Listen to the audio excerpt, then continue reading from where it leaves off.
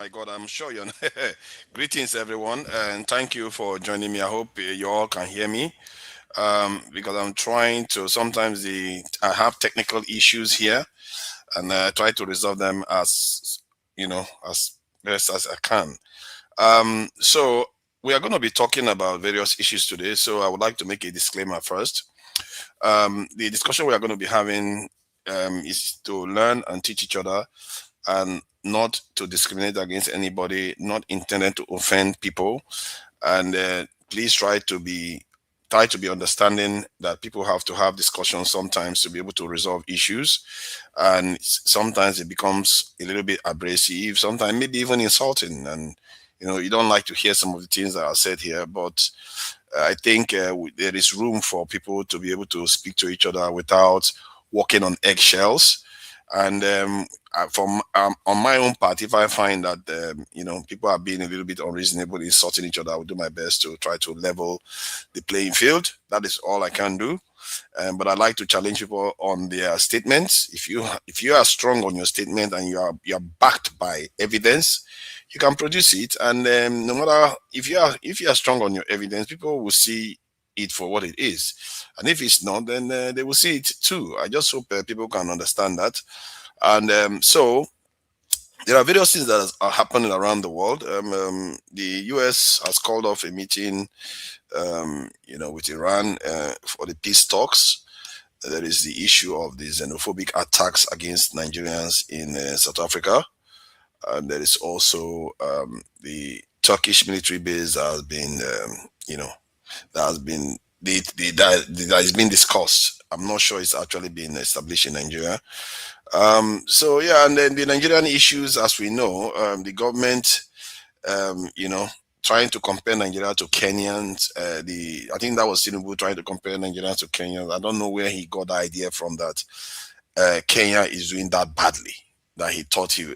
I don't know where that one came from. So I'm going to be playing some of the videos of the highlights of the week and the various events that has occurred throughout the week.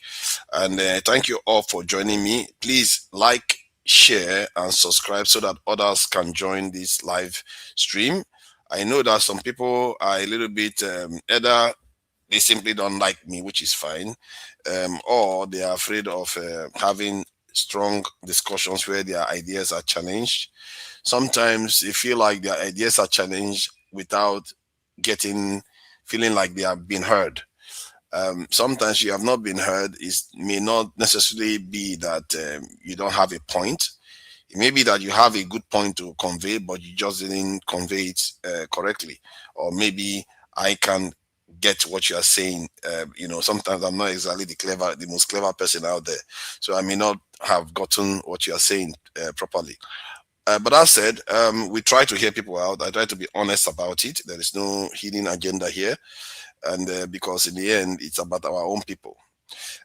In the earlier conversation, I made an assertion that if all Nigerians came back to Nigeria, what would that mean? Would Nigeria be worse off or better off? And somehow, I argue that Nigerians would be better off if we came back to Nigeria. But somehow it was turned into that something. It was changed. The question was changed somehow. So, but anybody that looks at the capacity of Nigerians, they know for sure that if Nigerians came back to Nigeria, with all the, some of them argue that we have NASA scientists, we have all kinds of doctors, PhD holders, every professors working overseas. If those people return back to Nigeria, Nigeria will be better off. So that is a fair assumption, given where we are right now. My experience in Nigeria indicates that some of the best minds are not on the ground. They've all traveled overseas to go and serve other nations. So let me just play the videos so that you all can, get to, start the topics. And I will be playing some Nigerian cultural tribes songs just to, remind people of what we are all trying to get right. I understand it's not always easy. It is not always easy to get these things right. And so anybody that feels like they can join the conversation, they are free to join the conversation. And if they are not, that too is fine. And I do like to talk, and maybe it's a form of therapy for me. And I hope other people join and have similar conversation in good faith. All right, so let me play the videos now, and then we can commence. Controversy. US President Donald Trump has boycotted the White House Correspondents' Dinner as president since 2017, despite being a regular guest in the past, notably during Barack Obama's presidency. Say what you will about Mr. Trump, he certainly would bring some change to the White House. Let's see what we've got up there. Trump, known for his frequent clashes with journalists and labeling media outlets as fake news, will now join those same reporters for dinner at an event that normally celebrates freedom of the press. Trump claims that his change of heart stems from the belief that the media has finally admitted his standing as what he called one of the greatest presidents in the history of the country. White House Press Secretary Caroline Leavitt echoed the administration's enthusiasm. Forward to it. I think it's quite fitting that in our nation's 250th year, the most transparent and accessible president will be attending the White House Correspondents' Dinner for the first time, and his speech will be very entertaining. However, the evening may not be without friction. Over 350 current and former journalists and members of the Society of Professional Journalists have signed a letter. They are calling on the Correspondents Association to use the dinner as an opportunity to forcefully demonstrate opposition to what they describe as the US president's efforts to trample freedom of the press.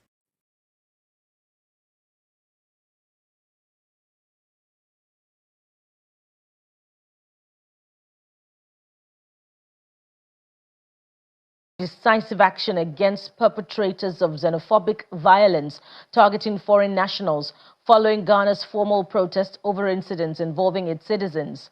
Ghana's Foreign Affairs Minister Samuel Ablakwa summoned South Africa's envoy, urging immediate intervention to prevent further escalation. His concerns followed the circulation of videos on social media showing attacks and intimidation against foreign nationals. The minister also highlighted a specific incident in KwaZulu-Natal where a Ghanaian man was reportedly confronted, asked to prove his legal status and told to leave the country. Meanwhile, South Africa's authorities have strongly condemned the attacks, describing them as unlawful and unacceptable, as law enforcement agencies have been placed on high alert with clear instructions to identify and arrest anyone involved in xenophobic attacks. But it's private owned. How many can access it? The question first was Nigeria does not have. That was what started this whole thing. Nigeria does not have. Now they have countered them now that Nigeria has. They have now gone to private. How many people can access it? So the person who responded, bringing proof that Nigeria has, now tweeted again saying, it is private. The initial hospital posted was also private. I was answering the question of whether we have children's hospital. Yes, because that was it. The person was obviously saying we don't have. And not whether it is private or government. So the person now posted something from, the guy posted something from Google, proving that Texas hospital is private. It also is a private, non-for-profit, charitable one. So they left that one. Another person came in. I hope they are maintaining it, because lack of maintenance culture is really setting us back. Now, this is also not a bad thing to say, right?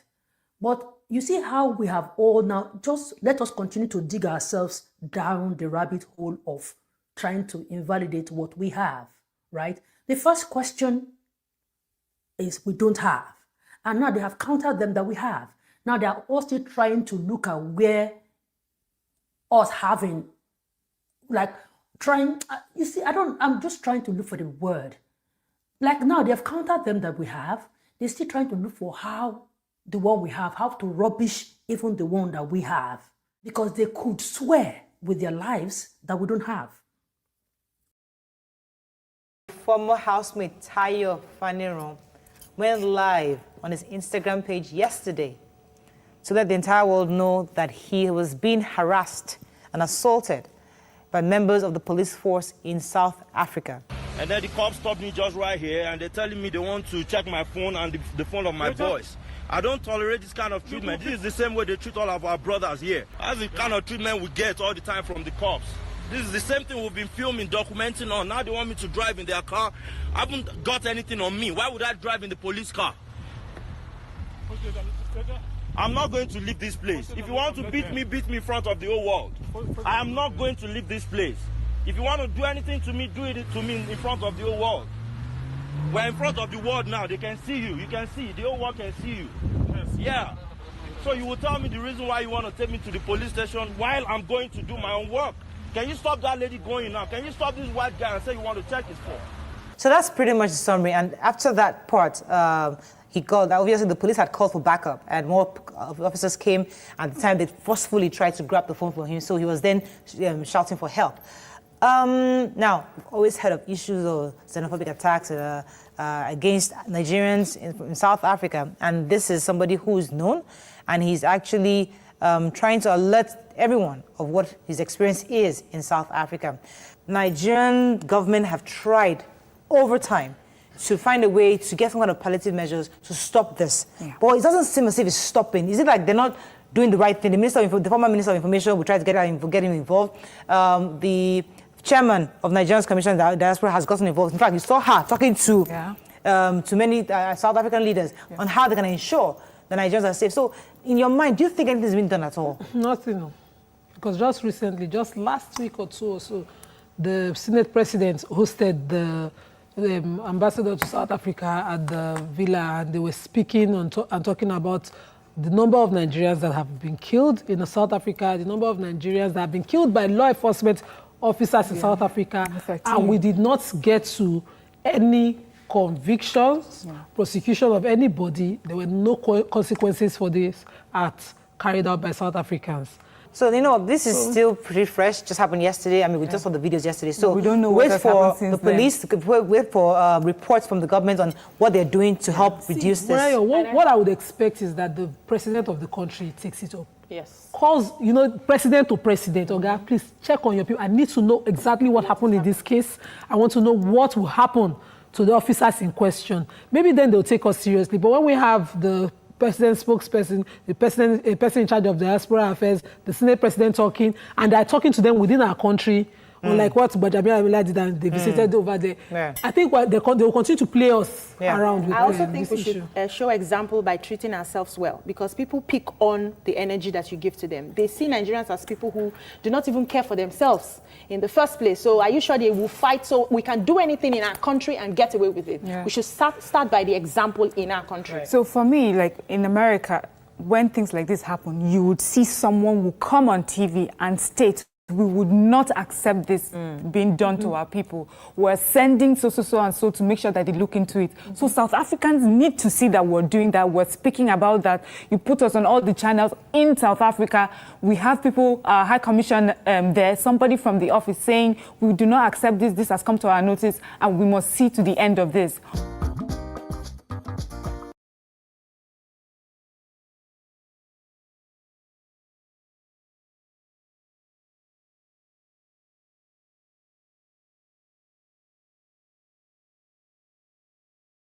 Benjamin Netanyahu has ordered Israel's military to vigorously attack Hezbollah targets in Lebanon. Israel's military claims it struck Hezbollah rocket launchers in 3 areas of southern Lebanon overnight after the militant group fired missiles. Even US President Donald Trump isn't sure what this means for the newly extended ceasefire. Haven't even thought about it yet. Of course, he hasn't thought about it. And they always, it's funny how they always reported that Hezbollah attacked Israel. But none of them bother to report that Israel has been attacking the Hezbollah all week. It's really strange. It's like somebody is slapping one side continuously, and when the other side responds, they're like, you responded to the attack. Funny, isn't it? That's how it's not supposed to be. You're not supposed to respond. Africa, absolutely. Xenophobia, xenophobic. Are all South Africans xenophobic? Ghana don't play with its citizens. Ghana does not play with its people. Absolutely not. The government of Ghana has summoned the South African envoy over xenophobic incident. In simple English, the Ghanaian government has summoned and warned the South African representative in Ghana. In this modern era, we will see such hatred, such xenophobia against each other, against Africans. It is totally unacceptable. It is condemnable, and we will do everything as a government to protect our nationals and to make sure that we demand from the South African government to protect our citizens and to keep them safe, because they owe them that duty of care. South Africa has an embassy in Ghana. Ghana has an embassy in South Africa. They actually have a brand new law where South Africans and Ghanaians can go to each other's countries and visit for about 90 days. No visa required. Now, the summons occur. Why? Because some xenophobic incidents. You can see on the screen, some of the people got beaten up. You can see that's very, very sad, being beaten up because primarily because you don't belong, you're not from here, okay? And then secondly, because you're apparently illegal. Okay, who's checking the illegality? Question mark. Is the immigration service to thoroughly check whether you're illegal or not? Because those are the only people that are qualified to do so. No immigration. Just guys walking in the street saying they're tired, start beating people up. First it was Nigerians because they're supposedly drug dealers. Nigerians, will you please go to Nigeria? South Africa is rotting because of Nigerians giving our children drugs. We are sick and tired. Then very slowly, that's how it builds up. Nigerians are drug dealers. Nigerians. Then anybody that doesn't look South African is Nigerian. First he's illegal. Then even the legal ones, you beat them up. Then later on you find out, he was legal. Oh, sorry, but you should go back to your country and fix your country. Anyway, is it about illegality or is it about just being a foreigner? Question mark. We're going to talk about this with no emotions. I know you triggered, but I really don't care. Okay. Because the truth needs to be told. Where it's right, it's right. Where it's wrong, it's wrong. We're always going to tell the truth the way it is. So, Ghana has reacted. This is the press release. Accra, 22nd of April. The Ministry of Foreign Affairs confirmed that the acting High Commissioner of South Africa, High Commission in Ghana, Mr. Thando Dalaba, was summoned by Minister for Foreign Affairs, Honorable Samuel Ablakwa. Ablakwa is a very strong man. He went to Russia recently. He's not afraid of anybody. Now, over what? Over the recent xenophobic incident in Republic of South Africa. The objective of the summon was to formally express strong concern regarding reported acts of intimidation and harassment against foreign nationals, including Ghanaians, captured in widely circulated viral video. This is the video they're talking about. We are fixing this continent. This thing of you guys moving from one country to the other, it's no longer working. We don't want this as African people anymore. We are tired of seeing African migrants moving all over the world, refusing to fix your own countries. The point this lady made here is quite poignant. I think I do understand why they do what she's saying in terms of them also being xenophobic. But the point about going back to your country to fix it, I really wish they stuck to that, actually. Because that will resonate with even people from those countries. It will resonate with them. Let me carry on. Now we're making it very clear to you guys. We don't want you here. We want you to fix your countries. Let me continue. The Honorable Minister refers the incident in KwaZulu-Natal. This is KwaZulu-Natal on the map. It's the home of the Zulus. The Zulus, you know the Zulus, right? Shaka Zulu, remember? Yeah. Shaka Zulu comes from KwaZulu-Natal. Interesting people. Very interesting people. Anyway, let's continue. Well, a Ghanaian national, a legal resident, was confronted and asked to provide proof of his legal status and further instructed to leave South Africa and fix his country. The minister noted that such conduct undermines the dignity and rights of law-abiding individuals. What does he want to say there? He wants to say that if you're going to treat illegal immigrants in a certain way because they are supposedly illegal, then you should be treating legal ones differently. Now, if you are treating illegal ones the same... Exactly. Why are you treating the illegal ones, the legal ones badly too? So now let me just go to the next one so that we don't spend too long just watching different analogies. Let's see the one about Ruto. Nigeria has Our been English getting is it in the good. neck a lot. Our English is good. Yes. We speak some of the best English in the world. Yeah, that is true.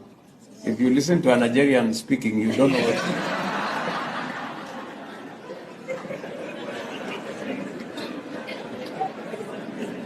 You don't know. You need a translator. Even when they are speaking English, Ama. Eh? So we've some of the best human capital anywhere in the world, and we just need to sharpen it with more training. I think Tinubu has invited so many insults to Nigerians. I'm telling you that this government, I've never seen a government that has just brought so much insult. Because he went and said he was the one that first attacked Kenya by saying that Kenyans, we are lucky that we are not like Kenya in Nigeria. It's like, why would you do that? You just saw that threw him under the bus. What did he think he was going to do? Let's deal with the Turkish issue too. A country like Turkey will have to come and establish a military base in Nigeria. One of the first struggles Nigerians fought in the 60s was the Anglo Defense Pact. That's what brought out some of the Nigerian students who are activists today. The British government the United Kingdom wanted to establish a defense pact with Nigeria, and they resisted it. So we should all resist any form of foreign entity coming to Nigeria to establish a base.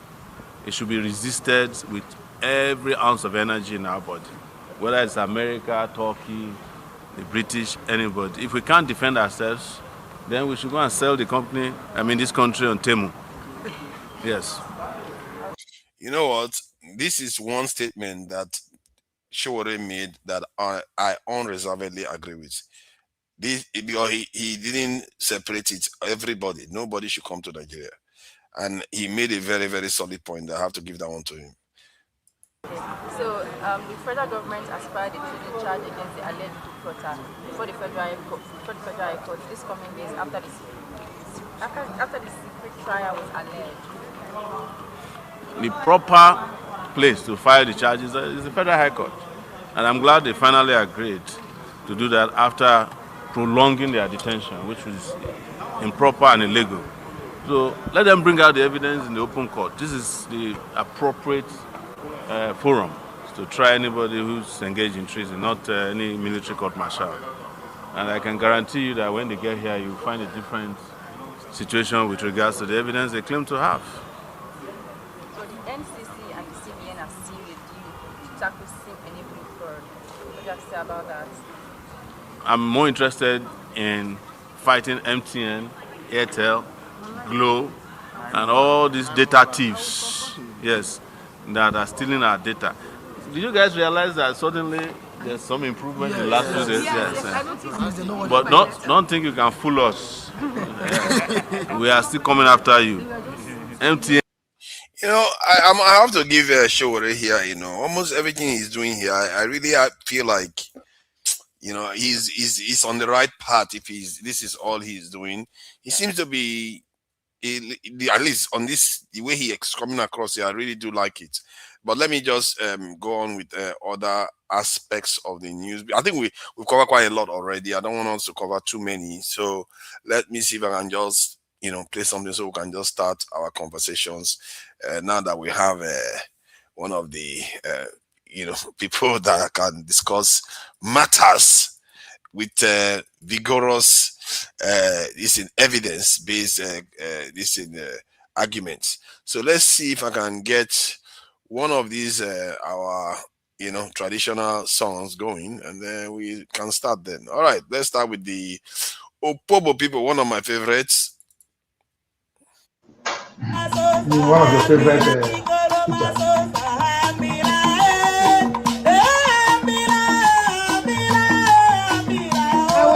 As you're singing, so I'm supposed to dance.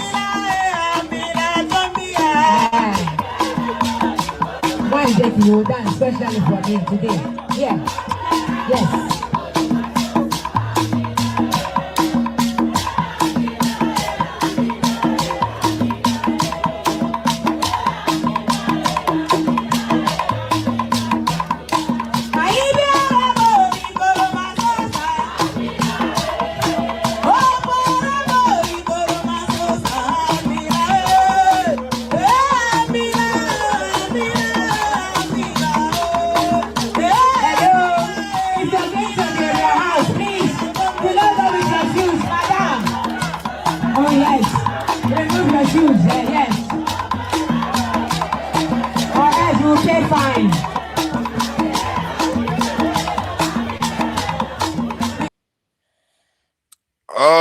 All right. Thank you for joining us, Ovie,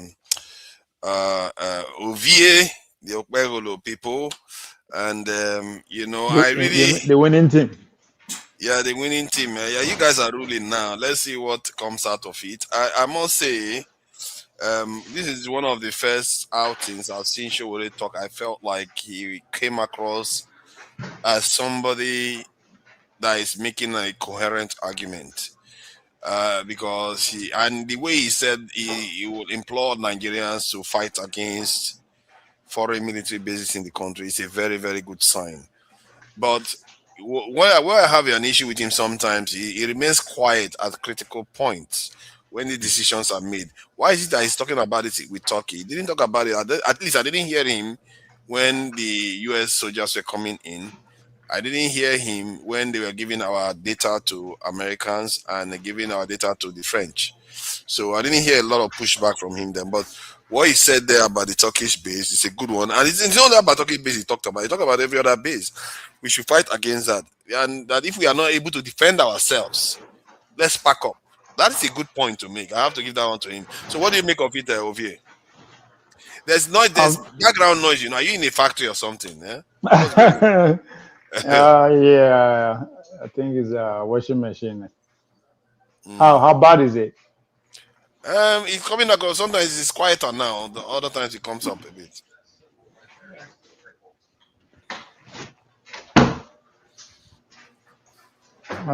Any better? Yeah, better now. Completely gone. Yeah. So your question comes in a double sword. Is it Showore or the security and military situation that he's talking about? Yeah, I think both of them really, because it was his video that was played, and the fact that Nigeria is looking to bring the Turkish people to come and train again. This training business is driving me mad. Though. We keep getting training. Okay, I think. Are you not sure it's the other way around? Nigeria training Turkish. No, taking men there to train. Because Turkey is pretty much like because that's why at times I thought you have to go behind the scene to actually be able to piece one or two things together. Turkey actually serves like a training ground for the globalists. If you go study the Turkish military, you get layers too, just like the Iran. Pretty much every serious country have layers of military or government and other, right? So some are off the book, right? So they are one of the best training men for the globalist network. So that's why I said, are you sure it's not the other way around? They are not sending men there to train to come out. They are coming to say, as you said, or they are bringing men via, because most of these things they are just nation state. That's why nation state. If you look, the idea, the goal of the globalists to destroy the ideology of the nation states, right? Why the nationalists want to still make it one of the most powerful entities, which is what America was betted on, right? Freedom. Every country should stand on. So that's the when you go deeper, that is the struggle that is going on. You understand? So you have to now be able to piece their network because these are things that have been happening hundreds of years. So there's a lot of network. So that's why why I always get it wrong with you is that you fail to understand Nigeria, right? in the sense that the competing factors, the competing interests, there's no way you can just wave them out of the way, right? Because now then they make the decision, right? So the competing factors, this is our reality, right? How to share power. They have not able to figure that out yet. At the same time, they want to build a nation. So that's why you see they are so open to external infiltrators. So as far as I'm concerned, Nigeria is still a colony. So the two colonial power, the British and the Americans, are still fighting over the little resources they have. So our people, the the ruling class, their goal is to, how do we manage these interests? How do we manage this process? Rather than come, what is it going to cost us to actually stop these people from our life forever? They are living that fight for the next generation. Because at one point or the other, that's what it's going to take. They're not going to leave. Maybe in Ghana, once South Africa, where they get power, they come infiltrate us too. So it's a normal phenomenon. So the focus, you have to now be seeing things from the lens of the people who are in charge in terms of Nigeria, because now then be the connecting factor. I understand your point that why is it that the Nofi are recruit more? The point is that that's not a good strategy for them to maintain power. Why would they educate us more? So you now have to now leave those people with the power now. They're gone already. There's no how you going to stop them. Pay attention to those who want to take power, because it is their responsibility to organize the people. The people are full of raw energy to do anything, but you have to be able to use your experience, because you don't stay alive longer than them. You are made a reasonable amount of money. It's now left for them to put it together and lead those people. So when they say leadership, not be the problem, not them be the problem. Not those people already the power. So you show it as an example, right? You said something very critical, that when it matters more, they keep quiet. If I were you, that should be your next area of adventure. Go find out why. Those events, those issues, connect the issue. I know where his own money they come from. All this, because he has to, they readmit him. When you were here last week, I challenged Chido. Even though I use Qatar, saying they work for Qatar, or the company that's doing is working with Qatar, he said no. But now, Rudolph America, they talk openly that this NGO, they sponsor them. So at what cost? So just so much that you need to understand before you see. Because I understand you for us to build a nation, we have to have the kind of your mindset, right? That's a fact. But the reality is that nobody, let's say you are a nationalist, how many of you now? I asked you this question over how many times? All our leaders, how come there's no one nationalist among them? That's not a coincidence. It's not a coincidence. So even the Showore himself, when push comes to shove, the big brother is watching, right? You understand what I mean by that? They go say, come. You understand? So I see a man that wears two hats, right? He's a revolutionary, somebody who cares for the people and all that. But at the same time, he's a politician. As a revolutionary, as somebody who's already there for people, I fuck with him. I want to be like him, right? Regardless of where the sponsorship got, but he's there. But as a politician, nah, he's far from the scheme of things.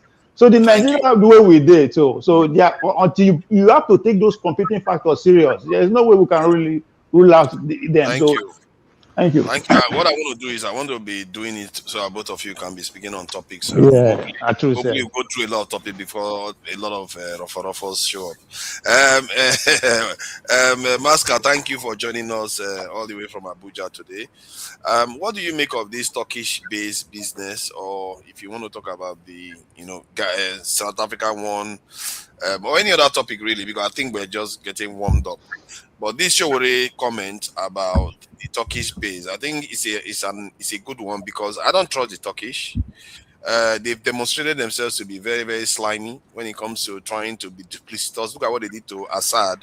They helped the Americans destroy Syria, and Syria now is a bunch of, all because they don't like the Kurds. So I feel like they are very slippery, and they also worked with Somalia to fight against this in Ethiopia, to ensure that Ethiopia doesn't have access to the sea. So they are very, very duplicitous. They go to countries and use those countries to suppress other African countries. So maybe they are in Nigeria now to use Nigeria to suppress the Sahel nations. What do you make of it? I don't know. Maybe there's another angle that you are seeing. All right. Good evening, Ophir. Good evening, forefathers, and I'm sure there are a couple of people at on the keyboard. The last time somebody was saying that I don't acknowledge them. So good evening, keyboard people. Well, now, well done. All right. So look, I'm not even aware that there's any Turkish base. I just heard it because I was listening to Mr. Rudolph's segment. I hear that there's a base. I think they're about to open it. I don't think they've actually opened it. They are to open it. So that's what is against that they should not do it. I don't think they've actually opened it. Okay, but in any case, I think for me, there are two legs to the table. One, where I would start is that where should I start? Okay, so I think I would reverse and start from the other side. My understanding is that we are not even a country. We are just a space. You know, like you enter an estate, you come to visit your friend. If you just see space, you park your car there. Because what are you going to do? Are you going to put your car in your pocket and enter? No. You look for space. So, because we are not a country, we are just a space. We are not even understanding how countries think and how countries behave. My take is that serious countries of the world, they look at places like China, South Korea. These people like Dubai even. But these people have improved a lot. Okay, so what do we do? What is the process? Every single serious-minded country is thinking like that. They're looking for opportunities. They're looking for things to do so that they can also move forward in their lives. Turkey is not an exception. And I will tell you that, especially with the way things are going now, a lot of countries, what I mean by the way things are going is like, you look at China, when was it? Okay, so maybe I will just give you a good point when you would remember. When the euro was invented or was introduced, China was a rogue country. Where I used to work, we don't want to touch anything from China because like these people, like there's nothing good that will come out of China. But the reality is that from the euro point to today, from the date euro was introduced as a currency to date, China has come to the top of things. And I'm sure countries are looking at how did they make it. And China's story is giving a lot of countries the impetus to push. So a country like Turkey is like that. And the second leg for me is that I live here in this country. The idea that we are thinking Turkey is just coming into Nigeria is fallacy. There is a big hospital in this city in Abuja. It's one of the biggest hospitals, Nizamiya Hospital. It's a Turkish hospital. Nile University, one of the biggest universities here. It's a Turkish hospital. It's a Turkish university. Forget the name Nile. It's a Turkish university. One of the biggest secondary school, NTIC, is Turkish, Nigeria Turkish International Colleges. Okay, so when somebody has and this schools, this college, it's across the country, all over the country. That's interesting you mentioned those things. Why do you think they have so many? That's soft power right there. Masca, thank you for that. That's why I wanted to start from here, that they are already here. But I decided, no, let me start from the other side. Because if you had listened, that would have answered the question, the why. Because they want to move forward. They are looking for spaces. Okay, so no, like Ovie said. But why are we giving them the space? That's the question, because we have better options. Who are we? This is a space. It's open to everybody. Thank you, Maska. Who are we? I like that. No, when you say who are we, I'm saying why are we allowing it to happen? Because we have people. Why are we choosing Turkey?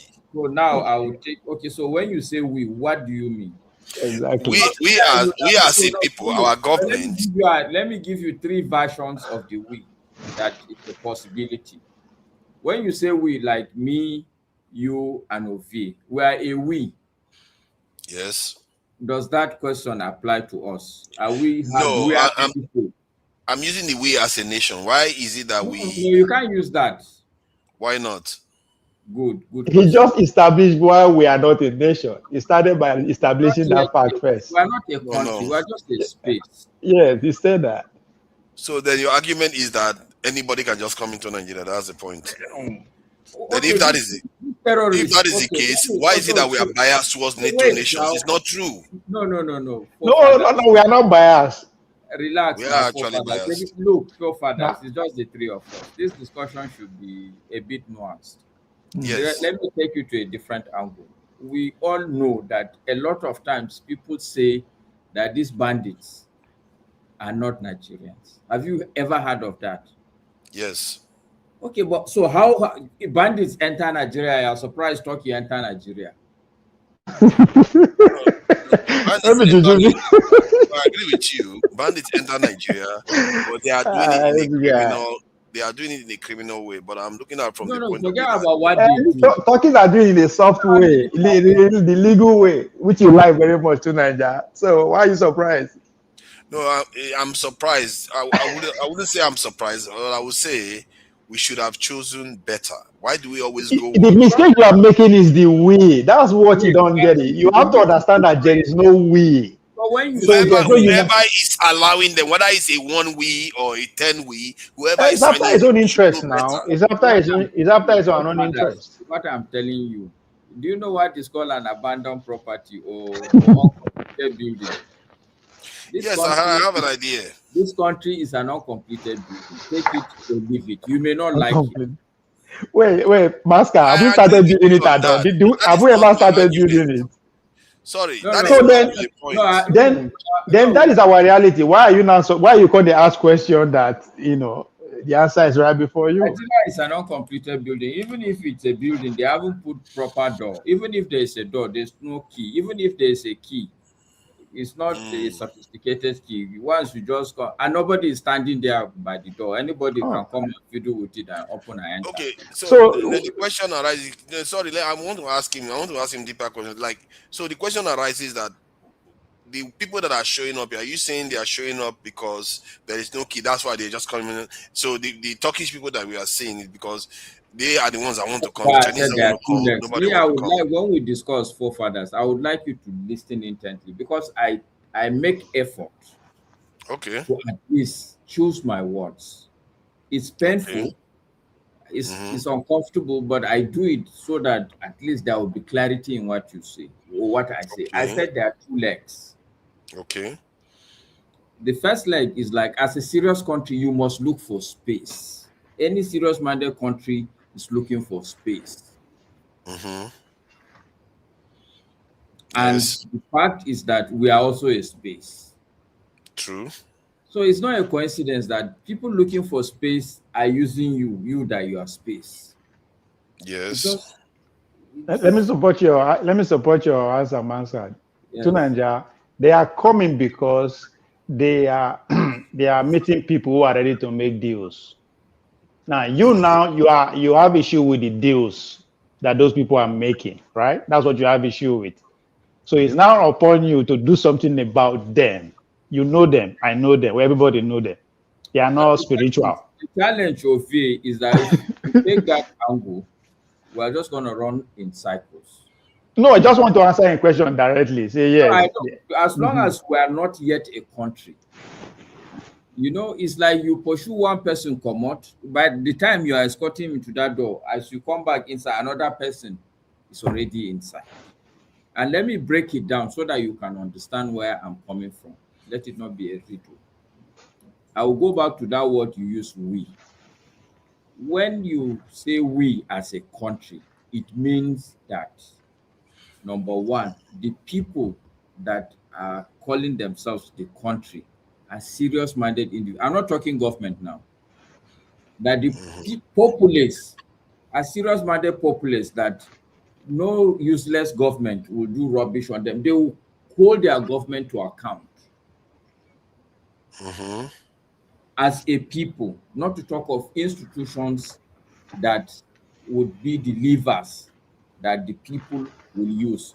A good example of this thing now, for instance, if we are a country, if we are going to be using the word we as far as it concerns us, then we should be able to go to our senators, and then our senators will now hold people accountable. This base, they call maybe it's a military thing. They call the military people and ask them questions. But do you think that the National Assembly is a viable institution in Nigeria? Okay, see, Master, let me hold on, Ovie, hold on. It's just a question. Ovie, hold on. Let me do this. I wanted to clarify with the direction I'm going, because it appears you are not. I try to understand. I will get where you're coming from. Let me just try to get you to the direction I wanted you to head, because like the Turkish, like you said, there's a space. We are not a country. They can come in and go as they please.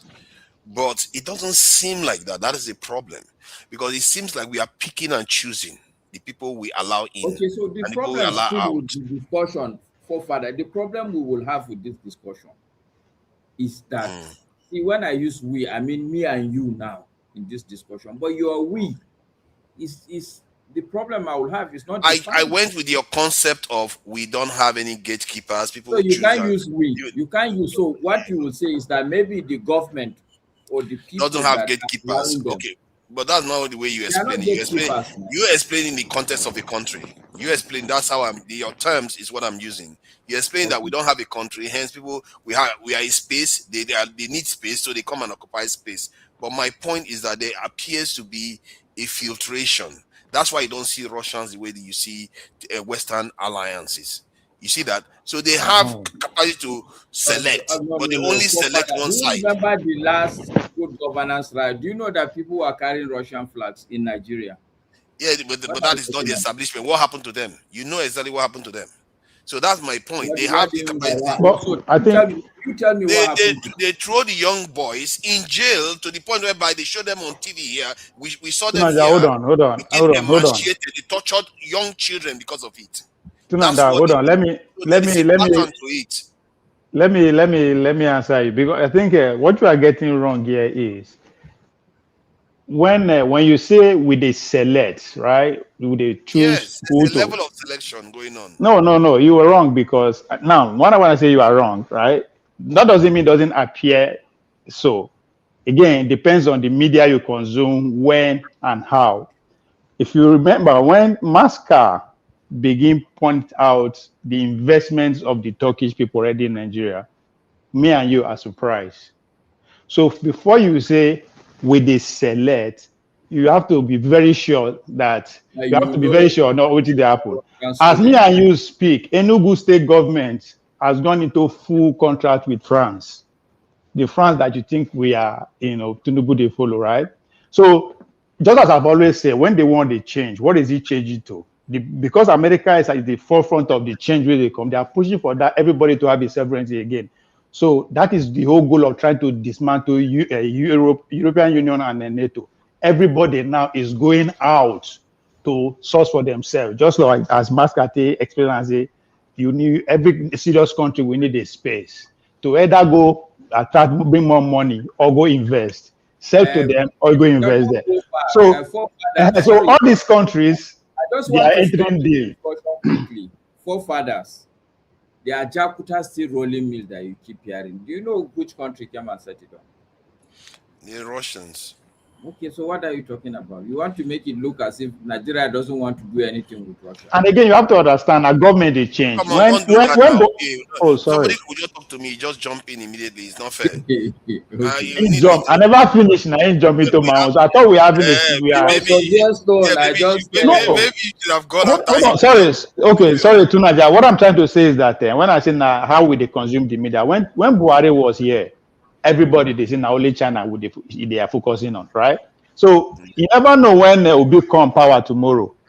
You go say, why is it that it's only want India to come and invest or want to? So how you get your interest into that space matters too.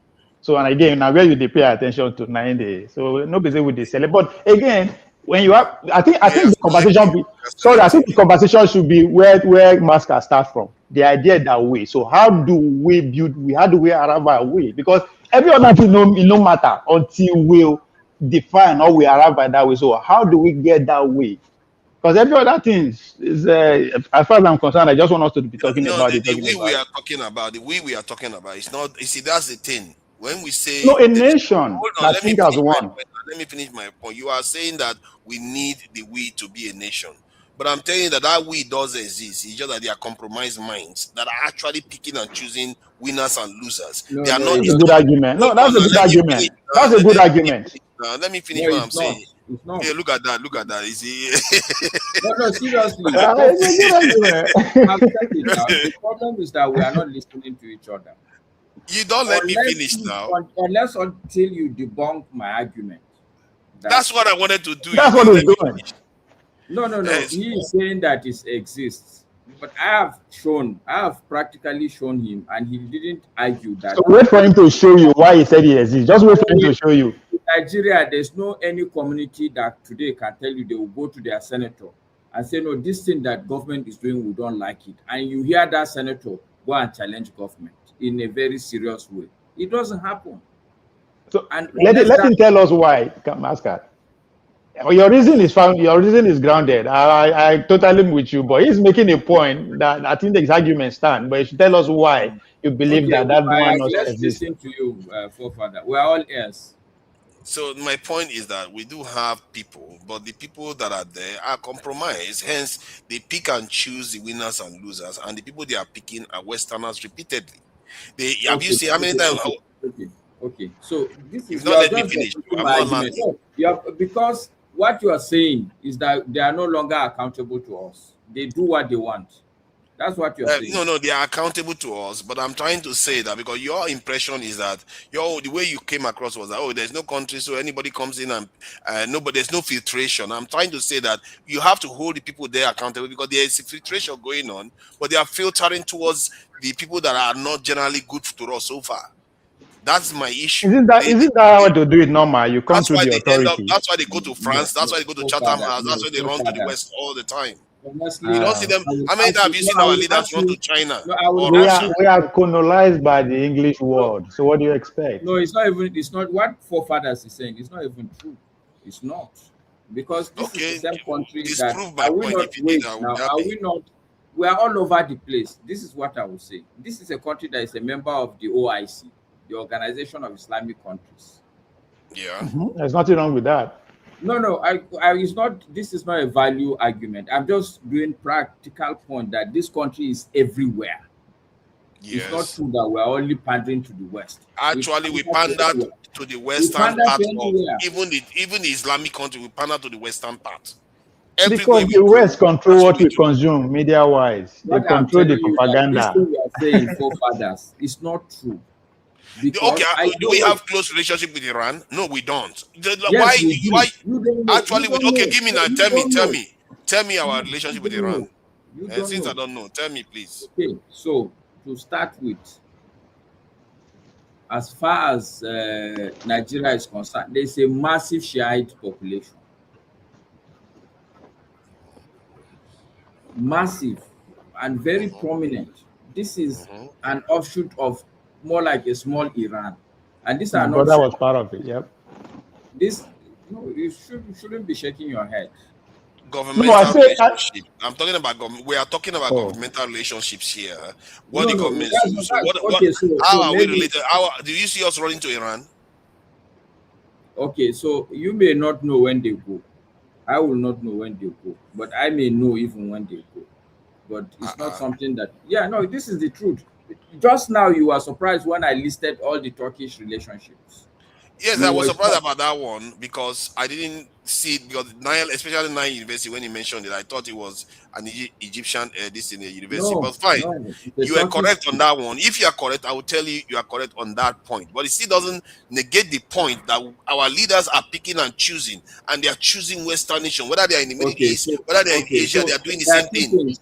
Ovie said things that you didn't pay attention to. If you step back and pay attention to, all these discussions we're having will be null and void, will be unnecessary. First, this thing is not about government relationship. It's about soft power. It's about soft power. Because how do you even get the government relationship? A serious-minded country get the soft power first. They have a big university, they have secondary schools. People that are coming through that system are begin to have allegiance to this place. And let me give you the bad news. The next president may become will probably be a Nile University graduate. So what do you say to that? He That's a went good to one. a Turkish secondary school. He has gone to a Turkish university in Nigeria. How do you prevent that president from having a good relationship with Turkey? This is how people think. This is how countries think. This is the point. But It's that about is not my argument, though. not, but your argument can stand in the air. My This is argument the is yes. that they are These are picking and the choosing. You said we didn't have a country, and say yes, maybe we don't have a country, but the people that are actually doing this is it's not a free for all. okay. They are So Yeah, but picking and what's choosing. wrong? What's okay, wrong with picking and okay. choosing? I just want I to like to focus on stick to a specific point. I don't want to drift away from okay, the point. on that specific point, what you're missing is the same argument we're having. The present person in the seat of power is I won't say an individual, but let's say they are a group. That group are not gonna come from nowhere. They are pandering to the people they feel they should pander to, or the people who have captured them. Are you with me? Exactly. Masca just said that we speak English. That alone will naturally gravitate us to the West, just like if you Now, graduate now, from now, Turkish. no, now he has come down to the point that I'm making. That my original point, because he was challenging me when I said these our leaders they keep like they allow Turkey to come in, and that Turkey is coming in because they are basically always going to these people that are not good to us. And he challenged it. I don't know because we Okay, don't who have are a the country. people? They are Okay, just no, coming in. maybe they're starting, but who are the people that are good to us? No, the people that are not good to us is the point, not the people that are No, good no. to us. Well, Some people are neutral to us. okay, there are no people good to us. There are some people that are neutral to us now that don't Like care who? about Now, us. now So we don't need even help. Who are Now the we eh? people? need help. I've been like the other way around. You You have should to have ask me something to who are even those people that offer. are bad to us, not the people that are good to us. Anyway, So hello is Come. here. Hello, Hello na is here. woman. Oh, no, she's in a man. The way she dressed, Hello call the is pop, call the swell up like, hello is swell up spirit. like bread. What are you OVA, saying? in the public here now, I shall slap you, and nothing will happen. Nah, Sha, no worry. If you shall slap me, So sit down, JJ, there now. I know we're in the public. I know, so I not get shame. I Thank you. only kiss in public too. So go for it. So this spirit, maybe Okay, you I say I would something. respectfully I withdraw my statement. I won't slap you. I Thank will you. still Hello. kiss you in public. Okay, but forefathers, do you know that one of the reasons why Oscar, Goodluck what are you doing now? do you know I Baska, the thought lady wants to I speak thought you now. wanted me to say something. Okay, I'll wait. go ahead, Thank no, you. no, go Sorry about ahead, that. Ismail. No, seriously, go ahead.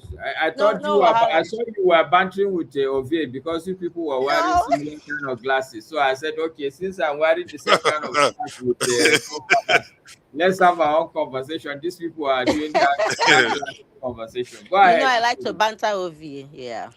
Go ahead. No, Welcome. Wahala. Hello. Thank you. Good evening, forefathers. Hello, Masker, and hello, Mr. Obablo. Today, tomorrow, Kwankwaso. I love you too. So, I just saw you guys talking. I'm like, I'm bored. Let me just come online and maybe learn some new things, improve my communication skills, and see if I can speak better English because we have been colonized to speak English. Um, and I'm thinking, why is it that in this platform we can't speak our languages? Is it only English we should be speaking? And it's a very Or important broken English. Even though now the yeah boss say our English get as it be now. Maybe we should even be knocking that broken English now, sir. So no. So what I'm seeing online, I'm beginning to think, or I'm questioning, is it a reality on what's on ground? Because there seem to be a lot of noises on the social media that are very that are distracting the young ones from knowing what is really happening on the ground. That's why I'm suggesting that politics should be a case study in every aspect of education in Nigeria. They should make it a compulsory subject so that people, I know we will have nurses, we have doctors, we should let everyone learn politics because every aspect of life is politics at every levels. And that's why I was saying when someone said they are blaming government all the times, and I'm asking who makes the government? Is it not the people that chose the government? Government of the people by the people. So it's still you and I. One of us someday maybe will get there. The sets of people that have been ruling now during the independence are people that they've been people. They are still people. They are still one of us. They live amongst us. We have them as friends. So it is us that would choose these people to go and represent us. So if we maybe start from now to educate our young ones to learn a specific kind of politics that favors Nigeria as a country, you know, deciding to maybe if we can start afresh to create our own systems the way we want it to be, the structures to incorporate our originality of uniqueness to benefit us Nigerians. Maybe we can mirror a prototype from countries that were failing like us, that are a bit similar, with a lot of languages that have maybe managed to get somewhere. Once we borrow that prototype, we can now make it our own, like the social media structures. I keep saying the West, the people who brought civilization, they are developing and we are just following them. I know that we should be proud of our countries. I'm proud to be a Nigerian, but I feel sad how my country is being used like toilets. Anybody where shit catch, you go just go there, go shit. I don't like it. I want our politicians to gather bonds, to gather courage, to fight for today, for their young children to come. Even if it's going to be in the next 50 years, but suffer, even if they are going to payment, no problem. Just sacrifice yourself for a better Nigeria. It is possible, but because of individual selfishness, they are not able to get to anywhere.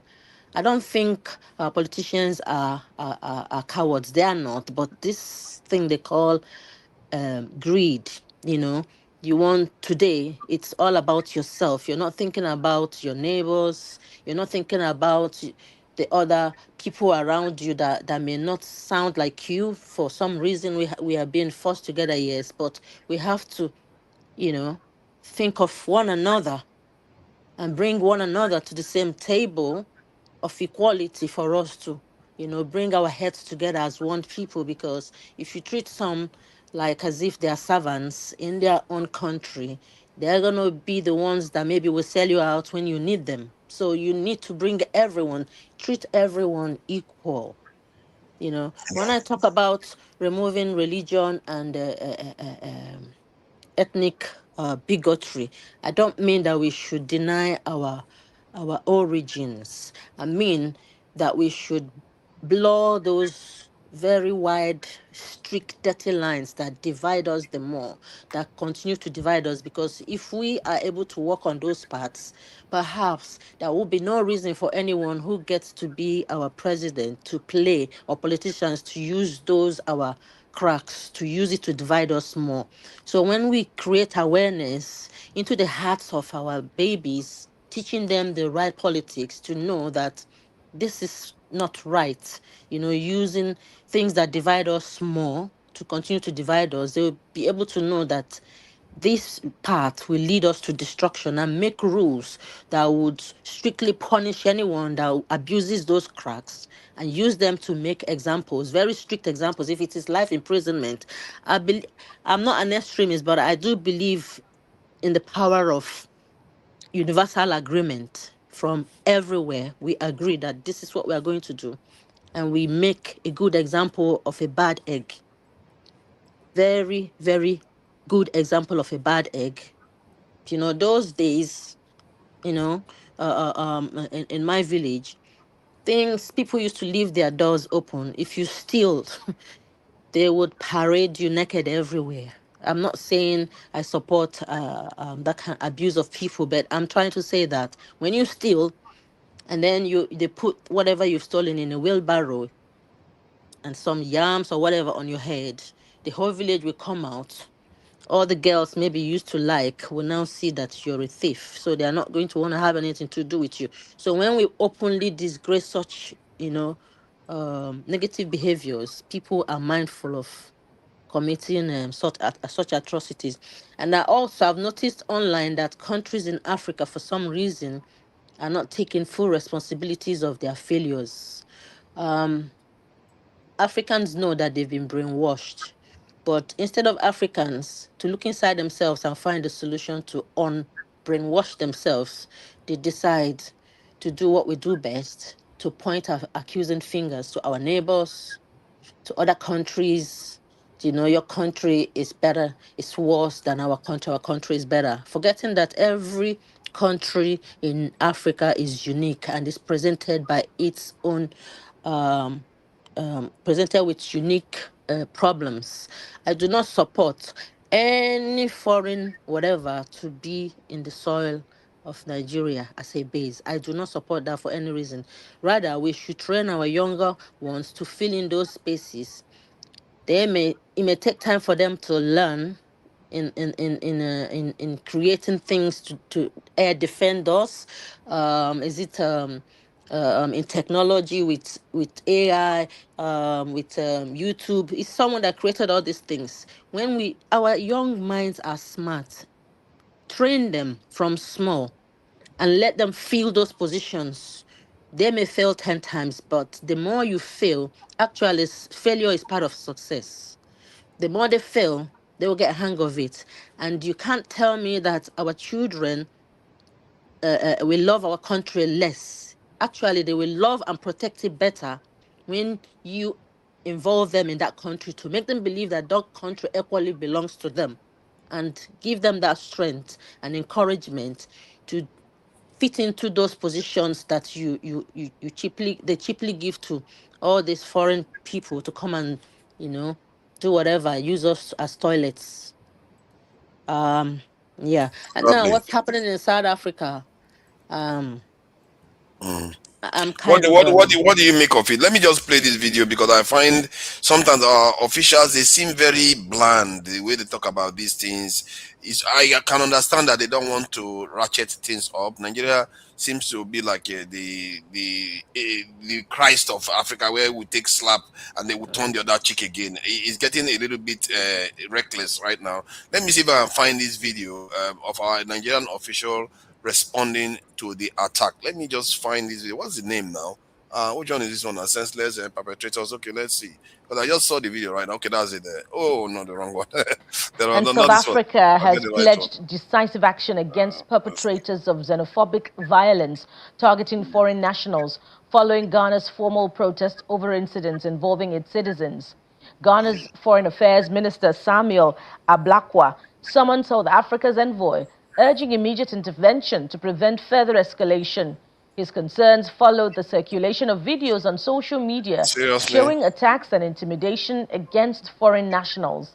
The minister also highlighted a specific incident in KwaZulu-Natal where a Ghanaian man was reportedly confronted, asked to prove his legal status and told to leave the country.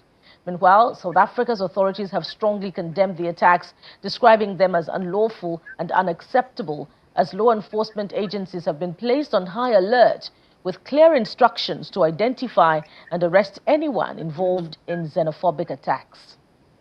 All right, so there is one of them. Let me just get a video out. I need to remove a video from the stage and play this video because that was from our, I think, Minister of Foreign Affairs. And they said because the stage is a little bit full, that's why I wasn't able to play the video. Let me just get the video played now. I think that's it there. All right, so. Celebrate these extraordinary accomplishments with the holding of this political consultation. The government and the people of Nigeria are saddened by the continuous reports of killings and abduction of Nigerians resident in some cities in South Africa. We are worried about the increasing cases of extrajudicial killing of Nigerians in South Africa and delays in the granting of bail by local courts for murder suspects, which usually vanish afterward without trace. Furthermore, the difficulties of our two missions in Pretoria and Johannesburg, South Africa, are experiencing in following up with the South African police to obtain the results of the autopsies of deceased Nigerians is another source of major concern to us. You see, there's a way Nigerian officials talk. There's like they are dead in the eye politicians. They don't want to talk with any sense of urgency, passion, or due care. It's just she's just reading a paper. You see what I mean? Maybe that's why Africans don't take us seriously. What do you make of her response? I do like her because I believe that she could make a good actual foreign minister, but I don't like the way they come across because this Ghanaian official summoned the South African ambassador and they were talking really, really tough at them. If Ghana can do that, what is it with Nigeria? Why is it that we always take stuff from people? I do believe that Nigerians like to speak big grammars, too much of big grammars. Maybe they want to show that they can speak better. Trying to wear that Oyibo man's educational clothes. How they do things in a way that suit Nigeria and the Nigerian people wherever you find them, because every single Nigerian life should worth billions in every ramification. And wherever you find any Nigerian abused, you have to take a drastic action, because if you don't and you come outside and speak all the long grammars that some of those South Africans may not even understand, because if they do understand, they would have done something all these years. This is not the first time they've been buying people and getting away with it. We cannot continue to live in such ways where Nigerians are not respected. I know we disrespect ourselves, but at the same time, we have to make someone a scapegoat. We have to, token is cheap. If I'm in the position of all these politicians, I myself, the first thing I would do, I know there's diplomacy, but first of all, scatter everything. Because if you don't scatter everything, things will not come together. You start by scattering the relationship whichever way you can. You start, if diplomatic way don't work all these years, then you start dealing with their companies. You start to hit them where it will hurt them. Because if you hit the ones that has power in South Africa, they will force their miscreants to get off the street and to stop attacking Nigerians. Ghanaian foreign minister also likes to speak grammar, but at least he backed so much. Is one Ghanaian and he made so much noise. I don't believe Nigeria should speak the same grammar and whatever. They should take action. We're tired of seeing them looting, because it seems to me like whenever someone is broke, they find a way to create an organization. If it is not Dudu it will be Dudu Lala. And then use that as a medium to go and loot a fellow human being, whether they are legal or not legal, and their governments won't do anything about it. They will never do anything about it. And it's making our country so weak that anyone thinks. That's why I continue to say, like, Nigeria is becoming like a toilet now. And it's true. Anybody that this thing catches, they feel they'll just come and run Otilo Roro inside there and come and do their business. We are not toilets. We have to be good citizens, be patriotic, be straightforward, do good things, defend our country whichever way. Because if we don't do anything, the way they're treating Nigerians is they think, see now, it's because our governments have not been doing anything. That's why anywhere we go now, they're saying, oh, they're driving Nigerians from this country and that country. They've started buying Nigerians. Very soon now, they'll start buying Nigerians everywhere. And the governments won't do anything. One citizen alone touched. Even if that we don't have anything, we can hold someone by the balls until they pay massively. Until they pay. If we have to cut all ties with everyone in Africa and just eat what we have, even if we are going to starve for 100 years, let's do it and get this respect. And shouldn't be running to other countries to go and help them. We should help Nigerians first and be very mean and strict, very extremely mean. Because these days I'm seeing people calling for individualization, that people should go back and build their countries and stuff like that, forgetting that some people travel not because of poverty. There are people who just like traveling. I know most of us maybe travel, but say if I'm very rich, I don't want to stay in one place for too long. I feel I can go to anywhere I like, as long as I'm law abiding and everything, and you come and harass me and then buy me for what? Because I'm traveling around. So when you see me without knowing anything about my immigration status, how can you tell that I don't have papers? And then because I don't sound like Ududula, you come and attack me and buy me, and the government will just come and speak grammar like our beautiful sister. No. If they don't do anything, I urge Nigerians to go. Let me not say anything. I don't want to be, Don't worry, you don't have to agree to travel. Some people like us, they travel up and down. Let me say something. I think what you are saying, I think Nigerians are beginning to feel it to an extent. I'm beginning to get the feeling that Nigerians are beginning to get it, because South Africa, Kenya, Ghana, they are just ridiculing Nigeria now. And many of them, they keep repeating. And many of these countries are gaining from Nigeria, especially Ghana and South Africa. South Africa, 70% of their crude imports comes from Nigeria. Their petroleum comes from Nigeria. And they just keep mounting up at Nigeria as if Nigeria doesn't matter at all. And I find it interesting. Do you know that Nigeria, as a country in Africa, is the most generous country? I didn't know that. Nigeria ranks number 1. That's our soft power to Nigeria. That's our soft power. All this soft power that doesn't get us. That's soft power. Ovie. When people our generosity. Wait. When people continue to say, now you're being good to someone, I'm good to you now. You turn back and then stab me on the back and slap me. You think I'm stupid? You do it 1 second. Next time I'll just anyhow, whether not anything, because you can't give someone chance to just destroy you. They destroy your image, but when you look at their countries, they only show the good part, but they are worse than Nigeria. In the public, because we Nigerians speak straight, we come outside to air our dirty linen, and they carry it around like as if our country. I see some of them, every time they want to talk about bad things, it's about Nigeria.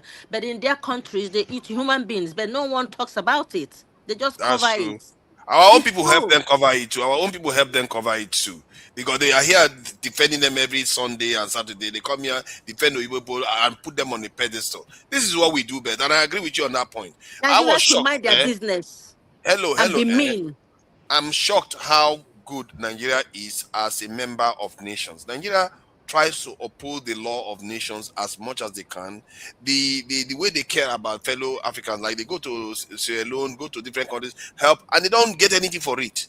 And they come back home, and all they still get in the end is insult. Nigeria as a nation. But that's where the problem is, forefather. Sincerely speaking. No, I agree with you on that point. But I'm just saying that as a nation, we don't perceive our nations as a member of states as being relatively quite good. With the way we behave as a nation, it's almost as if we are like everybody slap us, but we still try to help you anyway. Do you know how many countries we've helped with cheap oil and this in energy for decades?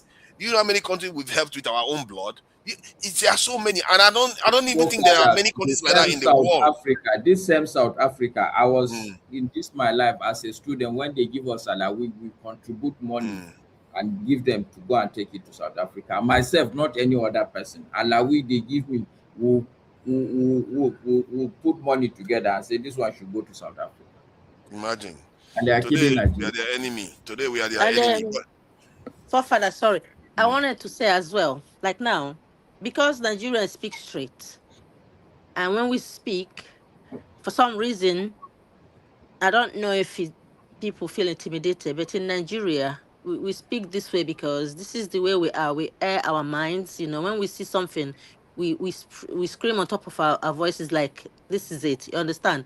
So people may not understand us. That's fine. We don't have to please everyone. We should be extremely patriotic. We should teach our children to love Nigeria, with passion.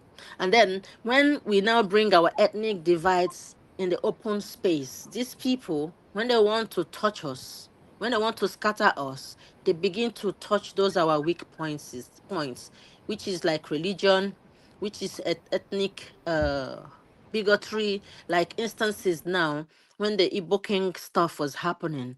Some people were saying, oh, that's how Igbos come. They like to grab lands and all that, forgetting that today it may be the Igbos, next time it will be Yorubas, next time it will be Fulani, next time it will be Ijo, next time it will be Okpaolo people, So, can you hear me, guys? Yeah, we can hear you. They went after Ghanaians too now. So, Internet. Can you hear me now? yeah, we can hear you. We can hear you. We've always heard you. Yeah? We've always been hearing you. Yeah. So with I know that no country is perfect. I'm not against any African country in any way. Any country can decide to say this is how they want their country to be. The people choose the government.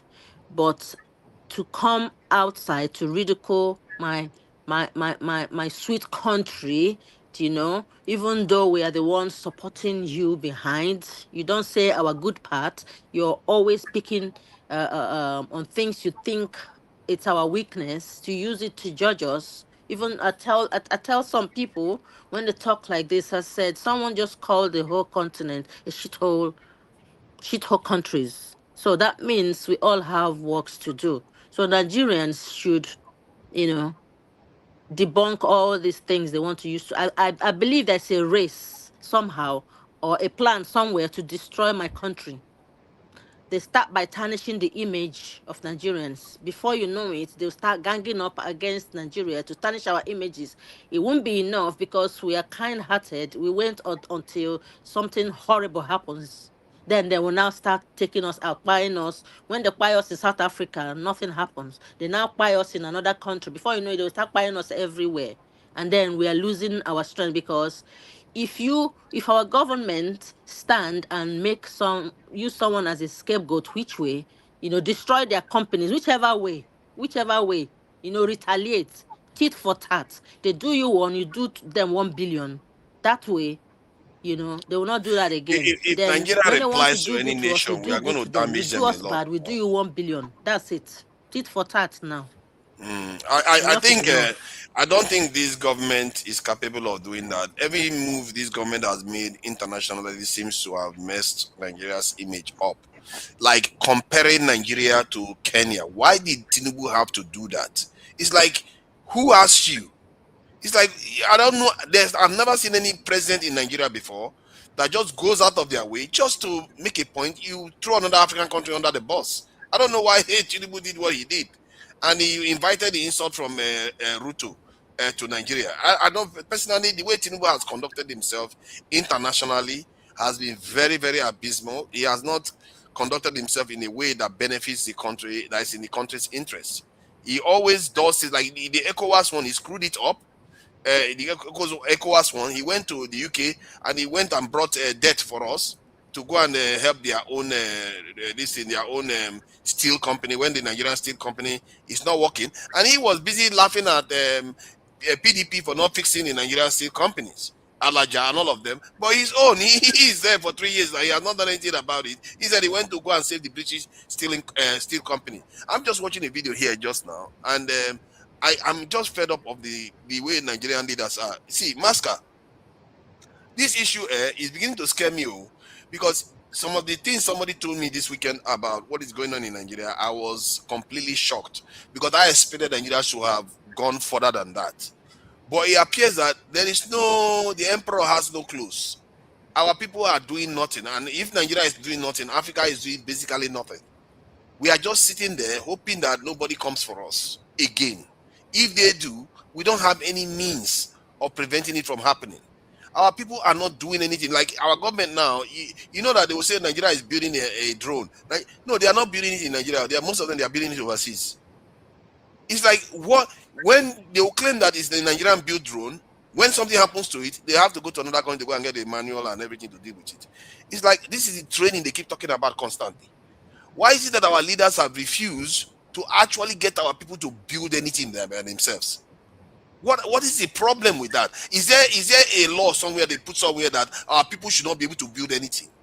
Where is the law? Because if there's a law, they should let us know so that we know we are not allowed to build anything. Then we leave the country to a place we are allowed to build, or we force the leaders out of the way to change our policy.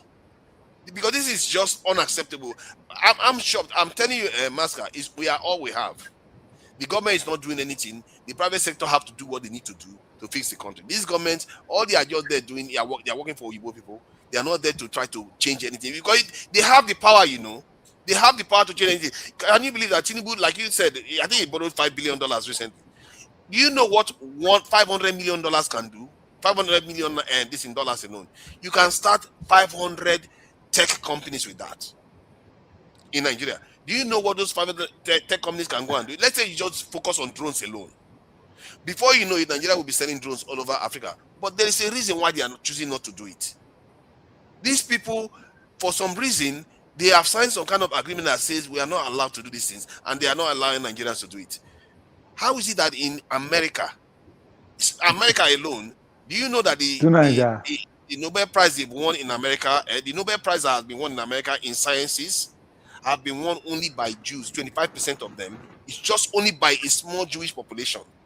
How is it that a few million population is able to accomplish that much when we have 230? We can't even manage to do that. Not to mention globally, 1.5 billion, no black person can do that. It's almost as if there is a law somewhere that says we are not allowed to do these things. I really am disturbed by it. There is a law. Is it that you're asking a question? Or? I'm asking a question. No? On that South African thing, I never talk about that South African issue. I have a different. Go ahead. I have a different take on that. I have a different take, right? You guys took it from, the Nigerians, what happened in the street. I agree with, but nobody cared to say, okay, the South African government, what are they doing about it? It's not the first time. So if they are not doing anything about it, it only means they are what? They are aware. Even if they are not compromised, they are aware. And two, to Nigeria, you believe so much in the Nigerian diaspora that you come and fix the country. We don't have Nigerians in South Africa. Forget the streets. At the highest level of HLM or better business, social life in Nigeria. You said it very well that our trade relationship, business relationship is one of the highest in Africa within ourselves. So our leaders invested heavily in the South African economy. The same way South Africans invested heavily. In fact, some people will go ahead and tell you that the Nigerians, they carry money, go partner with South Africans, then they come bring the money, come back. Just because in underground money. So, but the most importantly there, if the Nigerians or the Nigerians who live in South Africa, forget those who are on the street, who see the hustle for daily bread and other reasons, at the highest level, education will fill that place, business, even up to government, you find Nigerians. If they cannot come together, because that's what it shows, right? Talking about soft power. If they cannot form a community, and then we won't contribute for Nigeria. See, the problem that you are seeing in Nigeria, I don't know about where you did for London. I never go there before, so I don't know how the Nigerians cooperate. But now the same attitude we will get for Nigeria, where we don't see eye to eye, we compete, we say this one are Igbo, this one are Yoruba, this one are... Like the same thing here in America. Now only when one party, right? That, because now show up stage be party, I want to show off. Let me invite, say yes, I'm doing well. Right? So if the international community, Nigerian international community cannot even take a stand, because we are talking about the Jewish community. If anything happened to their community, even after government finish, you'll see community leaders, institution leaders, take issue upon their hand, follow law and every other thing. We don't get Nigerians by all this place. So, Yeah. so those are the for me, that's the issue for me. That's the problem. Why are our people so scared? Why are they so scared of their own shadow? I Why are don't we get that's scared? the truth. What is wrong with these people? Because those people where they fight for streets, I'm not indulging what they are doing, boy, right? But you can understand. Now people they engineer am from the top. Those who want power, those who want politician, at a point whereby America is giving South Africa a headache for them going after their wealthy white people, right? Something got to be done. Look down to the street, the poor people. What do? Set confusion within them. For me, that's the only reason people that matters, community that matters are not speaking out. It is because they are aware, they are compromised. Is it that them or the lower cadre? So that's why I know they really. I look the video you play when the point the woman is making. Go and fix your country. I agree. But the most important thing again, that's why I keep saying the poor people. We are expecting so much from them without giving them nothing. The poor people have been subjected to not to know anything first. Don't talk about getting money. There's a reason why they do that. You understand? Article is one of the Hold on. We can't just keep making excuse that we are the poor. I think the poor in Nigeria is even from the poor in the diaspora. I think the diasporans can't make that much of an excuse.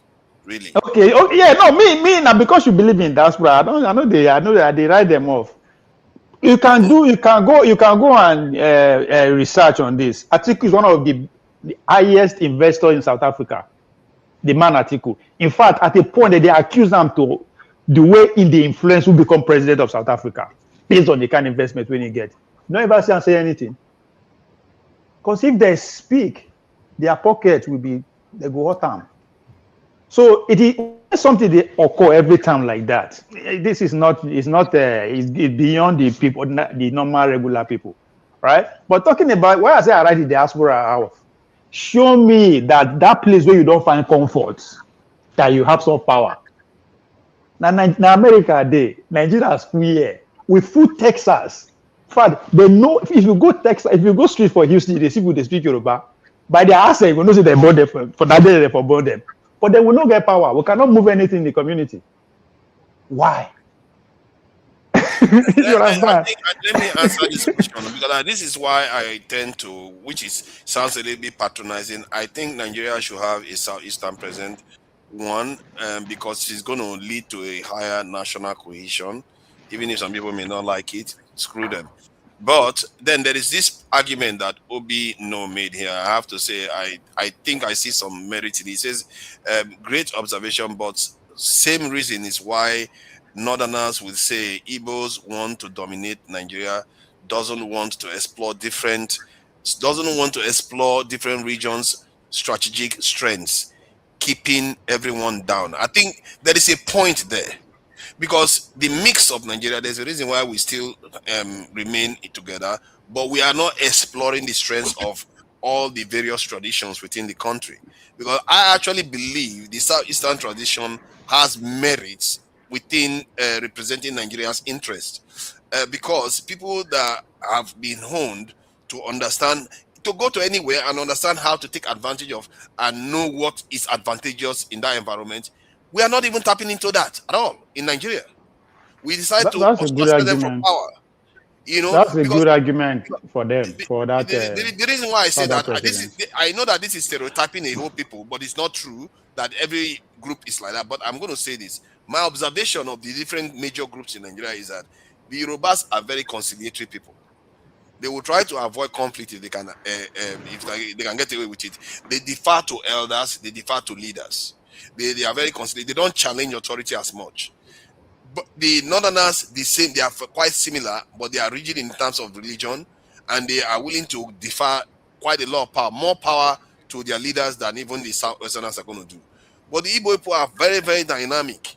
They are very dynamic, and they are able to explore. They are daring. Let's put it that way. And anytime they engage with an Igbo man you can trust. Generally, I will find it easier. I'm stereotyping. Don't say this is for everybody. No. What you are saying, that's how I appear. I'm just trying to get it out there that I actually believe that if an Igbo man goes overseas to negotiate on behalf of Nigeria, by instinct alone, not because they necessarily want to do that, just by the way their instinct works, they will try to negotiate a better deal. They are not that conciliatory. They are not there to please you. They are there to get something from you. That's their approach, and I think Nigeria is missing out on that. That's my belief. I agree with you, but you know why? You know why it be like that? So obvious. You have to go back to a little bit of history, right? Why, in a way, I don't want to agree with this guy's submission totally, because I think we are misdiagnosing the region, as you put it, the Hausa man, the Igbo man, the Yoruba man. When I mean we are misdiagnosing them, the North, let me put it that way, the leaders of the North, those who are politically inclined, who are driving the ideology, they know exactly what they are doing. Oh. They are doing exceptionally well. It is just because we are trying to see that from our own lens. The North have two things from the beginning of the Nigeria.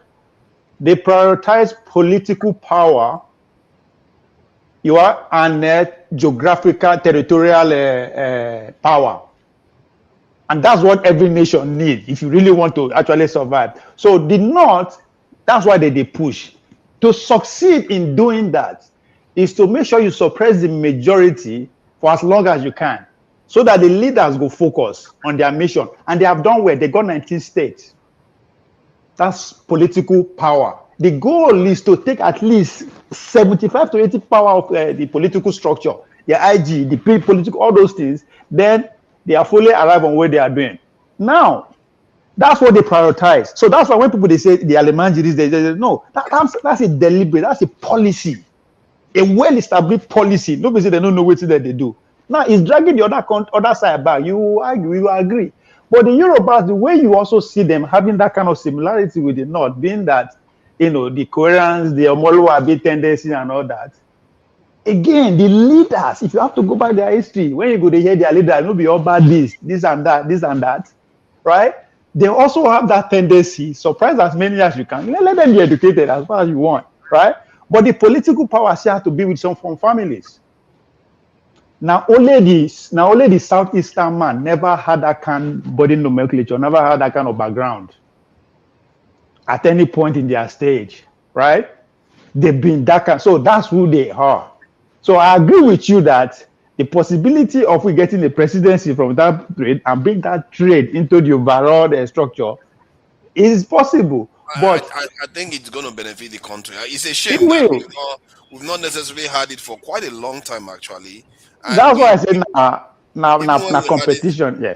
Even when we had it with Agwin Rosie, I think Agwin Rosie is not your typical Southeastern man, really. I think he's very easygoing and more of a Nigerian man, because he was in the military. He didn't grow up like the way the Southeastern people generally do things. So maybe that's why.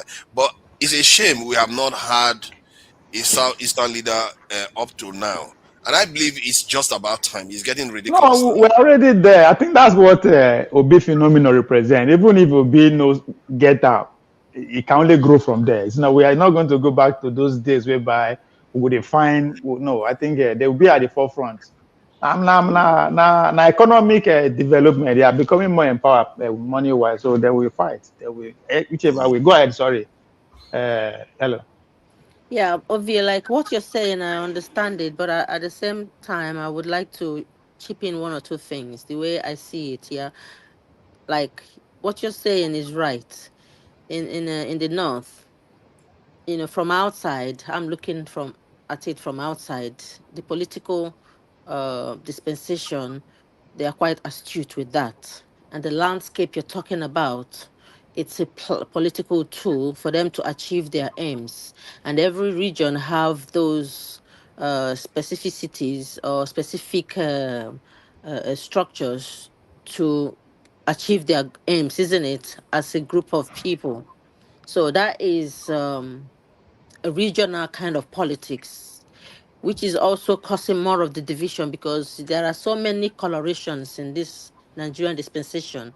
So those negative parts of each structures of those regions, be it in the north, in the east, in the west, and other places that are weak, those cracks that are actually dividing us more, that those politicians still use to play upon our intelligence, which I believe should be strengthened, if not eradicated, should be worked on. And let us keep those regional areas, ones that are strong, that benefits everyone, not just that region. We can pick it and say, these people have this threat. It is good for Nigeria. Let's keep it. We all come to the table and we look at every region that have uniqueness. Everyone is talented. Everyone is important. We are unique, intelligent, and blessed people from every region. Let's harness those positivities from every region that we have, yeah? And then those weaknesses, we should not allow anyone to use it to play upon our intelligence. Either take it away if it doesn't benefit the other side. I know politics is a bit more divisive. The winner carries it all. This area wins. Even though there is that landscape, it doesn't benefit the people that put them there. So what good is it to that area, not to talk of other people?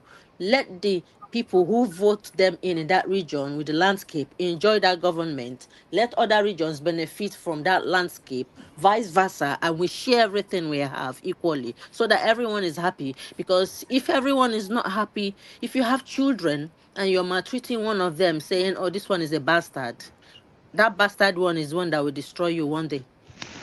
They That is don't do true. it intentionally. It's not unintentional. It's like, okay, instead of my father to disown me and cheat me and give my inheritance to this alone, or don't share it equally. Imagine you have houses and you have 4 boys, and then the last one is a bastard, even though it's your own child, though, and you publicly disgrace them, publicly treat them like piece of shit, publicly tell them they're worthless, publicly every day.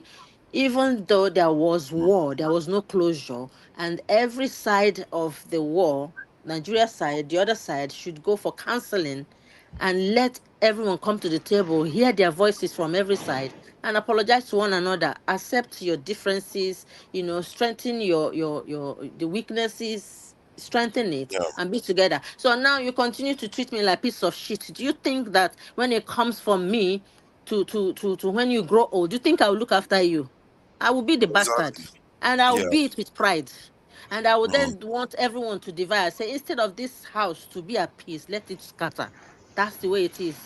It's like you're Yeah. holding someone on the ground, but you're holding yourself. That's the way it is. You keep telling people, you will never be president. You're the minority. Even the Ijaws, not just the Igbos, the other ones are people. You keep treating them like piece of shit. When the chips are down for people, when you need them, they will not be there for you. You will not be You there. destroy the And country by yourself. people that say Professor, that let me stuff, they don't understand the karma they are sowing. Those, Ovie, Before let's bring before we Masca start in coming, and let me bring this something I noticed about the Southeast currently, that because there are some gains and development that we are not paying attention to, right?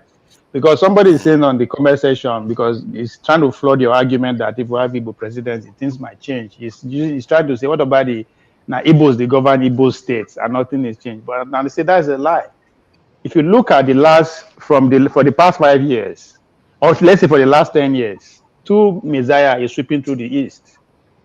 One calling Nnamdi Kanu, clearing the street, constituting the vote as they come. These are leaders with the telephone, also they are bad people. And Obi come in and capitalize on that purity that is already existing and usher in some leaders. Today we are talking about. I disagree with that Nnamdi Kanu analogy. That I don't know why you do that. Fair enough. But today we will see Abia is doing well. It comes in the wave of Obi. The Enugu guy, even the Soludo that maybe because of the crime he committed by writing the letter, people don't want to talk about it. The man is changing things. That is the era. That is the progress I see that is coming. Even though there is another wage to cut them, create another state, another in terms of pushing back, but it can only go from here. You can only see leaders that communicate to the Ovie, actually, there is something about the Southeast that maybe some people fail to recognize, even some Southeasterners. From what I gather, in the Nigerian HGI, apart from Lagos, the next area that has the highest HGI is the southeastern state of, I think, Anambra or Enugu, one of them, that have it. And their HGI is quite high. Their development level is quite high. I don't know. People don't understand. They don't understand. Even with all the disadvantage they have, they say they have, they are still being able to accomplish this much. I'm telling you, So this is why sometimes you have to go tribe to tribe in Nigeria and see the patterns that is showing itself on the ground. New leaders And are continue emerging, through yes. history. And I actually feel like if you look at the Southeasterners, the way they have conducted themselves over history, not even in Nigeria alone, they are going to, one way or the other, they will be a force to reckon with. If we like it or not, this is not only in Nigeria, it's going to be everywhere, because their approach, their culture seems to marry itself better to It goes the in current today's times. And world. it fits more in today's world, where Yeah. it's not about conquest. You just go about just It's conquering not and even taking by location too. It's not even by location. You can Yeah. dominate there. Yeah. But when you disagree with Nnamdi Kanu, ready, but now a different conversation. Because I feel like he sabotaged the Southeast. Actually, he set No, them back. you have to understand the people that are leading the Southeast before Nnamdi Kanu phenomenon. Those people come under Obasanjo, those Ngige them, and those people. Were they not the people that gave them one of the highest HDI in Nigeria? Even with all their disadvantage. No. I mean, maybe you separate, you put Obi out, but the rest of okay. How many ex-governors you could mention? Mention anyone from 1999? I don't know their name, but Peter Obi is not the governor of Enugu State. But if Enugu has the highest HDI, so what do you make of that? I'm saying that the Obi wave, right? After Nnamdi Kanu wave, don't clear the streets, right? Put more courage to the people. Say, come, these people are bad people. Call them out. The rest of Los Angeles, whether not right or wrong, but those people are out of the way now. So Obi came with other leaders, which is where the Enugu now comes in. So I'm just saying that it can only get better, because I don't see those old politicians coming back. Even though Tinubu is trying to revive them in the name of class of 1999, they are not going to get any votes from these young people who most of the history that they know is what Nnamdi Kanu is teaching them. As I said, whether you disagree with his method or waiting they tell them, but it's working for that Southeast in terms of the political wave that we are seeing today. Obi is a beneficiary. He cannot deny it. He can't deny it. No, he's a beneficiary of the stuff that has been done. But that said, the Southeasterners, they have managed to accomplish quite a lot with their time. And I actually think that it's about time we sort out all these nonsense divisions. I think, was it you, or I don't know who made the comment that we should use all our brains together at the same time? That is what we were talking about, the Elder Council that somebody suggested in Nigeria. If you have different groups in Nigeria, they all tap into their strengths. When we need conciliatory approach, the Southwesterners will come in with their expertise in that area. Where we need to gain advantage in any strategic negotiation, that should be our second layer. That should be our second layer of government that the foreigner cannot break in. It should be very hard now, because all of them are there. It's very hard to break. But they won't do that. Instead, they are trying to destroy the elders' power self. They don't want me to come together. So it's the Elder Council, is that of chiefs or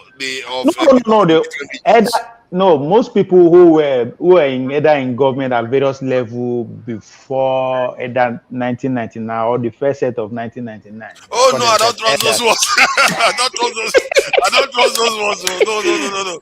I mean, okay, then let's go on the one where we let people from different regions. I think that one is just the best one. You let people from different regions, they all go and sit on behalf of the regions and make decisions together for the country, because you tap the best from each region. If it's the Biafran struggle, the Biafran state, that 3 years, that's what they did. The people that are making decisions, the Elder Council, are different from the Ojukwu-led army. So Ojukwu is not they come out and make direction. No, he has to go and sit with the elders. If you go study the Biafra struggle, where they have that layers of governance. So nobody say because this is why they write the whole story behind Ojukwu. So it's not like that. Yes, he's the military, a front man, but he doesn't wake up and just take decision. There were men, like real men, who are doing exactly what you are talking about during that 3 years of. We didn't know that. All we know is that Ojukwu was their leader. That's all we know. Yeah, he's a military. Yeah. So, but we need that second layer. Let's bring Masca in. Masca is just sitting down like somebody is coming to ask for a loan in his bank or in his institution, and is about to give them bad news. Masca, is that what you are trying to do? Can you hear me, Masca? But let's move on. Let's move on to this Iran business. Iran seems to be like they are not tolerating nonsense from America, and America is giving them the runaround. Where do you think this is going? Do you think Trump is just trying to buy time and he really doesn't want to get back into this war, because they appear to have pulled negotiations now because Iran insists on not talking to them directly. Where do you think this is going? What direction? Is it going to fizzle out like this, or they might go back to a hot war soon? Well, so my take is that I think Iran in itself has to reinvent itself. You see, one thing about life is the dynamism of life. No matter how you look at things, you can't just hold. It's difficult to explain, but as life evolves, everybody would have to what's the word now? You have to evolve along. Okay. Now, my take is that Iran is at a turning point. They would have to come to. It's not that they are going to change. They are not going to be a new set of people, but they would have to give in something. Okay. But the good news for Iran and Iranians is that, look, they are not in any sort of confusion. They know who they are. It's not like they are not looking for any. They are not like the black race. They are not looking for affirmation. They have a clear understanding of what it is with them as a people. So they are a people. They are the good example of, you can say we. Iranians can say we. Because as a people, there is clarity, there are institutions. You can hear IRGC, you can see the different levers that if you hold the IRGC, it doesn't matter whether you call yourself president. That institution must be with you. If it's not with you, forget who you are. You are not going to you are not going to go and do any nonsense negotiation and think that you will use Iran as a space. Like it will not happen. So, but be that as it may, I think in the end, Iran would have to also make some compromise. What kind?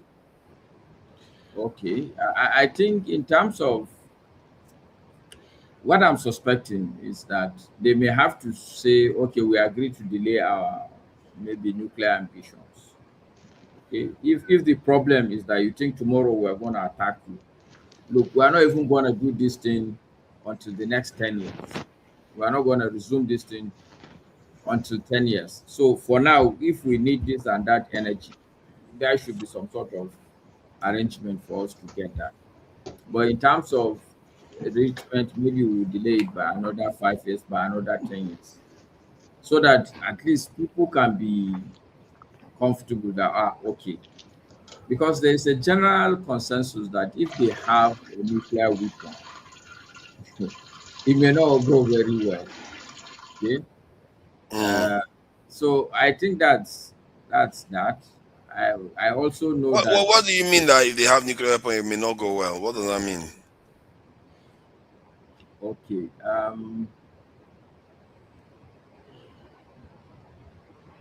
There's so much injustice in the world today. So much injustice. Yeah. And if you pay attention, do you know what Iran they call themselves? The axis of resistance. True. Do you know what really axis of resistance means? I know. No, do you really know? Do you really have a good understanding of when somebody says they are the resistance? Yes, I do willing understand. to blow up anything. Go and check the history of Please resistance. explain to us, please. I want to learn. Thank you. Okay. That's good. So when somebody says he's the axis of resistance, or they say we are the resistance, like Nigeria now, we are just talking and talking. If we really want to make this country good, we would have to have some sort of resistance movement. This resistance movement, they are willing to kill anybody, blow up anything. I remind people that Nelson Mandela was in prison for terrorism. People tend to forget about that. All the good people that have brought about progress, even the America we talk about, they fought a very bitter war. So when you are resisting, you must be willing to go the full length, the whole 9 yards. That's what it means. That's what it means. If you look at even Iran as of today, do you know the pain, the mere fact that the closure of this Strait of, do you know the pain it's visiting a lot of people? I haven't gone. Wait, okay, go ahead. From I think it's from either Sri Lanka, one of these countries that I think broke up from India. Do you know that in their country now, you can't go into a filling station and get more than 15 liters? It's impossible wherever you are. That's the level the world is. We in Nigeria, maybe we don't know about that. Maybe people in America and England, it's not as bad as that. But there are countries now that you can't go into the filling station and get more than 15 liters. Wow. So I'm saying that this is almost more like unleashing a nuclear bomb on the world, technically speaking. Mm-hmm. A lot of countries that they have told their government workers stay at home. Yeah. So I'm not saying that they will use it, but I'm saying that if they have a nuclear weapon, the injustice that is going on, a lot of it will not go. They will not take it. They will not allow it. Yeah, but don't you think that the system will correct itself? Because if one side remains too weak, they are going to invite conflict. I don't buy that. Systems don't correct themselves, because it's a figment of people's imagination that systems work functionally well. No, systems work according to the design that they have been designed to work for. The world we live in is a contraption. You don't know it, but the truth is that if you move back and see it, like, do you know how many people are poor in the world out of the 7 billion? Do you have a guess? All of us that are sitting here were poor people. That's the truth also. If you don't go to work, you starve. Speak for yourself. The few £100 I have in my account, it stands to be I'm rich. Speak for yourself. £100 is not little money. Nigeria is a poor person. I told people, do you know the budget of New York State, just a city, New York City? Go and check it and check what is the total federal government budget that we're even funding with deficit. You want to isolate, even Dangote is a poor man, with due respect. In the grand scheme of things. But that is an aside, so that we will not dive. I'm just saying, forefathers, that systems don't correct themselves like that, the way you're thinking, because you're coming from a fairness perspective. No, I didn't try to understand what I'm saying. Like, an example is like with North Korea now. North Korea, because they've got this nuclear technology now, means America is not looking to sabotage them too much now, because they know it's a fruitless exercise now. So that's why I use the word. So North Korea is not an axis of resistance. They are not interested in anything that is happening. No, it's not about resistance. What I mean by that, the point it was more of a narrow point about instability. If there is inequity in power, what you are going to have is the side that has more power will topple the side that doesn't have power, leading to an unstable situation. That's why I'm thinking if Iran acquires that power, it might stop the continuous attacks that is going on, because nobody wants to attack Israel deliberately, knowing that Israel is going to destroy them. So that's the problem. So I feel like maybe if Iran gets the nuke, it's going to balance the region out so that nobody attacks each other anymore. Instead, they will have to negotiate then. Okay, I will bring, there is an argument I gave you at some point, forefathers, that there are two types of equations. There is a mathematical equation that if you do 1 + 1, definitely it will be 2. Okay, it's a definite thing. You know, if you do AB, this is definitely going to happen. What you're dealing with is probability. Nobody wants to deal with probability when it's a matter of life and death. You would rather just avoid it if you can avoid that scenario. Do you get what I'm saying? Nobody would want to, this thing you're saying, nobody wants to see whether it will happen like that or not.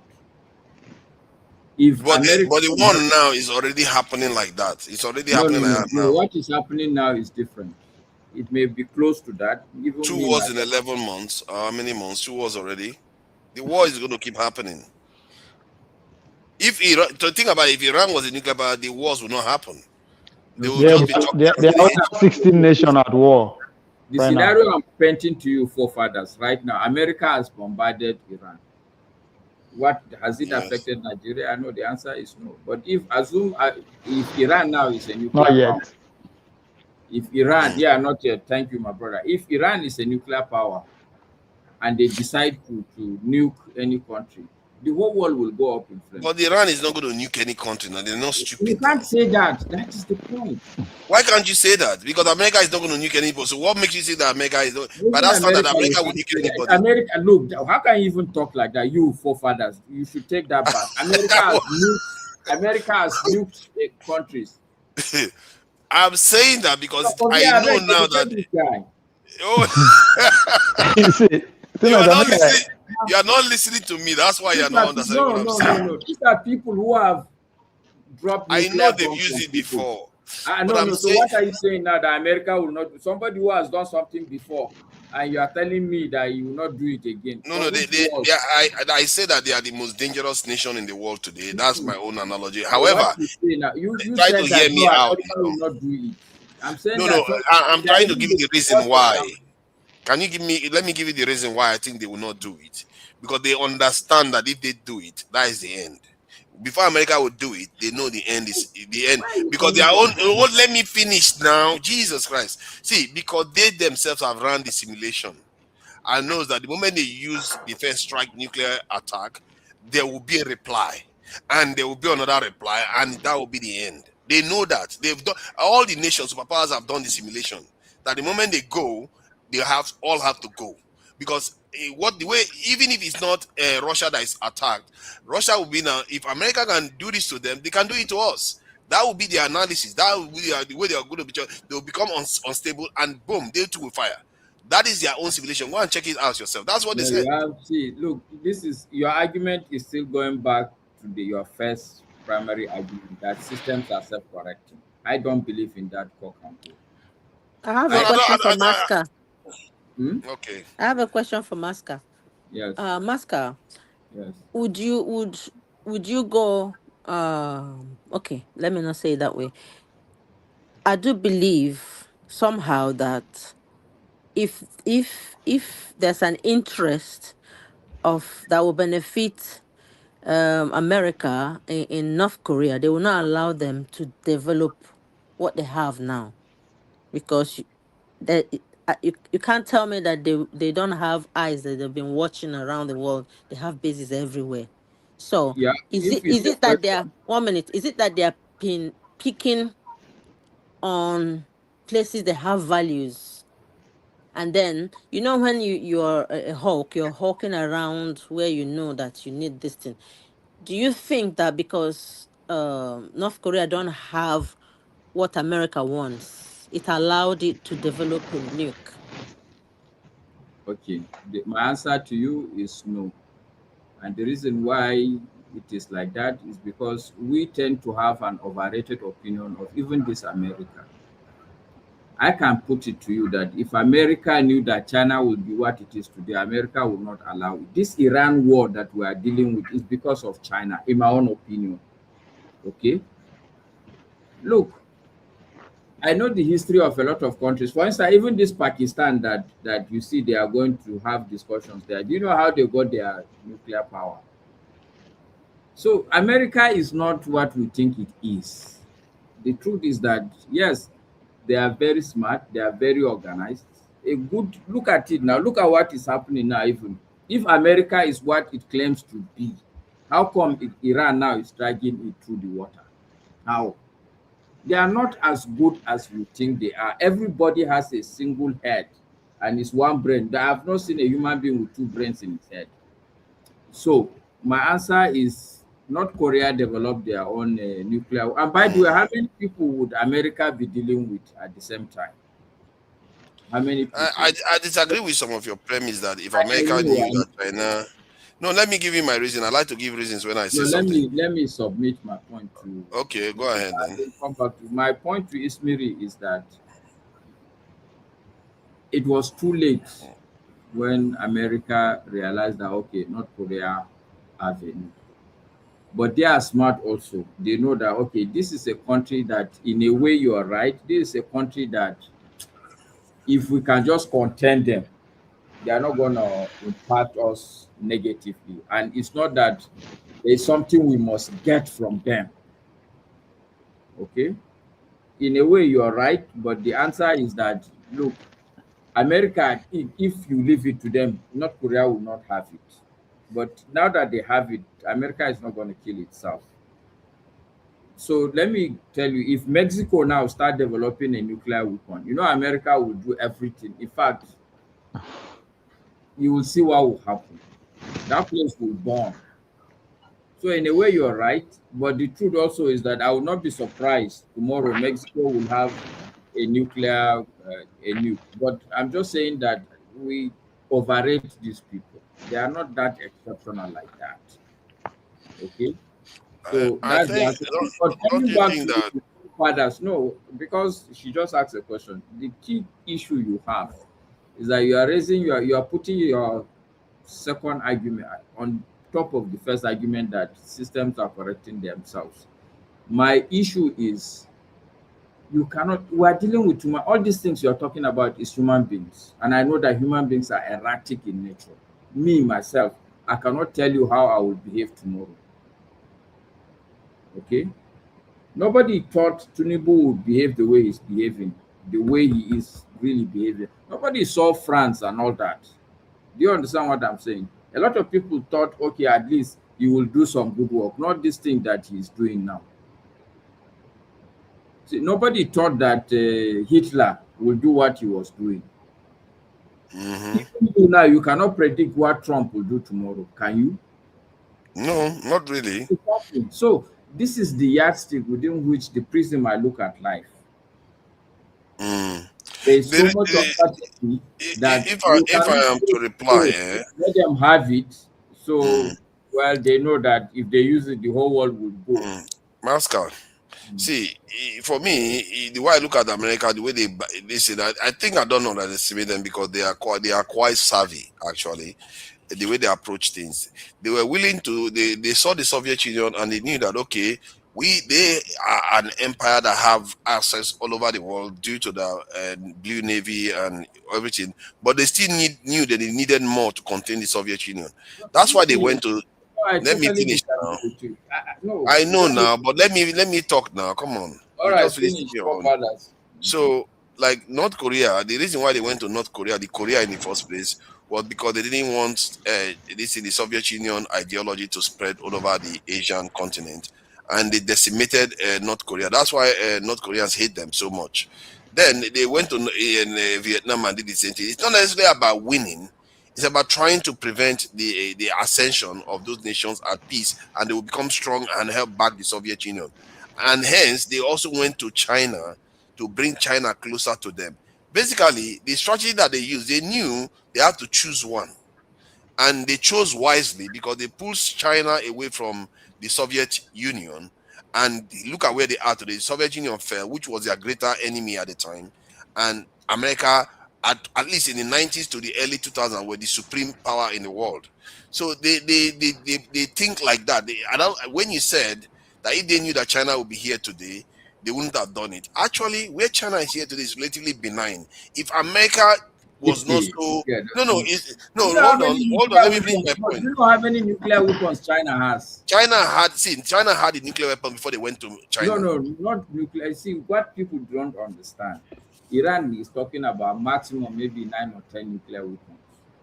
Do you know how many nuclear weapons China has? Going to 500, 600 now. That's what they are saying. So my point is that they knew China was a nuclear power, but their job then was to pull China away from the Soviet Union. That was the strategy that they used, and it worked. So don't make mistakes. Don't underestimate these guys. There's a reason why they won the First World War and the Second War. You are taking us into a tangent. In that tangent, you are right. America, they are smart people. I will give it to them. The only thing I'm telling you is that you are being intimidated by America. America makes big mistakes. No, not me. I'm not being intimidated. They make mistakes. They make big mistakes. The only point I'm saying that is far from you was when you said if America knew where China was going to be, they knew and they did it and it worked. What you are seeing now is that they said, okay, we have dealt with Soviet Union, now we will deal with China. And the question is whether they will succeed. And I don't think they will succeed. Okay, so answer that question. Will they succeed? No, I believe they won't succeed. They will succeed. No, they won't. I know Opie thinks that they will succeed. I like resting my points. My point is that, okay, you cannot, I don't believe that systems are self-correcting, because I do understand, number one, that people design systems with a lot of loopholes. The world economic order that we operate in today is a configured system to favor places like America. But do you admit that the world is a system on its own? A design system. It's not God that designed it. Yeah, it's a system nonetheless. It's a human by my statement, this current system is designed by America. Even the world itself is a system. Now they are saying they are over with it. They want to redesign another one. That's the process we are in. Now, and the point is that it's not correct. It's not self-correcting. They have seen that it's not. It's produced things like China. See, and I think even Maska, I know you come from a profession where they like to control everything in systems. But the point I'm making, Maska, they are experts of numbers and everything. So my point is, hold on now, come on, calm down. See, the point I'm trying to make is that the world is a system itself. That one even supersedes most of the system we create, in the sense that I will agree with that. Let me finish the point and let me land the point. I'm not even going to go long. I'm not going to go long. If you are not going to hear me, you can't hear what I'm saying. Okay, go ahead. So the point I'm trying to make is that when say let's say a lion wants to eat this thing, a gazelle or a zebra, and finds that the gazelle is a little bit strong, the very big one that might injure the lion might think, you know what, this is a natural law. You might think this one is too much trouble, it's too fast, it could injure me, it's not worth the investment, especially if I have children. So that is a natural balance that every living entity makes. They make calculation on, if I go after this person, is it going to cost me too much to acquire what I want from them? That is a natural law. That is what I'm talking about. Can I come in? If one side is quite weak and the other side is strong, you are more likely to be attacked. You don't have to design the system for it. If the other side is strong enough, the other side will withhold the attack because they will feel like it's not worth the investment. That is my point. All right. Go ahead. Is it my turn? No, it's not your turn. It's not. You know, King Emeka has joined us now, so we're going to give you a chance after you speak, Ovie. In a way, you are right, forefathers. Thank you. I'm responding to your question where I think this crisis will rest. Remember that you asked me that question. So all the discussion and the arguments we're having now is in response and in respect to that question. I'm putting it to you that the Western world, who are, like Ovie said, the designers of the system, they are not going to sit and take lightly an Iran with nuclear weapon. It's not part of the system. It's not part of the design. And this system that we operate today will convulse, will vomit. It will convulse. So what did they get it now? Are they going to throw what are they going to do? Throw nuclear weapons? So that's why it is a bigger crisis, because Iran understand that at this point. But I don't think the West can really control Iran having a nuclear weapon. Currently, they have 65% uranium enrichment. It only takes them roughly 35% more, and that's going to, if they're really serious about it, it's 2 weeks enrichment. They can do that, but because their former supreme leader placed a fatwa on them having a nuclear weapon, that's why they've not done enrichment to that level. So their claim is that they just want the enrichment for their power stations. So Iran has no view of having a nuclear weapon. Having a nuclear weapon is within their reach. They can determine that that situation for themselves, not the West. I think in Emeka, the first thing Hold you on, should hold do on, is hold on, show hold on, your King face. Emeka. Let's see Exactly, you. that's exactly what I said. Then King we can Emeka, respond to you. I want to respond, but I since need when to have see you your become face. king of darkness? Come on, get out of the darkness, king of darkness. Out, If you are out, not out. bold enough to show your face, Oh, then when Yeah. it's my turn now. I'm inside. We have seen your face before. Like, why are you hiding your face now? Come on, Just come on, When come it's on. my turn, oh. It's against the rules. You can't be. let me stay quiet. I just want Look to at that. battle Ovia, forefathers. it's not your turn now. It's King Emeka's turn. I am asking. Yeah, Emeka, come on, come on, come on, come on, come on, come on, come Sorry. on, come on. Let's see you. We've seen you before, so there's no need It's to be not about hiding now. seeing me. It's a situation of things. It's not Oh, look about at that. it's Look at not that. about it's You're not hiding. about hiding. You're It's hiding not so about that Mr. your APC supporters don't see you here. Come on, It, come on, it's come on. not about my identity. It's about me being in the dark enclosement, right, in the That, vehicle, right. And that though I'm place not is really driving, dark. Oh. That dark place is really dark. uh, I don't know. because I'm not driving. But anyway, I don't intend, except you want me to be to stay longer. I don't. I enjoyed the conversation, and I wanted to just chime in a couple of few things. I do not agree with Mascara when he said the war, the United States is fighting a war with Iran as a result of China. That's not true. They are fighting that You can war make that because statement. I know listen, Israel wanted them to fight that war, and Emeka, that war is 47 years late. So Emeka, the whole objective about that war is because Israel has looked at Iran. Iran supposedly is the only country that can stop the growth of Israel becoming a regional power in the Middle East. And they've projected that war. That's why they went after Iraq. That's why they went after Syria. That's why they are going after Lebanon now. That's why, and now they look at it. Initially, they were comparing between going to Iran or Iraq. So they went to Iraq. Now the goal is Israel wants to be a regional power in the Middle East, and the only country that is going to stop them is Iran. So it is not because of China. Yes, China, the China is like a byfactor. China is a byfactor because of they obtain cheap oil from Iran. And China, as a result of that, China has become like a de facto cover for Iran. It's not because of China. Israel wants a weak Iran. And Iran either that Iran is destroyed or Iran leaders would bend to the will and influence of Israel. And that is it, period, non-stop. So with a strong Iran, which they actually, the mistake they made, they were unable to extrapolate that Iran would be able to go after the GCC countries. If they knew Iran would go after those GCC countries, they would have looked for an alternative. Now, Iran has now acknowledged its influence and power, and now we'll all be honest that Iran is now a de facto regional power in the Middle East because all the military targets in Iran has all been obliterated. There's nothing to destroy anymore. Now they want to go after economic targets. And if they do, Iran would target those economic assets of the United States and likewise the economic assets of those GCC countries. And that will put the world... Thank you for that. I think that's a very good point there, man. Who wants to speak next? Is there Ovie?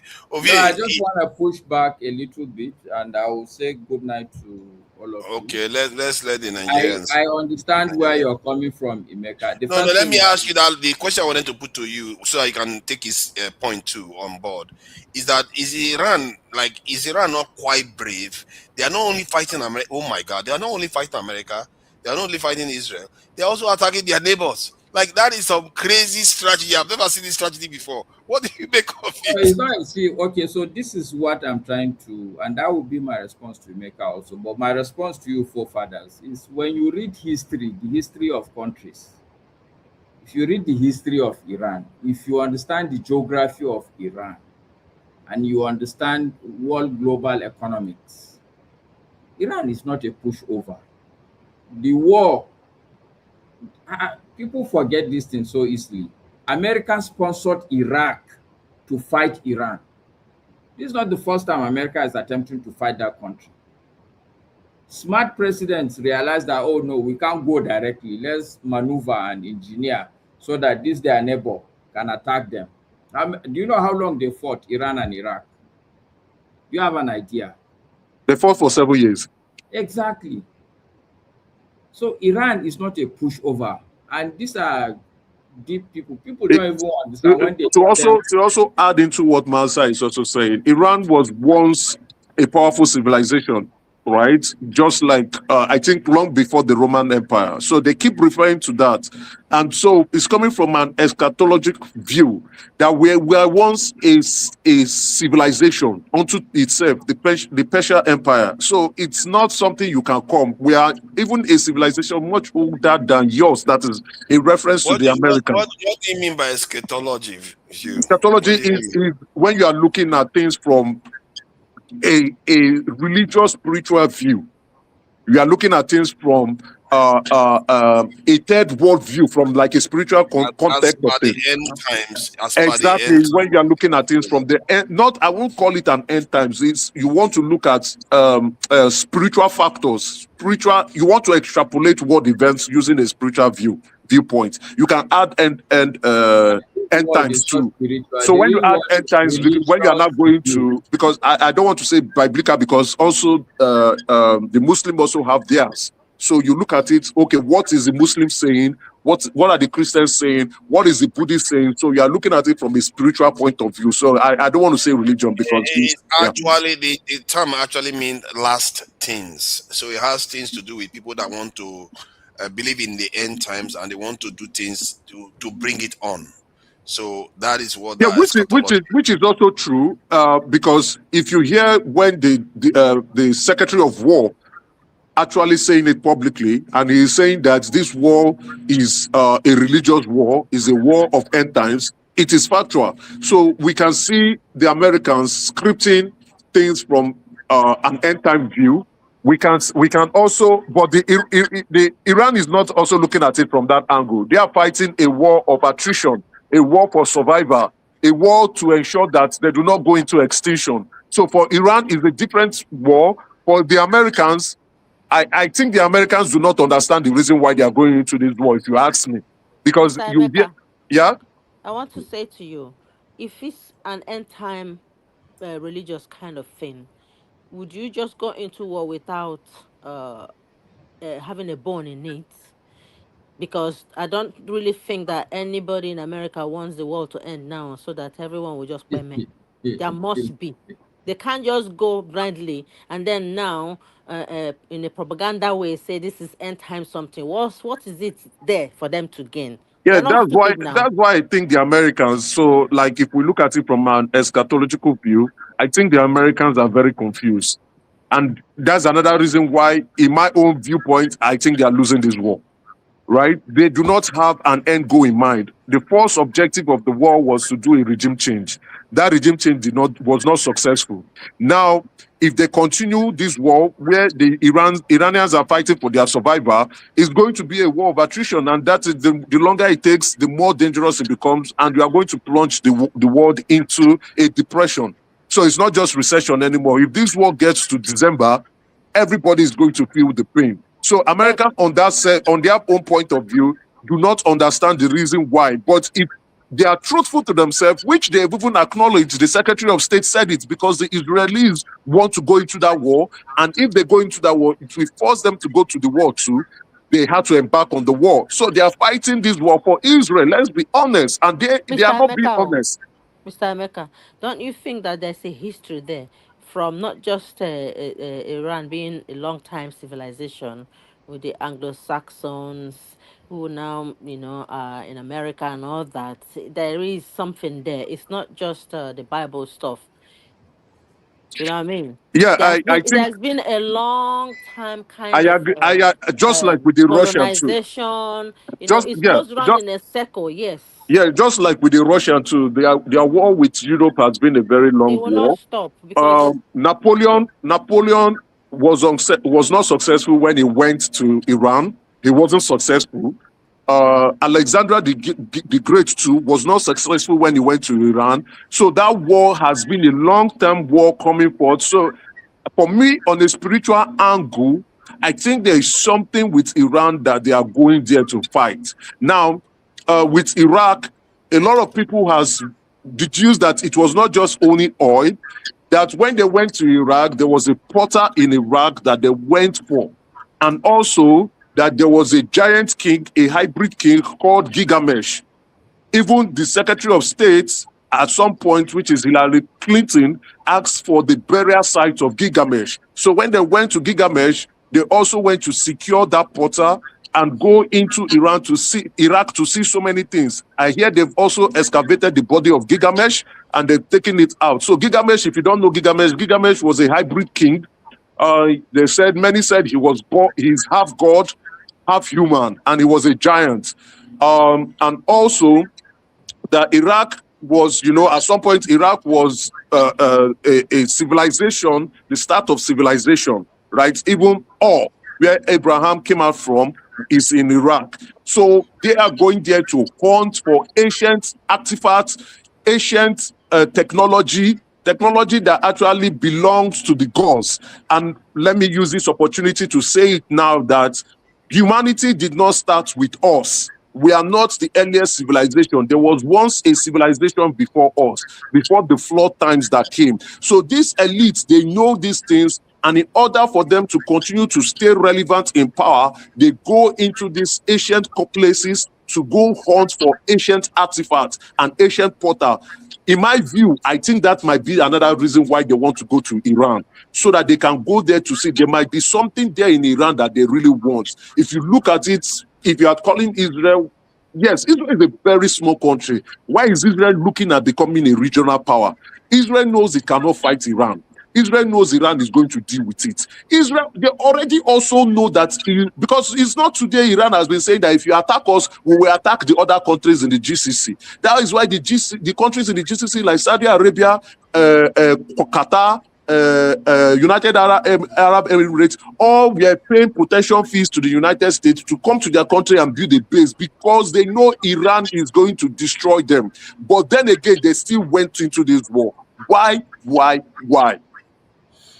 Okay, I think regarding this in the eschatology aspect, let me just play a video so that some people can share it. As a way of let breaking. me call it Masca, how can you abandon us?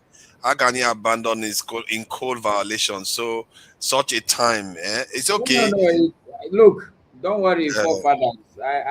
I would take you on, and the good thing is, Rudolph said we can be arguing. So my argument with you is whether the global system is self-correcting or not. Yeah, no, I'm not saying that is self-correcting. I'm just saying that specific situation. You have to plan global stuff now for it to work. Now, I'm not disagreeing with you on that point too. And the bigger point. Another point: if you think Iran is a gazelle and America is a lion, you are completely mistaken. I hope not to. Iran is not a gazelle. And with that, I say good night. All right, good night. Thank you for joining us as always, and as impeccable, you demonstrate their ability to learn and teach at the same time. So these are the best minds we have in Nigeria right now. Thank you. Good night, Masca. Good night, Ismiri. Mr. Ovie, say the Safi. That's the Secretary of War right now. Watch Tucker Carlson realize why the Zionist lobby, led by Norm Coleman of the Republican Jewish Coalition, pressured Trump to install Pete Hegseth as U.S. Secretary of War. What is going on here? It's enough to make the hair on your arms go up. Did everyone know there was an effort to rebuild the third temple and the foundation stone except me? This is considered so esoteric and weird and crypto-historical and religious and kind of culty and what's Chabad, and that no one ever mentions it. But here's Pete Hegseth, football player from Princeton, going on about it in a way that suggests he's thought a lot about it. This is 2018. And it got me thinking about another miracle that I hope all of you don't see too far away. Because 1917 was a miracle, 1948 was a miracle, 1967 was a miracle, 2017, the declaration of Jerusalem as the capital was a miracle, and there's no reason why the miracle of the reestablishment of the temple on the Temple Mount is not possible. I don't know how it would happen, you don't know how it would happen, but I know that it could happen. What is that? That's the secretary. So that the point he was trying to make, I think that I'm trying to highlight there is that it's not only Muslim that are radicals, It's just that the Christian ones show up as the Secretary of War, and they come with their F-23 They have or upper hand. They Yes, have upper hand, so they don't need to go that route. They lead in so many ways. King of darkness, this thing that you are doing is not. See, People are not very happy with Tunanja, you. King Emeka, you forefather, need to show your face. You asked me a couple of weeks ago about when this war is going to end. I said to you, China economic cripple, and you laugh. I remember you laugh. Okay. Lasted for 4 years. World War I for 4 years. Second World War 6-7 years. Cold War 50 years. So it depends on how you see this war, either Cold War or the Third Kinetic War. It's just getting started. I don't know why we're not in a rush. Maybe depending on how you're looking at it. I think the world is going to be transformed in the next. Exactly, it's already transforming. You are still saying it's going to be. It's going to be. Let me learn my point. The point I'm making is that for you to be predicting it, I'm not even sure you can. No, I am not. I'm not predicting it. That's why I say just enjoy it. It's just getting started. I'm not predicting it. This is the way I follow what is going on. Because there's a lot going on. A lot. It's like 17, 1800 all over. American operation in Iran to Iran is just 25%. The remaining 75% is the disintegration of Chinese economy and Europe. So that's what you are saying going on. Chinese economy, they're not nuclear weapon, yes and no, right? The Soviet Union, they don't need to drop nuclear to take Soviet Union down during the Cold War. All you need to understand, the Chinese economy, the Chinese revolution, the Chinese that the whole world is talking about today, was built on America. Out of 190-something country in the world, America controls 25% of the economy. You cannot afford to play with that kind of economy. If you lose access to it, you are done. So the Chinese of today is due to the investment of America and the consumption of Americans. Right? 25% was built on that, right? So all you need to understand is that. That's why you see China no fit do anyhow. Because on the long run, they go suffer. American can hold for another decade. They are sufficient in a way. Life is just very expensive, small boys. They won't run out of anything. I think that's where you made a mistake, though. I disagree with you. I completely disagree with you. I agree with you on the point of, yes, the Chinese economy is at some point dependent to American consumerism, but does not mean that if America decides to sanction China, that China will not still survive. America has refused to acknowledge that the Chinese are here to stay and that the Chinese hold on. superpower. Let me learn my point. To the fact that if America and China go to war, I think that will be the end of America. Even this Iran and American war too. This Iran and American war could actually be the end of America, because if you look at the economic scale of things, America is spending so much. America is spending so much. Allow you speak. America is spending so. That doesn't mean I agree with you. Allow me. You are concluding my way. You don't even know where they go. You won't conclude that for me. Go ahead. You don't even know where. Now, I know, as I said, it's a developing war. Who am I to predict what is going to happen, right? I'm just telling you the statistics that hold the world together as it is, right? This is a wait and war game. The Iran blockade. Now they call it war. The war don't pass. The goal is not to destroy Iran. That's not the American national. That's not how they operate. If America won't destroy any country, and if you want to destroy any country, you don't need to kill everybody for the country. Just disconnect them from what make life easy for them. Light, oil, power, and everything. Just disconnect them from it and watch them die slowly. So it has nothing to do with you said that's how you kill a country. No, that's not just America. That's how you forget that. You know what Tyson said now. Everybody thinks that they have a plan until they get into the ring. You forget that Iran has a say. Hold on now, to Nigeria. I started my submission by giving you statistics. How many years they take war, they fight the end. This is just 2 months, well, you guys are in a rush. Why? Yeah, but the 2 months have demonstrated that even if they bomb 13,000 targets in Iran, Iran is still able to hurt America. That's why I said, from American perspective, just if you listen to me to argue, they miss my point. They take me, they go back. That's why I said, from American perspective, war with Iran are just 25%. So the goal is not to destroy them. No. I told you before, one of the scenes where Iran... No. No.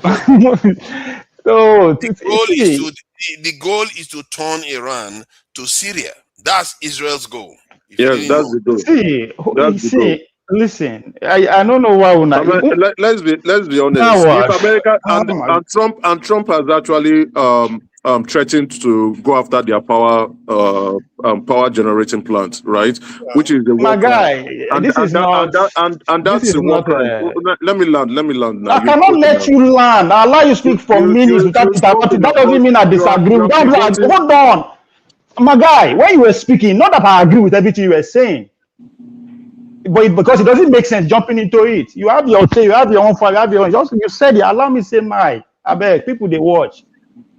I'm not going to agree with you. You are not going to agree with me. That's how life is. But allow me to say my thing. And now when I thought America will lose, America will win. That's not the point I'm making. That's why I said it is an ongoing war. Let's say something. Who is hurting?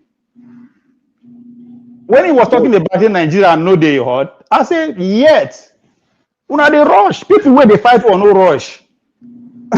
So you just pay attention to who is going to be hurting as the blockade starts. I might not end in just Iran because one of the crime Iran commits is their geographical location. That's one of the major crimes they committed. This way they pass there, and everybody getting a lot of interests are there. That's exactly what's happening. So yes, Israel doesn't want Iran to be regional power, just as Iran doesn't want Israel to be regional power. I'm not talking about that. I'm talking about American interests. America is an experiment. They are not in a rush.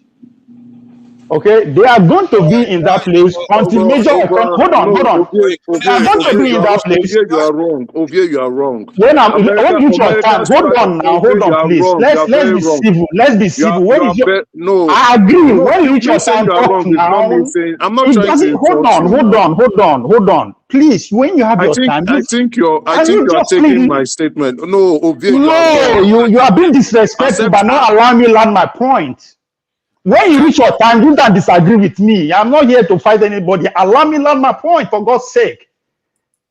Go ahead. When they come here, I don't know say they come here now. So allow me to talk. When you reach your time, disagree with everything you want to. That's not the point. That's not the point I'm here to make. I'm here to say something because we are going to come back to this conversation 1 week from now, 3 years from now.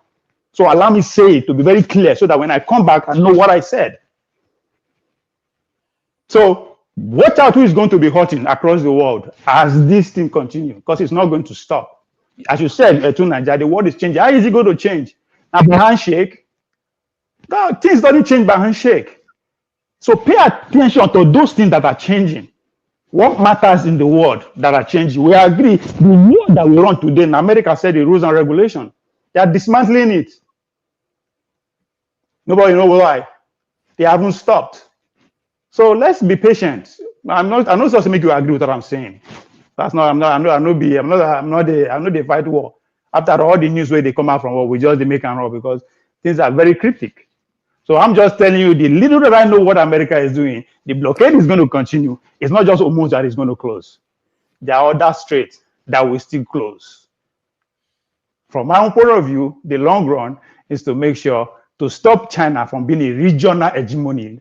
China never has what it takes to run the world yet. You have to control your neighborhood. If you don't have the power to determine who comes and go out from your neighborhood, then shut the fuck up. Until that time reach, you have no power in the world stage.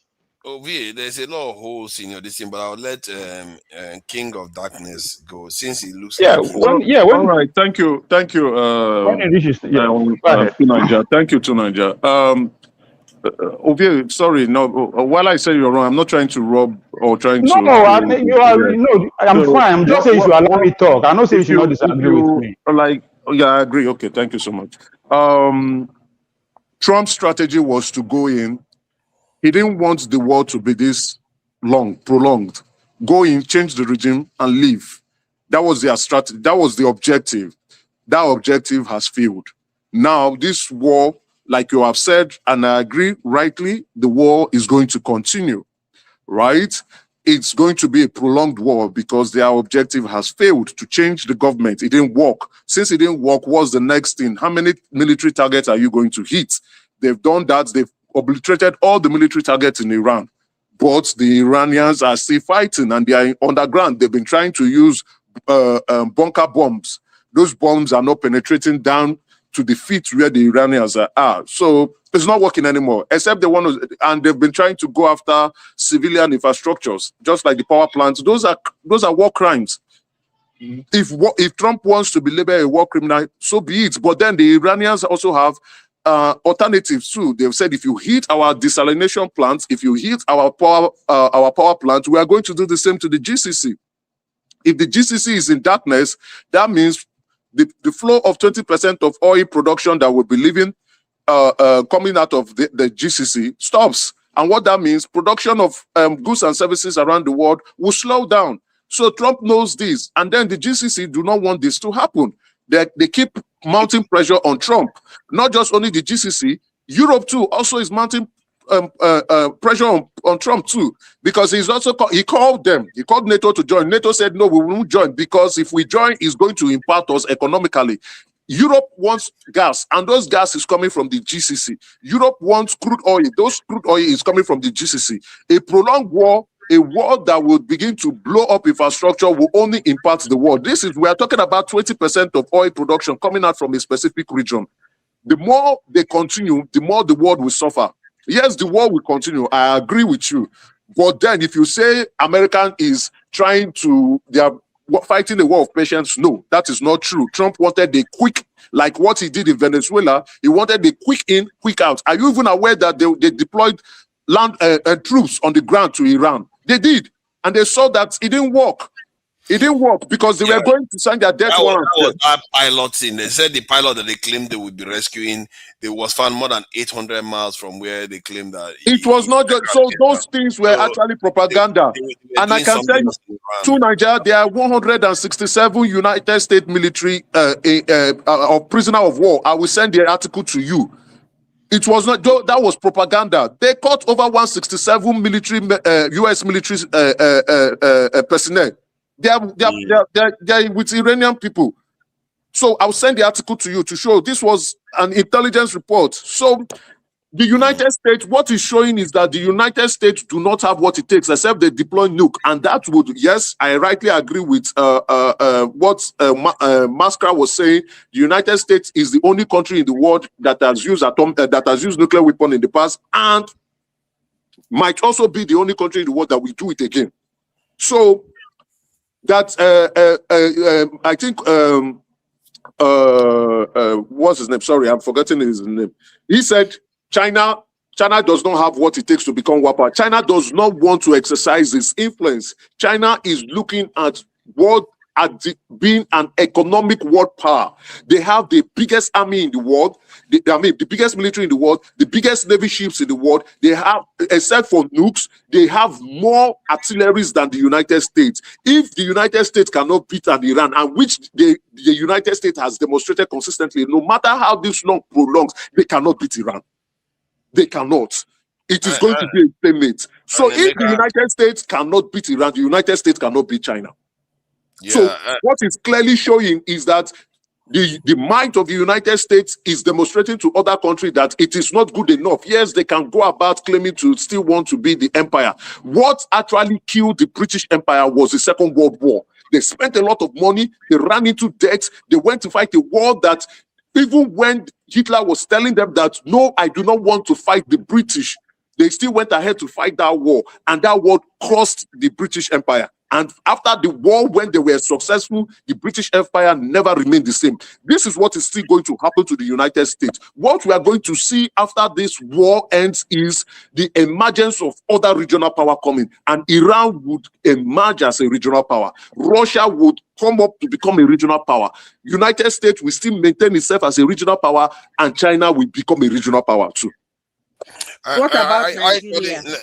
No, that's not. You see, as Allah will make submission be everywhere clear, be. Now, so it's supposed to be. Okay, That doesn't mean I agree. Okay, now, let me highlight one point that you made that I feel like you missed when you said China doesn't have what it takes if they block off all those things. You forget that China is right next door to Russia that has so much resources. China has things that the West wants. China and Russia alone can remain on their own and be just fine. They don't even need the world. That is how rich those two nations are. So I don't think America has anything on China anymore, and they are developing faster. In short, the Asian countries are developing faster than the West. And what I've always said is, I think I said this years ago, I said the Japanese, the South Koreans, the Taiwanese, America consider them allies today. It doesn't mean that tomorrow they cannot just turn around and turn back their back on America, because they don't have any need for America anymore, because they are actually more advanced. Their power differential is not like African countries where the power between America and this in African countries is so wide. But those countries, China, do you know that Japan can go nuclear any moment? Japan has the nuclear materials, everything. They want to build nuclear weapons, they can build it. So, but they don't want to do it because their agreement is that they are not going to go get involved in wars anymore with America. So, but America allows them to get nuclear material to the point where they can build nuclear weapons if they wanted to build it. So, if they are that powerful, that tells you that any moment they can turn against America if they don't need America anymore.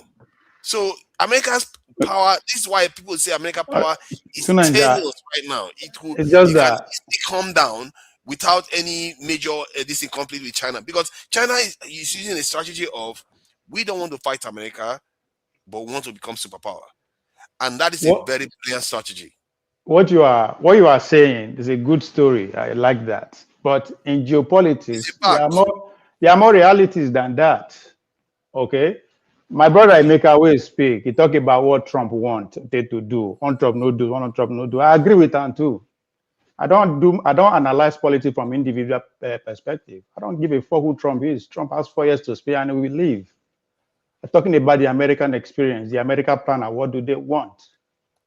Trump come and go. The country stays. The policy stays. Somebody else continue. So I totally agree with what he's saying about what Trump on. It's fine, but talking about America as a people. See, when you analyze the relationship between China and Russia, now because you don't know them, forget camera, go and ask them where these people they agree. Not all the time, but hold on, they don't agree all the time, but they agree enough to share nuclear weapons and ballistic missiles. That is one of the closest relationships. That was on paper. Make una know that. That's what I thought. The narrative is very sweet. Not only on paper, they did it in reality. Come on, don't do that now. It's in reality. Come on.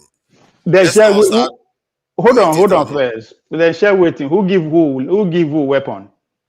Russia gave this in China ballistic missile technology and helped them build their nuclear technology to a point. Then China finished the job. And after then, where the America was able to separate the two of them. To an extent, not completely. To an extent. No, because that was the only way to defeat the USSR for the Cold War. Yeah, but it doesn't mean that China was an enemy to Russia. That's not the point. That's not the point, because that's why this idea defining somebody lose, somebody win is very wrong way to see it. Because you have to be able to identify what this person wants first. What America wants is to make sure USSR don't succeed. However they do the relationship between them, it doesn't really matter. Do they succeed? Yes, they did. Yeah, but as it stands right now, America and the West. That's America, Russia and China. China and Russia on one side, America on the other side. But the previous arrangement is you have to pick one of them out. But that's why I say, that's why I know they believe say one person don't lose, one person don't win. They still they go on, right? That's why I say now survival you talk them, right? See, all these achievements, right? Nobody could deny them. But when push comes to shove, all their ship, where they go pass? The first island chain, Abi? Yes. Good. So what the relationship between those, the island chain, their interest, Chinese interest, American interest. That's what you will look. As we speak, there is a anti-coalition interest pact that signed between Japan and Australia last week. Right? There more is going to come. In other words, why I bring the island chain? Those ships now, those places go pass. If you are not in good terms with the Japanese, with the South Korea, with all those things, how you want to pass? Either to go sell goose or to go fight war. So that's why I say you are trying to tell me that they will declare war on China by blocking China's way. no, you don't need to. That's when push when it comes to hold on. They don't need to have to do that. But if they have to, they will, because as I said, what would they miscategorize China? China is not even a regional power. It's not. I don't care what you categorize them in, but you are saying no. It's not me. Not me talk. I tell you reality. You go tell me, no, I'm wrong. It's not. I didn't say it. It doesn't matter whether they are regional power or Make I tell you why it matters. Let me give you a story. Where everybody, all the Nigerian intellectuals are talking about Berlin 1845, where they take demarcators. How come they never tell you what led to that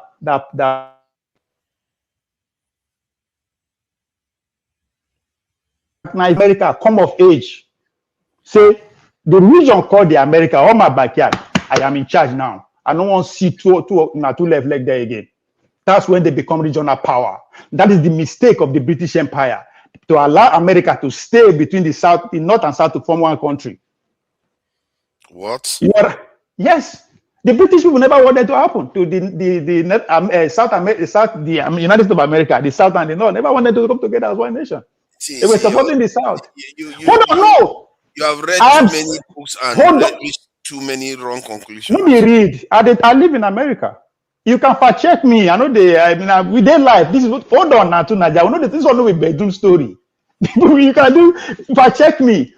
Now, when I say once they come together, become strong, that's why they were able to challenge every other nation. They not tell France made them leave, they not tell British made them leave Americas or not. They did. Good. Those ones have to go find food for somewhere else, because once you lost your food, you have to go looking for somewhere else. Right? Yes. The same thing. Now, the same thing, China need to be able to stamp their authority. Say America or Nigeria, I don't want to see your two left leg for South Korea. Just like we are talking about how Nigeria will come, when Nigeria become regional power, or to get 1 ounce of nuclear weapon. We go say, hey, America, we don't see your two left leg for Mozambique again. Hold on. You are saying like they kicked the Europeans out of the Americas. They kicked them out. They kicked them out in terms of politically and military. And economically. Yes. No, they didn't kick them out economically. Okay. You know why? Because automatically what it means that even you will be their neighboring country, they determine your foreign policy. That's what it means, without them telling you. They tell you who to trade. That is true. They can determine the foreign policy. So they tell you, hold on now, they tell you who to trade with and who not to trade with. China never reached that level yet. Are they? I could be wrong. China doesn't have to do that. That's my point. That's not China's strategy. Every nation has their own strategy. So every region have their own strategy. They are building what? Soft power, what we call road and belt initiative. That's what I told you. China doesn't. China wants to win without even firing a shot. They are. I like. Hold on to Nigeria. I like that word. They want to win. America want to win. So that's why I say now fighting and then. But hold on first, right?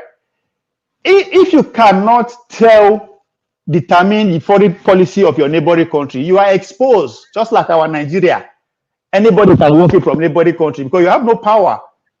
It is very important for you. The soft power that China is building, the road and belt initiative, not be today. They are building on based on the existing history, the Silk Road, right? It's very much in existence as we speak. Nigeria, everywhere, but there is an attack in all those things. That's why I say let's just calm down. One of these people will fall. America, hold on now. The only strategy that I see that can tame China which I doubt America is going to be willing to swallow the bitter pill, is to bring Russia into Europe. And they will never agree to do that, because if they do that, do you know what is going to happen? America is not going to be the superpower anymore. You see at time, no, I like the point. I like it. Go ahead. Let me finish my point. So if they do that, America is not going to be the superpower anymore. It's actually going to be Russia.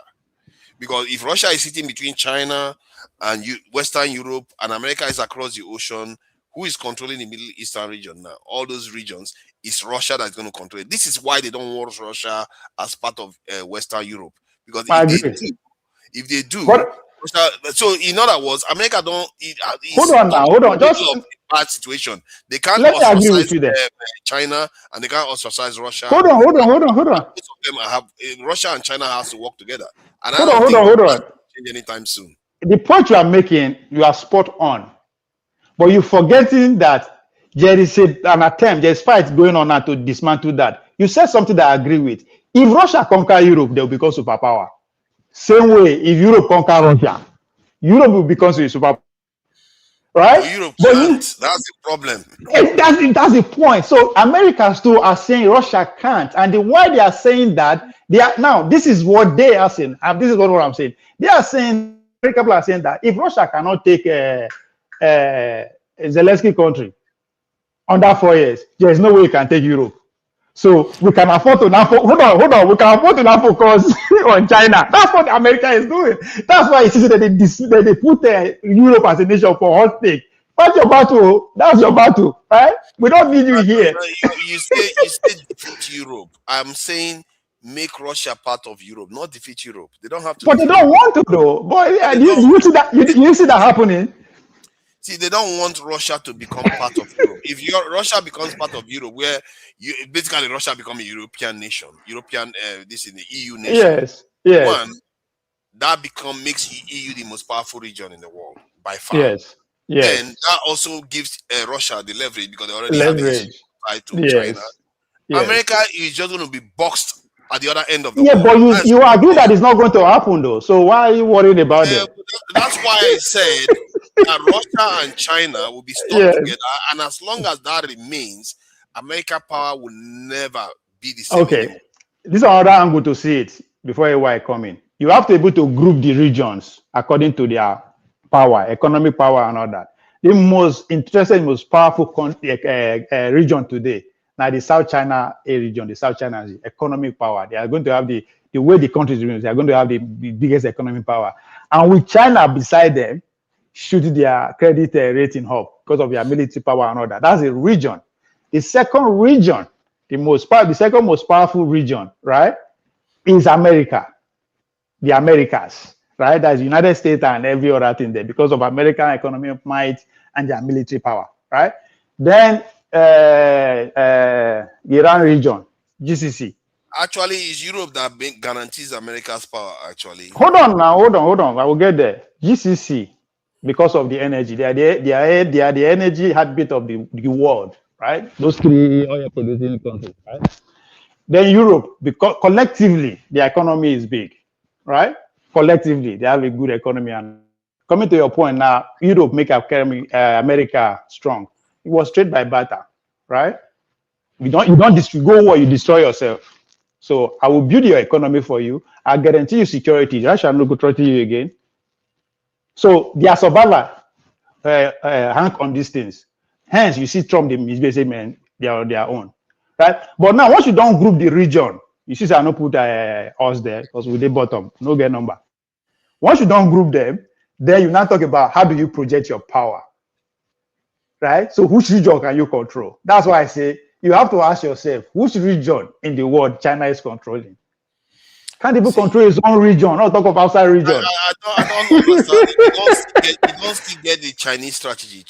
China is I want to say long, but they don't. Let me finish what I'm saying.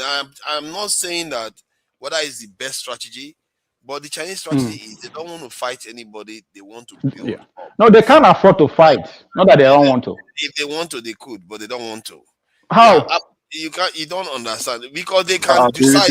China has the biggest They are a military in the nuclear world. power. They have. So okay, They're a nuclear if you want, power. hold on So, now, hold on. If you want, hold it's on. not about if they can't Let me ask afford. you this question. They Let me will ask you beat, this. they Let will me ask you beat, this they will question. beat Hold on America now. to the Let me ask you this question back of first. the blue black. Answer this question, right? If they want to fight each other, right? Now across the Pacific, right? So how they want to do them? China Are you has long serious? ballistic missile now Are that you can reach actually America. asking that America question? has long Are you ballistic missile serious? that can reach China. The problem is, I think in a war between China, the Chinese and the American, the Chinese will win because Americans have never actually witnessed a war before in their life. They actually go out to go fight other people. So that war has not come home. When the war hits home, Americans will be the one to go to the street and start shouting that they do not want the war. So let me explain now. It's not about holding on. Let me explain further. America has never witnessed a war before in their And life. China So will when win the war. a country that has a long ballistic missile hits New York Stock Exchange first, hits Washington, Americans they will not take it. They will be the one to cause ceasefire immediately. All right. Just hold on. Emeka, hold on. Right? America, where their life from the beginning to today, now war, now define them. After 250 years, maybe now only 50 years, They they no go fight war. out to fight. The war Oh has my not Easy God. come dead. wars. Easy Hold on wars. now. Let Find me, them. And they've never won a war. They've never won a war. America has never won any war. America, see, prove me wrong. America has never, even World War II. It was the Russians that went into Germany and secured the victory. You are America breaking the has law of never Roots won now. any Hold war. on, Emeka, you are you breaking the don't law of talk Roots now. You finish don't now. even have your Now you camera are hold on the fight. anymore now. You don't talk something, you they shout.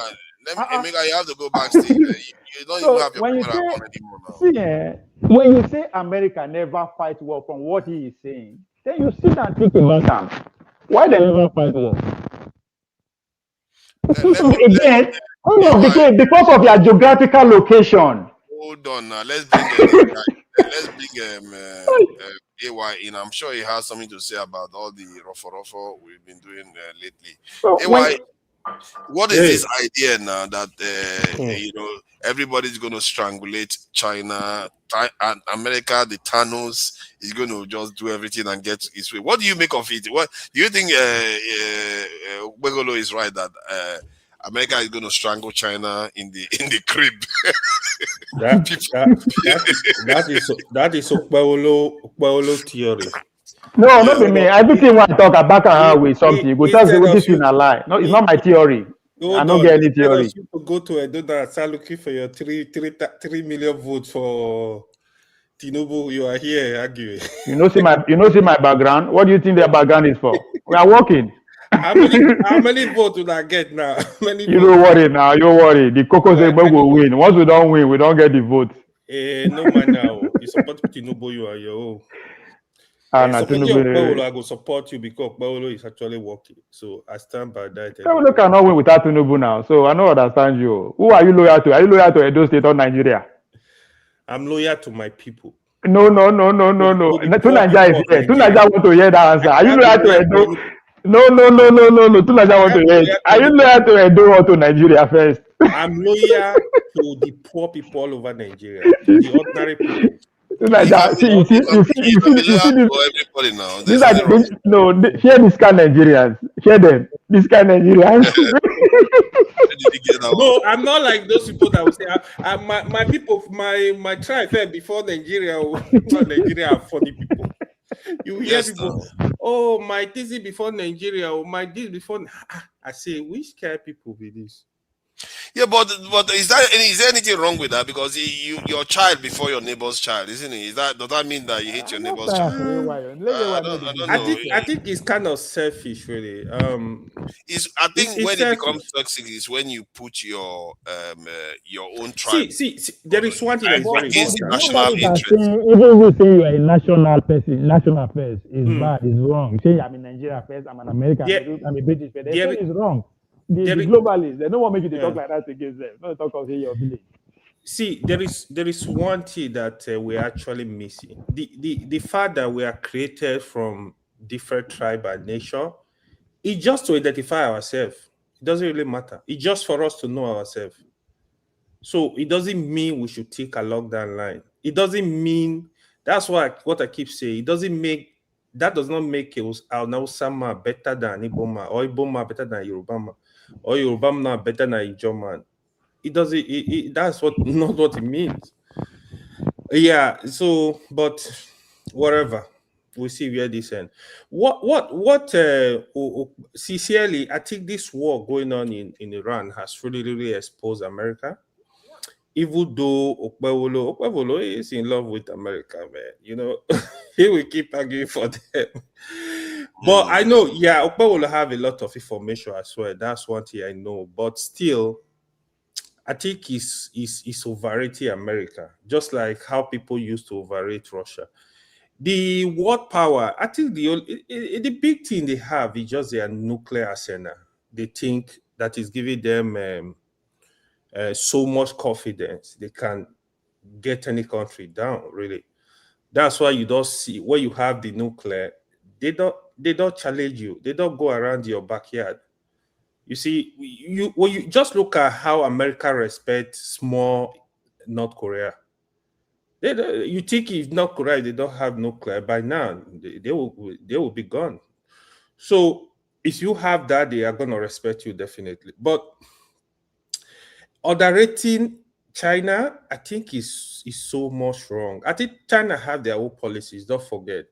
I don't think if you push them to the war, I don't think America will be able to defeat China, to be honest, easily. The way he's just saying it. China, they know this war is coming. It's just like Iran today. Iran, whatever you see them doing, they are not just doing it. Even 20, 40, 30 years ago, they know this day will come. They prepare for it. From the way they are behaving, you know they prepare for it. You know, this is just a fact. China knows one day this war is coming. They are prepared. If you think, they don't want to waste their energy. They want to conserve their energy until the D-Day. The D-Day is going to shock the world. And the power of America before now, it's not only America alone. You see, what gives strength to America is their ally all over the world. Like the NATO. Look at what Trump was doing. He keep calling on NATO country, hey, why are you not happy in Iran? Why? It's just Iran. If you call them non-entity, why are you not just taking them out in 2 seconds and let the world? Why are you not? What have you been able to do apart from just killing innocent people? You've not achieved anything over there. So Iran, they understand how to really choke America, and they actually demonstrated it. So anyone underrating China, no, I don't actually agree with that.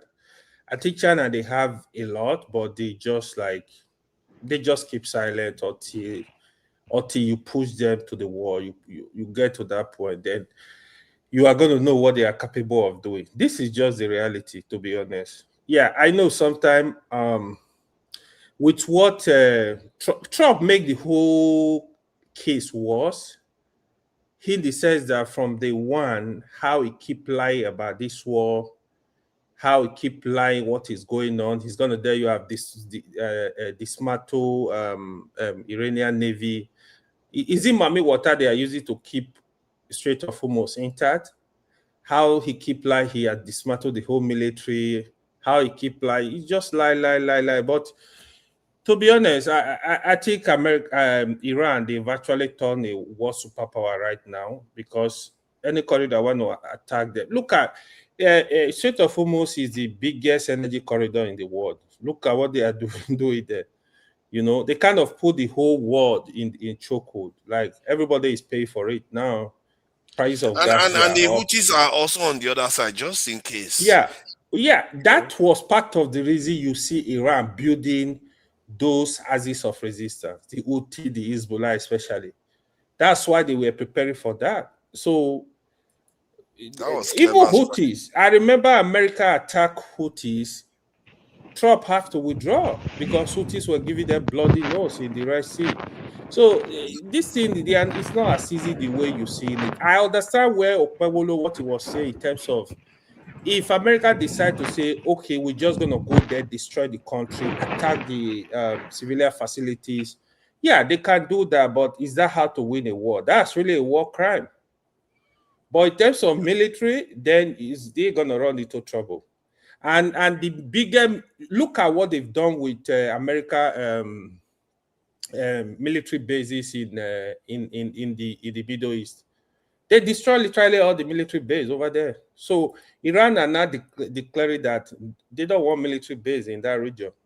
Look at what they did to your ally that are giving you billions, trillions of dollars, you know. So that is why you see, the reason why you see Trump does not want to go back to that war. He does not want to resume it, really, to be honest. The ceasefire extension, he did it by himself. Nobody pushed him to do any ceasefire. He knows he does not have option. He has to push it out. He has to push ceasefire, the 2 weeks deadline out. So in reality, to be honest, even Iran, the only thing that differentiates between Iran and America right now is because they don't have that nuclear capability already. I mean, they have it, but they don't have the nuclear bomb, you know. If that happened, they are not even going to go near Iran. This is just the reality. But that might happen because they still have enough uranium to produce, I think, from the analysis, about 6 nuclear bombs. If that happens, everybody is going to stay clear from them. So, do you think they are going to go nuclear? They have to. They will. They will. With what have happened, they will. They are ready to die to get that. And they have the countries that can really support them. Russia are backing them. China are backing them. They will actually make sure they have it. Once they have it, they just to protect their border. They are not troublemakers. Even with their MISA program, they keep repeating like, no, we are not fighting anybody. We just need to protect ourselves. And you have to protect yourself.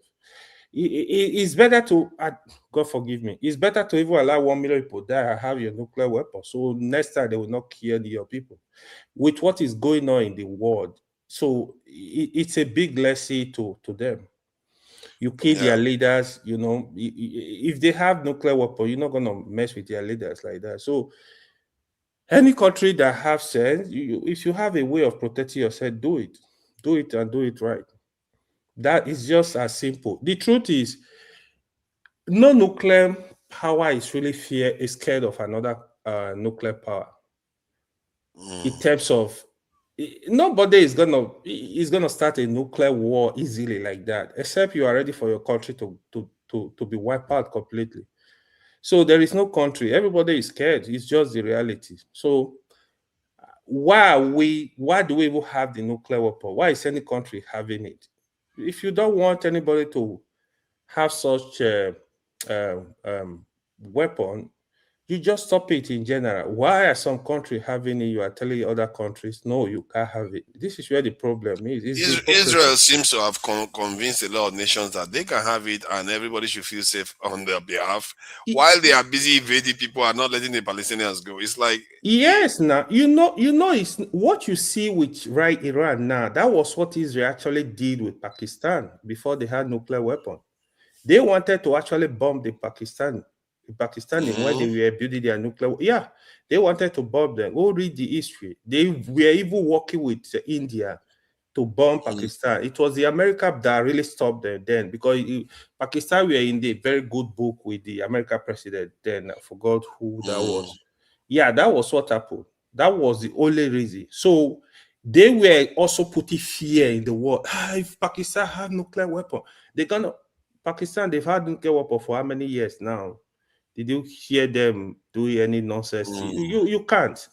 Pakistan will not. This is just for deterrence. Pakistan will not wake up and you want to do nonsense with your nuclear weapon. No. The world power are not going to allow you. Trust me. It's a natural instinct of living entities. When you know you will suffer, you don't tend to use that weapon. Yeah, because you know the other side has got the same weapon. Yeah. So I don't know why people don't get that part. So the only reason America don't allow countries to have it, they want to have control of your country. They want to be able to do whatever they want to do with you. This is the only reason. Exactly. Not more. So that they don't want you to resist when they are there to butcher you. It's just the To be reality. fair, in the case of Iran, people will feel a little bit sympathetic to Iran because Mm. they did try not to build this bomb.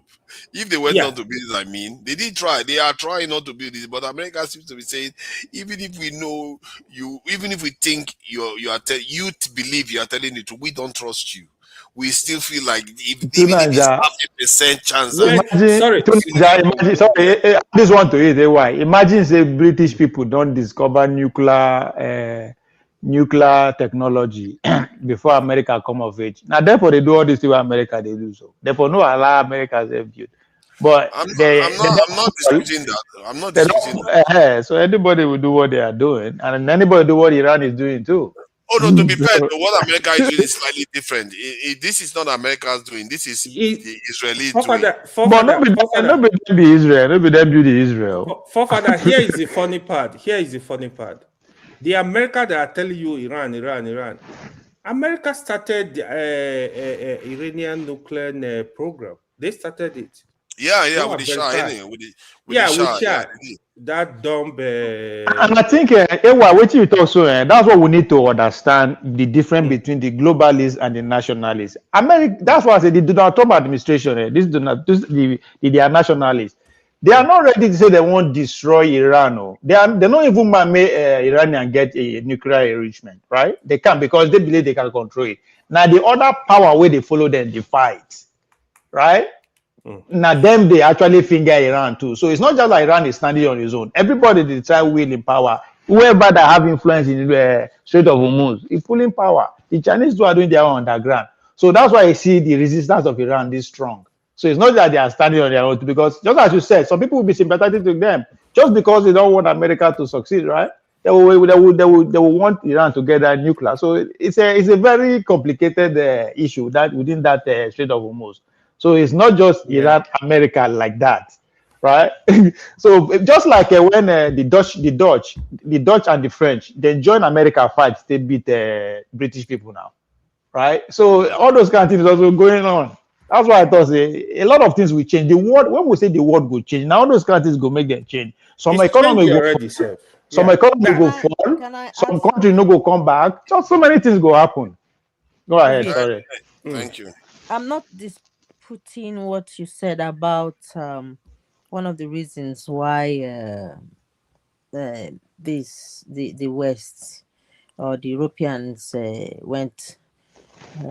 shared Africa as a cake during the Berlin conference.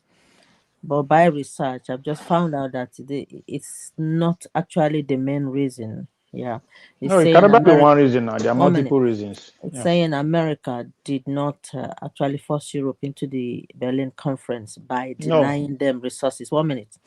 The conference was mainly caused by European imperial rivalry, capitalism, industrial demand for raw materials, and competition over Africa. And is saying, however, there is one related point. By the late 1800s, European powers had largely lost control over much of the Americas because many American colonies had become independent.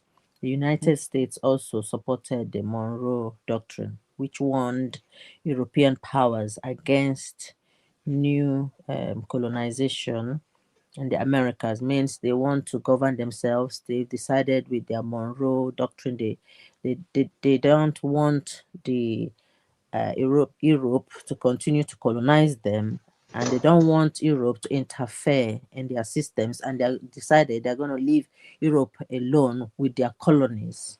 So then, because it's not the main reason, it's just a fraction. A long time before the Europeans now decided, okay, they want to civilization. They want to civilize themselves. They want to go global. They want to explore, and then eventually they came into things that they will use to develop themselves because of their regions. The Ice Age, their strategic kind of cold areas and stuff like that. They needed things to survive, so they have to go out there. The environment made them to be more of developers. So they need things to bring. They need to go and steal or conquer whatever to now build their empires and stuff like that. But yeah, I just wanted to contribute that. I'm not disputing you.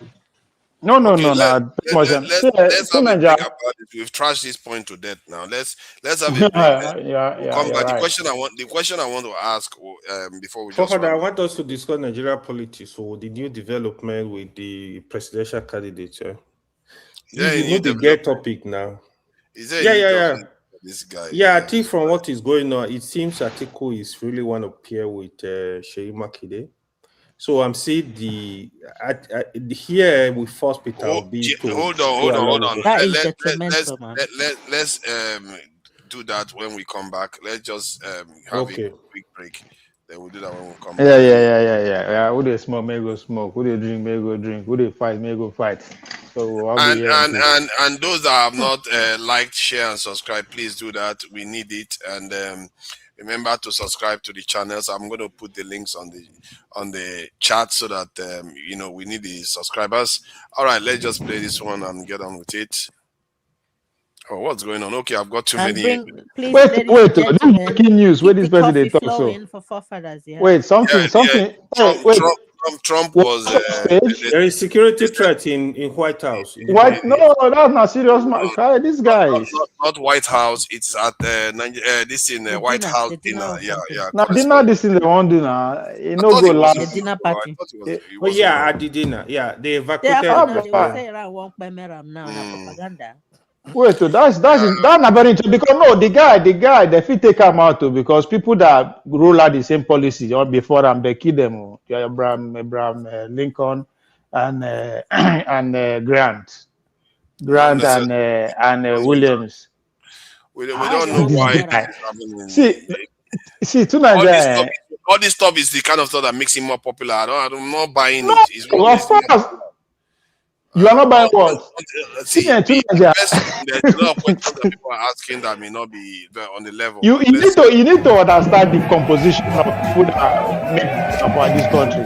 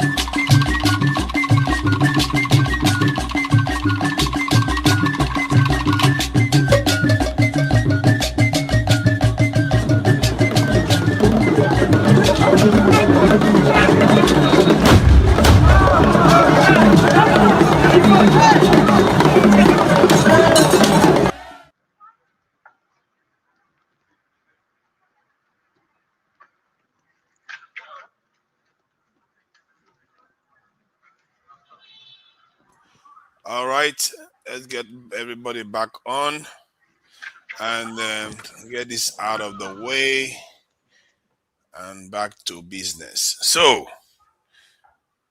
this business of Trump getting shot, the audios are not, the videos have not started coming through yet.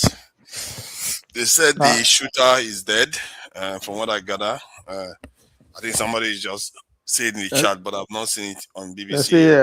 They say it's dead, or they say somebody has been talking to custody. But blessing now, not be inside the room with them day, not like the balcony or something. They had shots.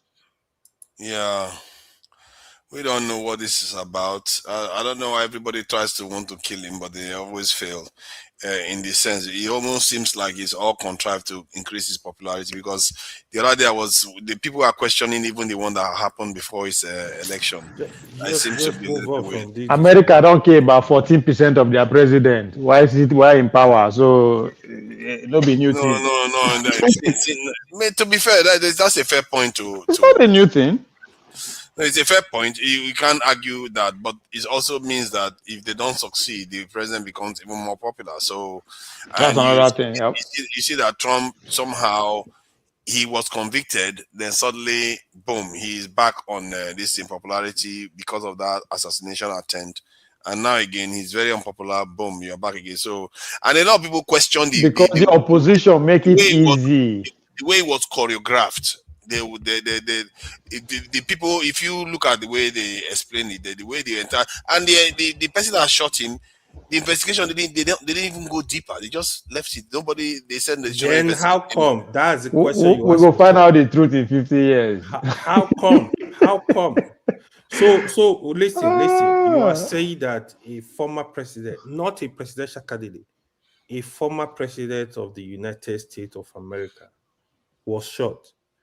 The investigation shut down just. But if you understand the story of America, listen, if you understand the story of America, the CIA, all those things, guy, that's a normal, a regular thing. I swear to God, a normal. Yeah, because it's normal because of course they know these what people is bad going though. on, right? It's normal since 1960. Kennedy It's was taken normal. out. Yeah, it's normal. But before then, they do get to the bottom They are of everything. complicit. Like the people that killed this Abraham Lincoln, and they get to the bottom. But since Kennedy, those days now manual now everything now like face me, I face you. You have to, but things are getting more sophisticated.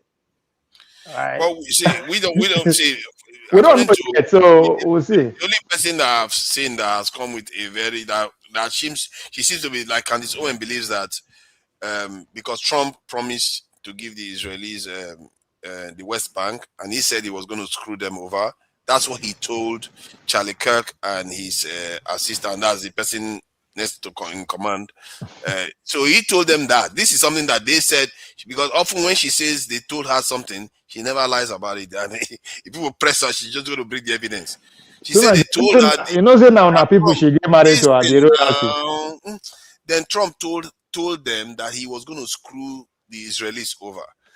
After that, there was an assassination attempt on Trump, and maybe part of it was also using Charlie Kirk as an example, so that he makes sure he gets it done. And look at what happened a year later. He's already got into Iran and doing what he was supposed to do. So these things are a trade, and maybe we don't know. This is allegedly Candace Owen feeling that this is our own suggestion because she was close to it. These are people that talk to Trump regularly, so we don't know. We don't know. That's why even what's his name, Tucker Carlson, that disagrees with Trump, feels, according to him, he say he feels sorry for Trump because Trump is like a slave now. That's how he looks at it. This is an American president. American president. Because at the beginning, hello. At the beginning, after they are independent, when they continue colonial, the reality still remains that there are 20% black people slave. There were 30% people who still want to be under the British monarchy. Up to the day when they fight civil war, there are still a large amount of people who still want to be under monarchy. Yeah. So those factions still there up to today. Now then when you do all this assassination, not between them. So if you understand the nitty-gritty of those all these English people, now your people there. If you understand they didn't operate, it's still happening to date. The killing now, we Nigerians now small, we know they kill our politicians like that now. These motherfuckers now like wait, as we say of you, wait. If say okay, now this woman, this Candice, who is she working for? Why we say they never do have anything? Her husband and she British freely royalty. They run her mouth on whichever side she likes. So don't you think this thing is a bit? I just tell you the reason. Her husband are British royalty. Like she's in real. a Trump supporter. It's not only that. I think the reason why she's very difficult to hit was because she wrapped herself around the cross. And I literally, she wrapped herself around the cross. No, seriously. So cross I don't know. Let me finish speaking before you start laughing, please.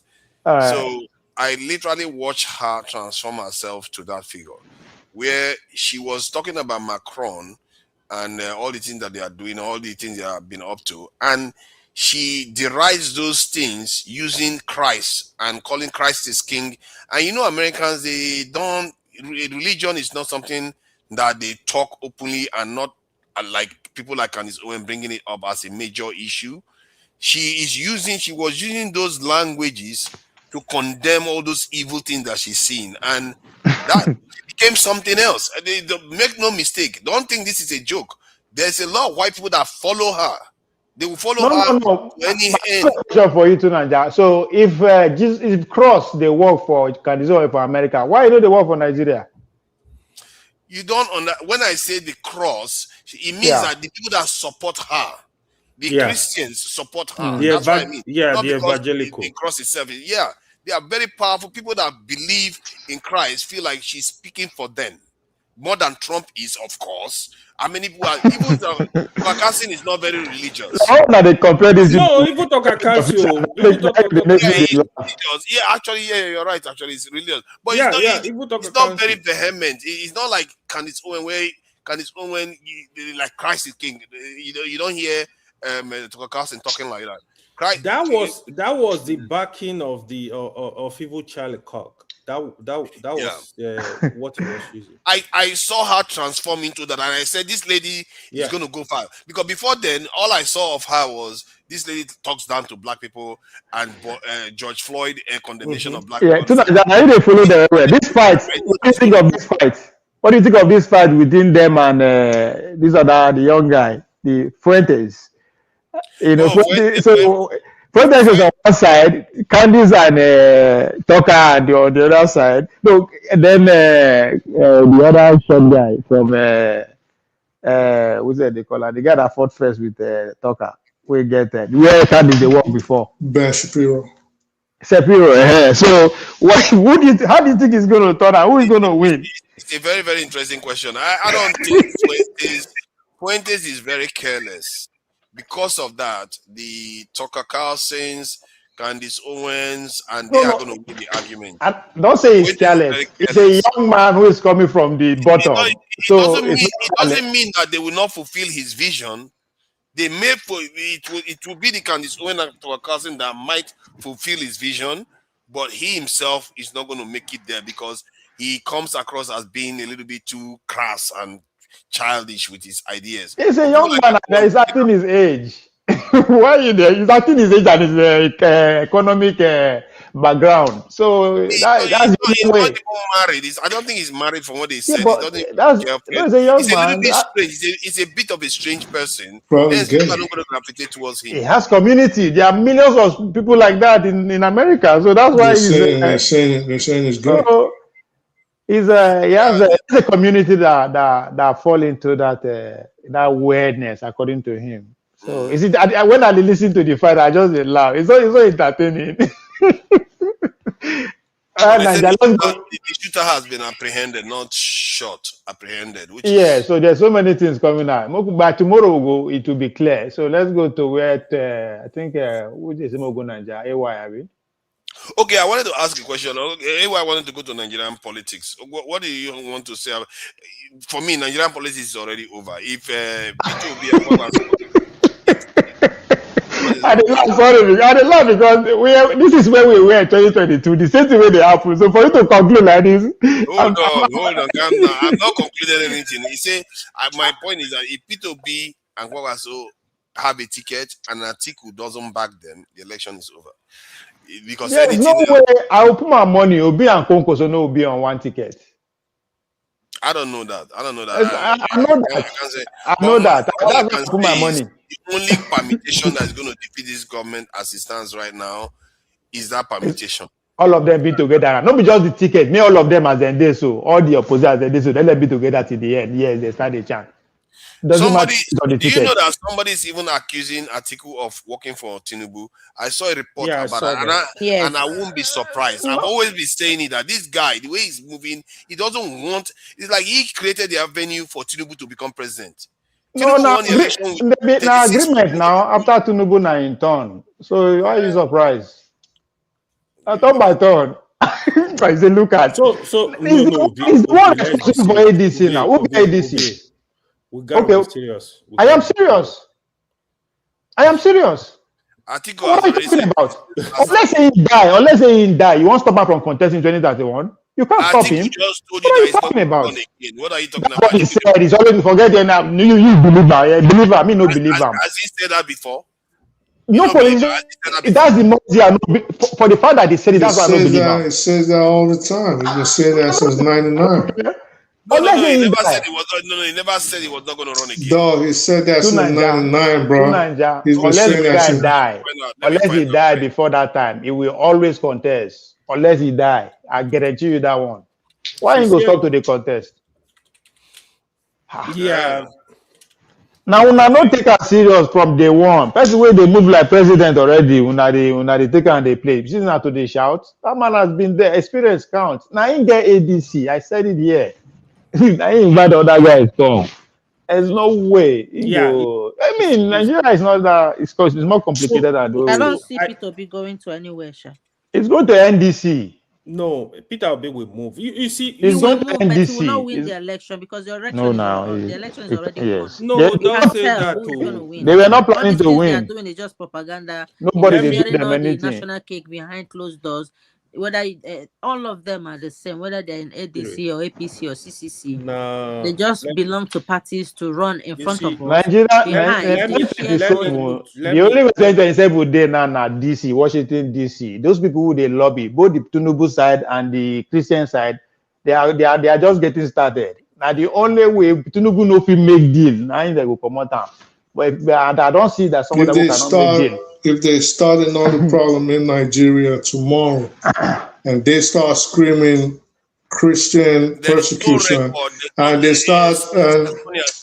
Saxonia, hold on. There's no record of Atiku ever saying he was never. All right, that's for you. I'm not arguing that. So in any event, if they start a problem, if they start a problem today in Nigeria and start screaming, amplifying Christian persecution, and they start screaming marginalization and America, and they say, oh, well, look, OB, they don't want him to be president. America gets involved, and America says, listen, we don't care how you vote. He has to be your next president. It's going to happen. America has been deciding our president from 1960. Like what you just said, depends on what those lobbyists, whoever wins in the lobbying in Washington, and London too. Depending, well, fuck London, and depending on depending on whoever wins in Washington, the lobbying, how much trouble they can cause the present government, the president, and how much they can destabilize Nigeria. Yeah, I still believe America, and I'm telling you guys, America is going to interfere in Nigeria's next election. American has been deciding our president from 1960s. If the president cannot cut a deal, they will decide the next president. So America don't decide our president since 1960s. It's not new thing. I don't know why they say America will decide. We know they are going to be involved, right? Definitely. We don't want a president. We don't want somebody that will sell out the country completely, because the gang that we have there right now, it seems they can sell everything out, man. How this one different from the past gang? The question. No, the question I asked. I asked you. See, I think it's time. Yeah, it's easy because we are exposed. We have the exposure to speak to this issue. So that what you want don't matter, baby. It don't matter. No. Hold on. With what is going on in Nigeria, we need to think differently, sincerely. With due respect to everybody, we need to think differently because things are getting worse. Politicians are getting more. I really want a situation. I disagree with you, AY. Power will be with the people. I want power to be, let people decide. We all want that, but what is the reality on ground now? Look at the people you have. Look at the people you have vying for the presidency. Which of them can you place a bet on? Can you bet your life on that is not going to sell Nigeria out if push comes to shove? You are wicked. You are wicked. How can you be asking for our life? How can you be this wicked? But that's what I'm saying. AY. Make us now question I want to ask you. You say it's getting worse, and I say na lie. The only difference between now and 5 years, 10 years, 20 years ago, na camera. That's just the difference. Would they see everything now in real time? You have a point. The idea is here. So the system has been producing the same class of people for over 50 years. That is what we want to change. How? By with the gather here. You're not changing it by next year, though. Let me tell you how to change it. We were close. It can be changed for sure. I know. Not by next year. We are discussing next year. Let me say this. The only reason maybe 10 years. The likes of Atiku can still come out and be running their mouth, the lack of Tinubu, we are able to get to power. It's because we don't have an electoral system that is working. If we have an electoral system that is working, where the people decide who become their president, you will have more competent, younger, qualified people. Because don't forget, this is money bank election. We'll have more younger, more qualified people coming up to say, you know what, I want to be president of America. Just imagine Obama at 40-something, 48, right? He was not rich. He became the president of America. Why can't we have that in Nigeria, where a 40-year-old man, a 45-year-old man, because me and you run away. No. System are people they build them. System is built by people. Me and you don't reach age to build. Why are you not okay? I'm building. You are not building. You say we should be real to ourselves. When we talk true. Obama, our age mate, now ain't they work for system. Don't they lead the system at our age? Me and you, what will they do? We run away. We can't even fight. I'm not campaigning now. I'm working on it. You are working against me. Hold on. You said we should be serious, so we have to face the reality, the truth. We need to tell ourselves the truth. Hold on. The Constitution is working well. This INEC is working well. You know why? Because those that build it are still the one operating it. That means working for them. So for you to be, all you need to do is to go build your own system and convince the majority that this is the best. Me and you are failing to do that. All we do is to point fingers and complain. We don't hold. You just said it. Obama was in his 40s when he became president. How did it happen? If people did not stay and actually confront the system that they disagree with. That's what democracy is all about. I will tell you the difference. In the case of Obama, America, they have a system that is working. They build a system. They know it's not divine. Exactly. Let me and you build a system. We ran away. We should stop. When would they criticize this? When we want to find solution, let's say it the way it is. Me and you, at this point, now we are responsible for what is happening in Nigeria. Our age mates, our generation, we are responsible. Exactly. So what then? So why are we still pointing fingers? Point fingers to me and you. What me and you are doing right and failing to do. That's the only way the next generation can emulate. When they complain every now and then, the next generation follow us, they complain too. These Bola Tinubu are doing well. They've been on the trenches for the past 30 years. Give it to them.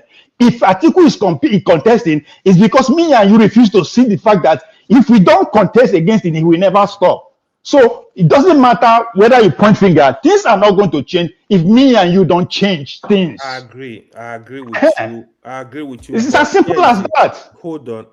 Yeah, you have a point. But the people that are not in power, they are not able to change the system easily, right?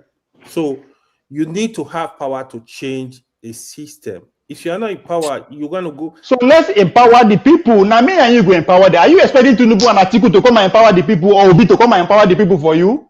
Then we must be crazy. We must be stupid for me to expect Obi to empower the people for our behalf. It's not going to happen. They will not do it. The idea behind it is that you are both right that we need to empower the people. You are saying the same thing basically. So, but no, I don't expect other guys to empower the people. Sorry. I think the issue is when do we start? And I know that obviously we should have started 5 years ago. And the problem now is that technically, I said it earlier, we are at the forefront. If you feel like things need to change, you probably need to start looking for means and the levers to pull to change things on the ground. Because if we forget, we are like, who said it just now, that we are actually older than some of the people that have ruled Nigeria. Yes. And we seem to think that we are that weak.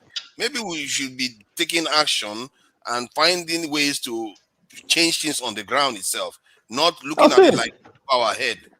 If it turns out it's over, you find out. If it's over your head, you find out. But it's good to try to push for something. We have to, because I don't expect Obi to come and convince the younger generation on my behalf.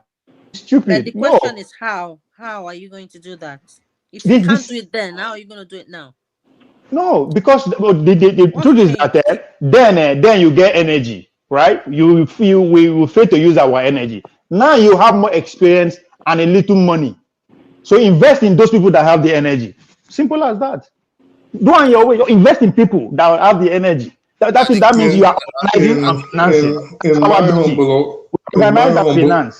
In my humble opinion, Nigeria is not going to change. You're not going to do anything. You're not powerful enough to do anything. You're not influential enough to do anything. And this is not to shut you down. I'm just saying, or kill your hopes rather. I'm just saying the system is too entrenched in corruption. There are so many people benefiting from it to allow a freedom fighter come in. They're going to just murk you and dispose of your body. I think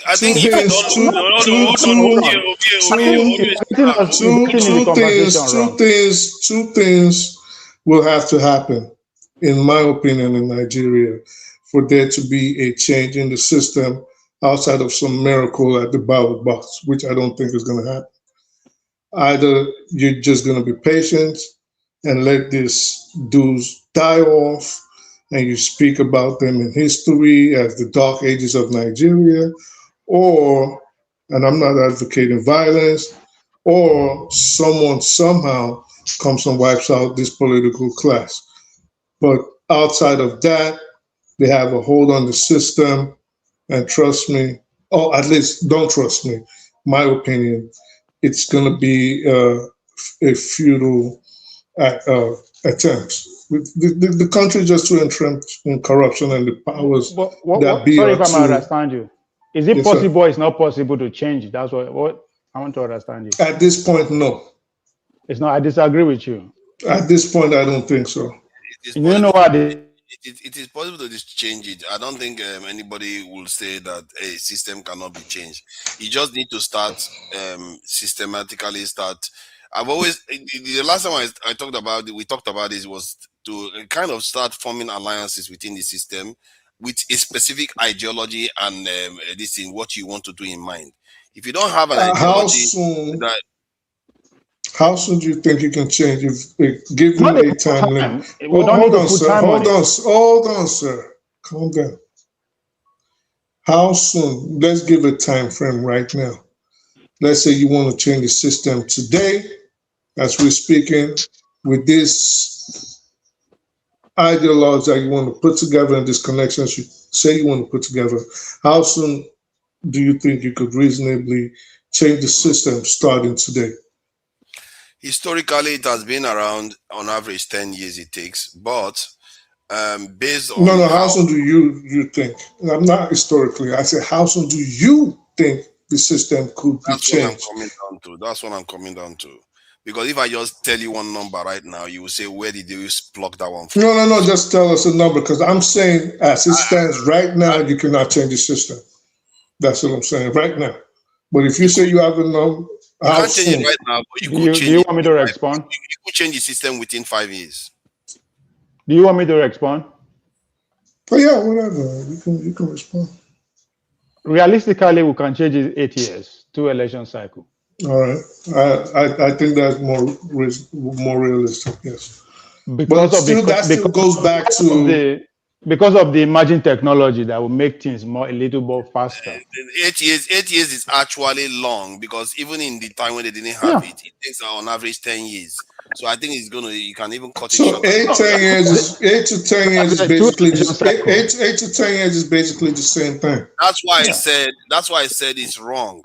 Or you can do it faster now, because now there's technology that will amplify whatever you want to do. You can but that's just a realistic way to win.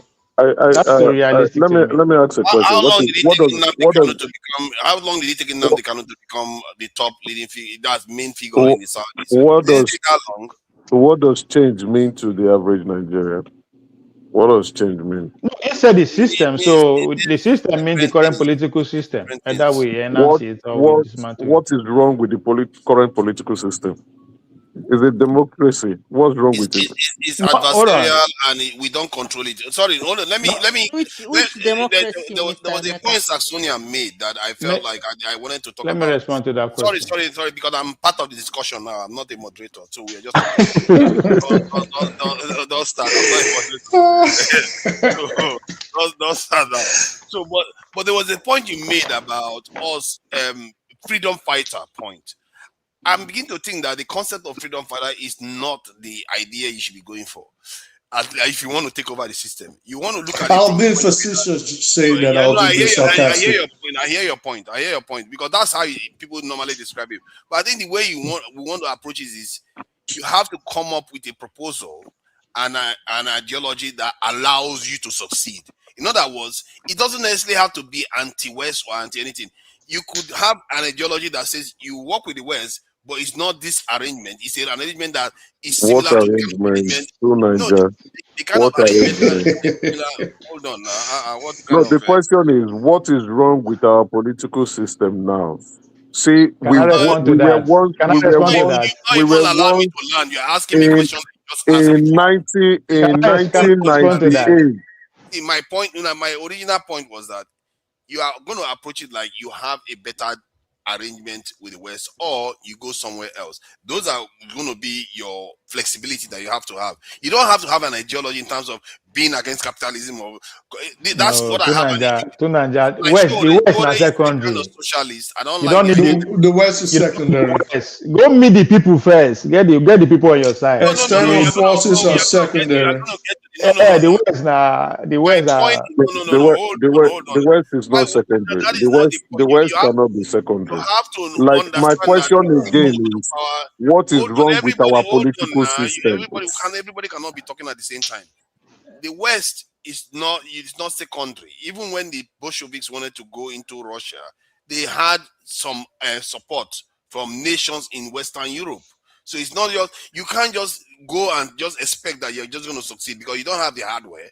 You have the people; they are going to be on side. But those ones that have the hardware, they could stop you. You say they had the people. They had the people first before you go find ally. You need the people. I agree with you on that. The outside world is secondary. I agree with you on that one. Your boy was asking you a question. When you ask what is wrong with our constitution, I would say. Hello wanted to say something. If Hello, there's nothing wrong with our political system. Absolutely nothing wrong with our current political system. We left a military dictatorship to democracy, and the world has accepted that democracy is the best form of governance and the best political system in the world. So when you say you want to change it to what? You want to be a dictator? No. I don't think. You never. Hello wants to say something. Change what to what political system do you want to? Do you want ask a question? Is it communism? Is it democracy? You ask a question. Allow people to answer. You ask a very simple question. Please now, let me add. Is it rigmarole? How do you guys speak the English? English is not my first language, anyways. So what I want to ask, or maybe say, is like, Mr. Emeka, if you say democracy is the status quo now, so say is the norm now, it's come to stay. Is it favoring us? Is it who created the democracy?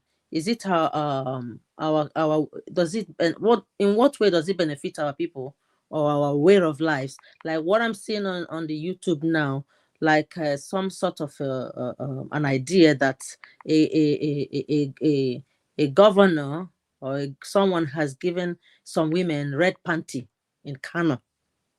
So is that part of what is it? How is it going to enhance the lives of these women, or what's happening? Is that how democracy works? That women are handed red panties, and there is being shown on the I think social media now. They are soliciting for the votes of those women, and there's nothing absolutely wrong with it.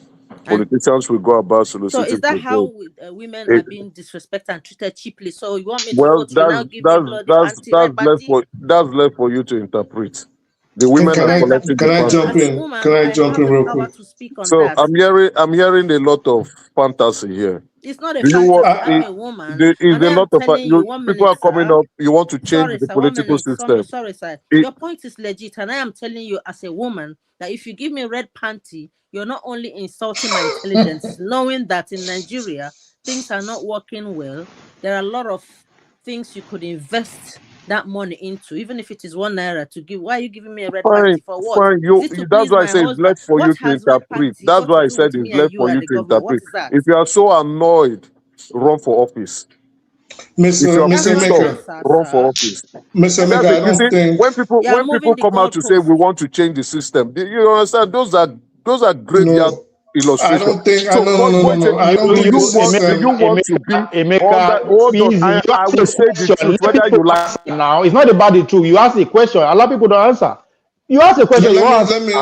Let me just jump in real quick. Mr. Emeka, I don't think the system per se is what we're asking for a change for. Democracy, I think, well, not me. So I think democracy is the best system for a multi-ethnic, multi-religious society like Nigeria. So everybody can have their own say. Now, what kind of democracy are we going to practice? That is up in the air. But I think what we're practicing right now could work if the politicians in charge implemented the right qualities that are needed. So it's not the system of government or system of choosing the government itself that people are against. It is the fact that, like Miss Hello was trying to allude to, injustice, for example. A situation where the rule of law doesn't count, a situation where there's no ease of doing business, a situation where corruption reigns supreme. So can we have at least a semblance of justice? Can we have at least a semblance of proper governance in Nigeria? It's not like we want to get rid of democracy. We want to get rid of the people in charge right now and the kind of system that they're operating on. That's what I think. Let me give you my answer. Let me give you my answer. Let me. From what you're saying, you say you don't like the people in charge, the political party in charge. You don't like them, right? No, I didn't say the party. I said the way the people are implementing the system, regardless of the parties. I don't know the parties. I don't care about the parties. Well, I just mentioned corruption. I just mentioned the lack of ease of doing. Everywhere. There's more corruption in the United States than in Nigeria. I agree. There's more corruption in China than in Nigeria. There's more corruption in Ukraine than in Nigeria. Sir, one second. Your term of corruption does not hold water. Can I answer? It does hold water. It does. Can I please answer? Please. Ukraine has always been known as the bastion of corruption in Europe, way before the war. It was one of the most corrupt societies in the world. That is not what I'm talking about. What I'm talking about is endemic corruption as we have it in Nigeria, whereby, and this is why I mentioned the rule of law, justice. In the United States, for example, yes, it's all smoke and mirrors, right? But at least from the bottom up, there's a semblance of proper governance. There's a semblance of justice. There's a semblance of, if you commit a crime, you're going to get punished for it. So how come they've not prosecuted? But we don't see this. $4 trillion US dollars is missing from the military. How come they've not prosecuted but like them? I said, well, how come they have not prosecuted them? So when you ask a question, let the other person answer. No, you see, your point is irrelevant. How come we keep putting it's you. Both of you have had your let me answer the question. My point of corruption. Wait. Let me just line with this. I did mention that it is all smoke and mirrors. You cannot totally eliminate corruption anywhere. You can't. It's impossible because these are innately human nature in action. But at least the average American is not going to bed hungry. They can go to social services if they have a problem. I'm not saying Skid Row does not exist. I'm just saying a situation where almost 80% of the population is unemployed while the politicians are living in largesse does not exist in the United States. This is the difference. It does. It happens in the United States. Are you telling me now? I think you don't listen. You just want to. I am listening to you, and I'm telling you. Sorry, I you just don't like the answer. You don't like the answer. Is 83% of Americans unemployed right now? You don't like the answer. No, maybe it's when it gets to my son, I will explain to you, but you don't like the answer. The United States politicians live much better than the average Americans. So you don't, the US politicians, currently Trump is enriching his family and himself. His in-law is going around who does not. Did you hear? The current president of the United States, son-in-law, does not hold an office, but is going around making deals, and nobody is telling him not to make deals. So corruption is everywhere. Do not paint that same brush with Nigeria. Mr. Maker, I mentioned the United States politicians are living much better than the average American. So all right, please it happens everywhere. So your can point you let does the other not person? All right. Of, so, I heard you. So let me ask you. Like I just mentioned, I said there's no even if there's corruption in the United States, there's still a deterrence factor. And I did allude. I did. And I just gave you an example. Sir, there are more examples. Do you know that the FBI director is using his flight? The FBI. All right. Stop it. Allow me to counter you. Hold on. Except you want somebody to continue to put. You want someone to continue to put Nigeria down, and then start comparing the United States. There are other people here. Now. It doesn't seem to be muted. So Nigeria, I think democracy for me is a function of a definition. To me, any system of government that benefits the majority of that society is democracy. You cannot convince me that China is not a democratic country. I don't care how you see it. If you argue that America is not democratic enough, then it's a function of a definition. Yes, so I want the structure to for Christ's sake, how is China a democratic country? Because they uplift the majority of the people from poverty. That's not what democracy is. Democracy is a system of choosing a government, not uplifting the people out of poverty. China is not a democratic society. Can you allow me speak, for God's sake? I never disagree with you. When I refuse to interject when you are speaking, it's not that I agree with you. I just want you to land your point for the sake of other people. Let me do the same thing. Tell us how China is a democracy. When you reach your turn, you can use it. That's what I'm asking for. Going back and forth, we are not helping anybody. You guys are freaking funny, bro. I said democracy as far as of the concern. Earlier on, you are talking about your opinion. Why can't you live with my opinion then? If you want me to live with your opinion, but you can't live with my democracy's definition is not your freaking opinion, bro. There's a standard definition. The point I am trying to make here is that be intelligent enough to allow other people to speak. No, be intelligent enough not to freaking give us. You cannot tell me what I should say and what I should not say. This is how you're saying. I can defend democracy as I want. It's up to you to accept it or not. Oh my God! Hold on. You don't have the right to shut me up. You have the right to accept what I said, or you don't. That's the only right you have. I can't accept this definition like that. I went to school not to learn that China is a democratic country. My brother, be stupidly enough to remain quiet. Let me make my foolish opinion. Allow me myself. That's what intelligent people do. Just because you are saying it doesn't mean I will not put my point. Democracy is a construct, is a matter of definition. That's what I'm saying. It's how you define it. Any system of government that benefits the majority, according to OVA, is democracy. You can disagree with it, you can accept it. That is up to you. But I will say it today, I will say it tomorrow, and I will say it anywhere. Any system of government that benefits the majority, bring it on. That is democracy for me. The American that actually mistreat the democracy that we emulate. Do you know what it's about? It's to preserve the affluent, the few affluent, over the majority. That's what they did from the beginning, from 1776 up to today. So don't tell me what democracy is. And you want me to accept it? Just want hear me out one second. Uncle, see. It's not. You are not going to tell me what America is. I will defend it as I want. It's an experiment. I didn't even say that. Do you think America invented democracy? Is that what you say? Hold my brother.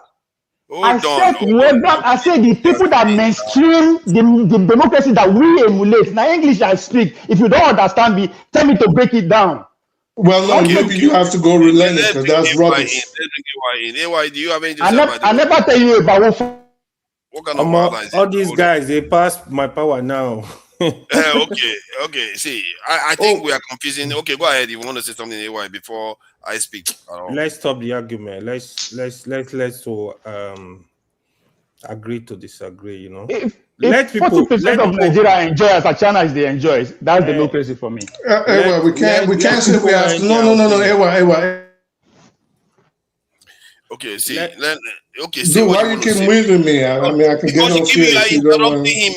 No, I didn't interrupt him. I'm saying we cannot agree to disagree on wrong stuff. That's what I'm saying. Okay, good. Let's see what I finish. Okay. So where are we for further? Which topic do you want to really discuss? The idea they were talking about was the nature of democracy, and they are arguing. Some of them are saying democracy is not the same. That's the American democracy is worse than the Nigerian democracy, and Ovie is saying that as long as the country represents the people, it doesn't matter what type of government. Represent the majority. Represent the majority. That's democracy. So, and I don't know what you make of it in terms sincerely, for me, I don't know how. I'm not interested in defining democracy. I don't know how you want to define what I'm going to explain. Right? It's all about the people. So, if a system is working for people, I think that's a proper system. If you like, who invented democracy? Is it God? If you believe in God, I don't know why the Greeks. Now human be like Ovio. Now human be like Ovio. Hold on. They are not special. The way people treat democracy is like it's untouchable. That's why I usually get peace with what is going on in Nigeria. How can a whole country of over 200 million people, you go take somebody's system, you don't want to touch the system. This is how democracy. What the heck? If you have to build a system to suit who you are, make it work for you. I usually describe it like it's just like when you live in United States of America, you live in Canada. During winter, you need a winter jacket. In Nigeria, you don't need a winter jacket ever. So you cannot say because I'm wearing a beautiful winter jacket in America, I get to Nigeria in winter, in January, oh, I have to put on my winter. It doesn't make sense. It doesn't make sense. So I'm not saying you can look at people's system, you can use it to modify and use it to solve your whole problem. It just, even research, just normal things in life. If you want to build a road in UK and you want to build a road in Nigeria, it's different because you have to test your soil. You will see that the soil is just different. If you go to Saudi, for example, they build roads across the mountain. It's different. So everything is different. I don't like when people don't think outside the box. You have to think outside the box to solve your whole problem. The problem of Nigeria, you have to domesticate the problem. You have to domesticate the solution as well. It doesn't mean you can study people's system, people that have been successful in that system. You say, okay, what is working for them? Okay, tweak so what it will now. work for That Nigeria? is what China Hold on. Clito, please hold on. That is exactly what China are doing. That is making China, they are copycat.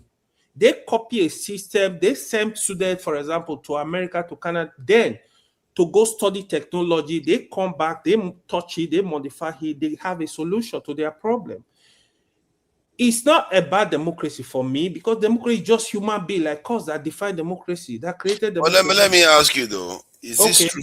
Is this your idea of getting something from somewhere, bringing it local and making it local? Does this apply to religion too? Okay, when it comes to religion, yes, that's how it's supposed to be. It actually applied to religion. Yeah, it actually applied to religion. You see, that's what you don't sometimes. So hold on. Are you trying to say that we are not required to eat desert dwellers diets when the religion recommend it? We can eat our own. You see, forefather, hold on. I know you're coming for me. I'm gonna hold on. You know, I'm gonna give you an honest answer. Hold on. I'm gonna give you an honest answer. You know, I usually tell you, I know you're coming for Islam. I'm going to answer you. No, it's not for Islam. It's for use what you said. I will explain it to you. Why religion is a bit different. But I tell you, the reason why you see countries, people all over the world accepting Islam, because Islam is very flexible with the people. You don't touch people's culture. As long as it does not conflict. So they allow you to retain who you are, but it's the fundamental. For example, Islam, alcohol is forbidden. So you cannot say because I'm Ishakiri, I'm a Muslim, but I must drink alcohol. No. But in terms of your dressing, in terms of your food, in terms of your culture, how you behave, how you give your daughter how to marry, these are all accepted. Those are standard. Those are what makes you. Islam does not have business with your culture. It doesn't touch you. Many of the diets, they restrict it, even if like the local what? diet is like not the what? same. Okay, you see, for you to understand, I don't want us to go far too much. I need to explain that to you. Hold on. For you to understand this thing, you have to know the reason behind it. For example, in Islam, pork is forbidden. I know there is a reason behind it, but the point is that they restrict you while them in the area. See, remember, the diets that they prefer tend to be available in their areas. It's not tailored to your local reality. No. Islam does not really restrict you to evil diet. Apart from those meats, it's just like it's mostly animals, the kind of animal you consume. It does not restrict you in terms of, say, eat your tuwo, eat your amala, eat your eba, it does not restrict you with that. But the animals that they recommend are the animals that are generally in their areas. You see, you have to be open to really understand these issues. The animals, what are animals Islam forbid? For example, pork. Like pork and animals that have certain features that look like the kind of animals that you see. The kind of animals that you see in West African, southern regions that are like bushmeat now. Like bushmeat. No, Islam does not forbid bushmeat at all. That's not correct. What about bushmeat do they accept then? A lot of the bushmeat, Islam does not forbid. So is it only pig that they forbid? What of non-halal? Yeah, what? I don't know why we go this way. Okay, let me explain to Emeka. Hold on.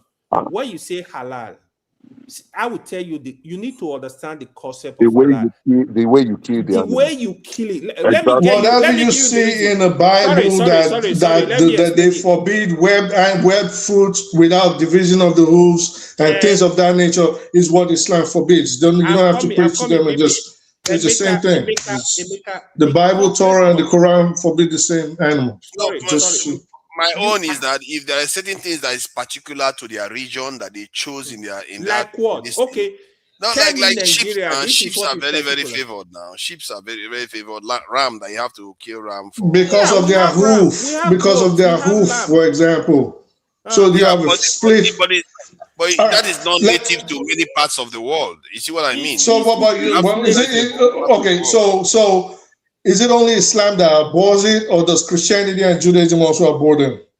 The same. See, the principle is if you want to indigenize stuff. It's a very simple question. Is it only Islam, or is it those? Of course not. So all of them, exactly. So whatever you see that Islam abhors, because Islam came after all of them, in the Torah. In the Old Testament, it's the same. All of them. I'm not separating only Islam. Sorry, let me just learn. You're thinking that I'm separating only Islam. The concept is because you asked him a question about Islam, so I'm trying to clarify for the audience. It's not necessarily about Islam alone. All right, but it doesn't matter. So I'm trying to clarify for yourself and the audience. Oh my God, I'm trying to clarify for yourself. Hold on. Let me do this. We need to return back to the topic. I'm here. I don't want to also distract this thing. The concept was that if something indigenous, this is not only about Islam, something from somewhere else that they gave you, and if you want to indigenize it, you transform it. That was the argument AY was making. And I said, okay, does that apply to religion? That's what led to this direction. But I agree with the concept. You see, that's the thing. I agree with the concept generally. So it's just that sometimes our people, they go rigid. They don't want to change anything. They keep it the foreign way. That is the problem with our people. Forefather, in religion, a lot of things change. Even a lot of things, I'm telling you. See, our you chieftaincy title literally changed to Islamic. Chieftaincy title. So Islam does not have business with chieftaincy title. You can give out your chieftaincy title. Emirs, what is an emir? So this is different, right? The concept when you talk of emir, it's just like how a system come to the people you will not. You see, black people, we tend to kind of we are overzealous. We not accept nobody. Islam is not forcing a king on you. Change your name, your father, your village king name to emir. Anyway, sometimes I don't understand how you don't stop preaching. All you have to ask for, Father, is very simple. Before the emir was applied, the emirship was applied in northern Nigeria, let him tell you what system of government the houses we're using, and then he has to explain to you how it's different from the kingship of the emir. Just stop preaching. Just ask him this question back, because obviously he doesn't even know what he's talking about. So you tell us what is different from the system that the houses or the North practice pre-Islam, and how it's different now. And if you see that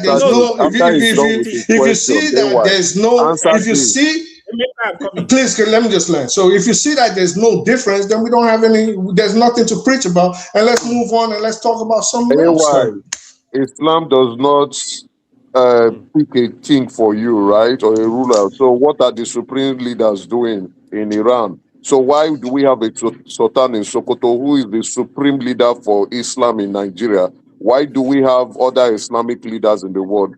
So explain that if Islam does not pick a leader for a particular people.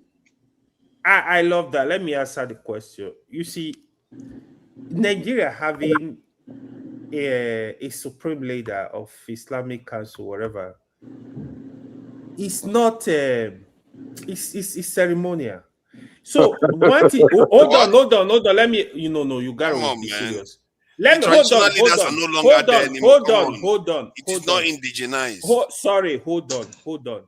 Islam believes strongly about leadership. So the concept of Islam, if leadership brings unity, even when you have three among you, you are traveling, Islam recognizes you should have a leader, somebody that is leading the group.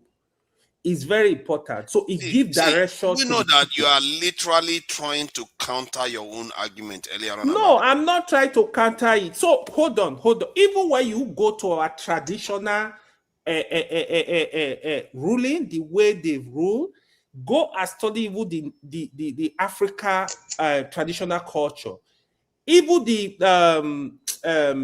empire you hear, it's all about leadership.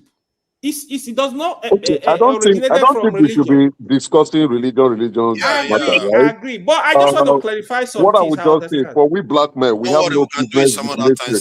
We have no business. We'll come back to Father, me and you, let's have discussion. Black people have no business with mainstream on religion. Islamic topic. Ask me questions. I will be ready. Black people have no business with Islam. Black people have no business with Christianity. Black people have no business with Judaism. It's not our business. To be honest, Emeka, let me be honest. Let me say one thing. I hear people say this. You see, it's just like when people tell you, I told a friend, he said, Iran, they used to be non-Muslim, blah, blah, blah. I'm like, we are your forefathers Christians. Why are you a Christian? Let me tell you this. Yeah, that's what I'm also saying now. We have no business with this mainstream religion. We don't have any business with them. But let me tell you where we are as a nation. I don't really think religion is a problem here. Let me give. You see, when it comes to Nigeria, both Muslim and Christianity, it's gonna be hard to erase overnight, because the only thing you have to tell people, you have to keep it in the background. Let people practice religion in their religious places and their houses. This is where we're getting it wrong. We allow this thing to, for example, in America, you work with somebody for 5 years. You don't even know if they believe in God. You don't even know if they are Muslim or Christian. You don't even care. Nobody cares. That is how we should treat religion in Nigeria. You can't, you see, you have adherents of these people that, of these religions, that at least 100 million people in Nigeria. So it's not easy to erase. You can use that religion to actually make it better. AY, you are a liberal Muslim. And I will add to that, you're a liberal Muslim, right? But unfortunately, why do we have predominant Christians in the South? Was because Lord Lugard sponsored the rise of Christianity to counter the jihadist movement coming from the north. If Lord Lugard has not done that, I will tell you the geographical boundaries of Nigeria would have been an Islamic state. Which is wrong. No, hear me out, sir. I said, Lord Lugard, hear me out. Lord Lugard sponsored the rise of Christianity from the south. We were not Christians. Dude, I heard you already. Because the North was coming with a jihadist movement. And I say that is wrong. No, you don't know the history. I'm telling you now. I don't know the history. It's wrong. I don't want to argue. It's wrong. It's wrong. I don't know the history. You don't know the history. Are you serious? You don't even know what you're talking about. That's why AY would. It's wrong. If we check it right now, it was not Lord Lugard that sponsored any start to any jihadist movement. The North had already moved on to the new territories before they ran into all the wars with the Yorubas and with the Nupe. There always be wars. We are talking about the wars. I'm obviously talking about something I know. So the jihadists conquered Kwara. The jihadists conquered Kwara, and the jihadists would have conquered the Igbo people too. No, they wouldn't have. Yes, they would have. No, well, I don't. Yes, you know, I'm not even getting into that. So I'm going based on your statement that it was Lord Lugard was sponsoring them based on count. I'm not talking about religion. I'm talking about the history of Nigeria. I beg you guys for us to move on earlier. Listen, this is the thing with me. When I hear wrong information, I'm always going to counter it. That's the thing with me. Yeah. So it's not about that. It's about saying, no, it was because Lord Lugard stopped coming to the South. Okay, so let me last, sir. Can you let people land? Tell us, so outside of the outside of southeastern Nigeria, Islam already had a standing in Nigeria for close to 1,000 years. The Yorubas already had a standing based on their travels to Mali, the Songhai Empire, and making pilgrimage to Mecca. In fact, there's a Yoruba tradition that actually says, based on Lamrudu, they came from Mecca, from Saudi Arabia. The Lamrudu got chased out of Mecca. This is a Yoruba oral tradition. So it had nothing to do with Lord Lugard. It had nothing to do with, Islam was already established through trade, not conquest, not jihadists, like you guys were falsely attributed to, through trade and through assimilation. And they adopted Islam in the Yoruba areas up onto where we have, can I please finish? Up onto where, can I please finish? I'm not telling you anything. Let me just finish. Don't ask me a question. Let me finish. Why do you like to hear your voice? So you are telling Yorubas now that Yorubas accepted Islam because of trade, because of money. You are telling Nigerians here. I'm not telling Yorubas. That's what history told us. When you put date to it, it will make sense. What day? Something that is not of their own. They left their God. This is, but it doesn't matter. Because of money and trade. Oga, be quiet. At what point do you mute this guy so people can talk? Like, I think he just... You are insulting Yoruba people. Do you know that? I'm not insulting any Yoruba person. Well, I'm insulting... They sold their identity. Can I please finish? They sold... Yoruba people sold their identity can you mute this guy? And took up another identity because of trade. No, listen. No matter how much it pisses you off, the point is, the Yorubas, no, you're being very ignorant right now. So this is the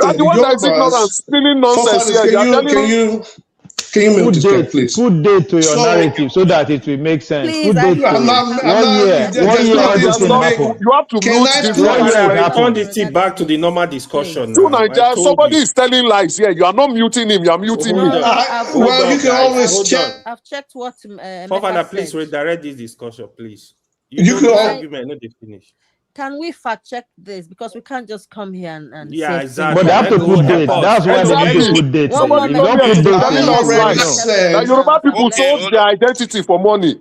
Let's protect him. How can you come here and telling us This guy is extremely ignorant. I already put it.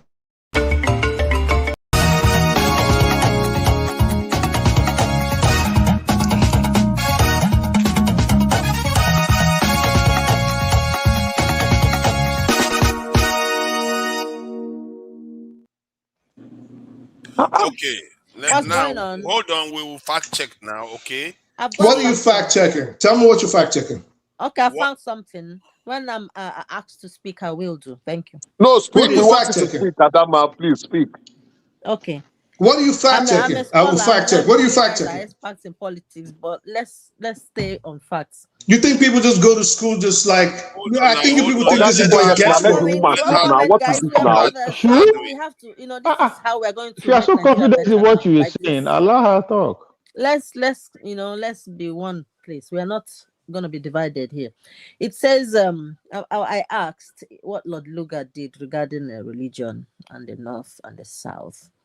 And it's saying, not really. The claim is too simple and mostly wrong. Christianity in southern Nigeria was not created or sponsored by Lord Lugard as a weapon against northern jihadists.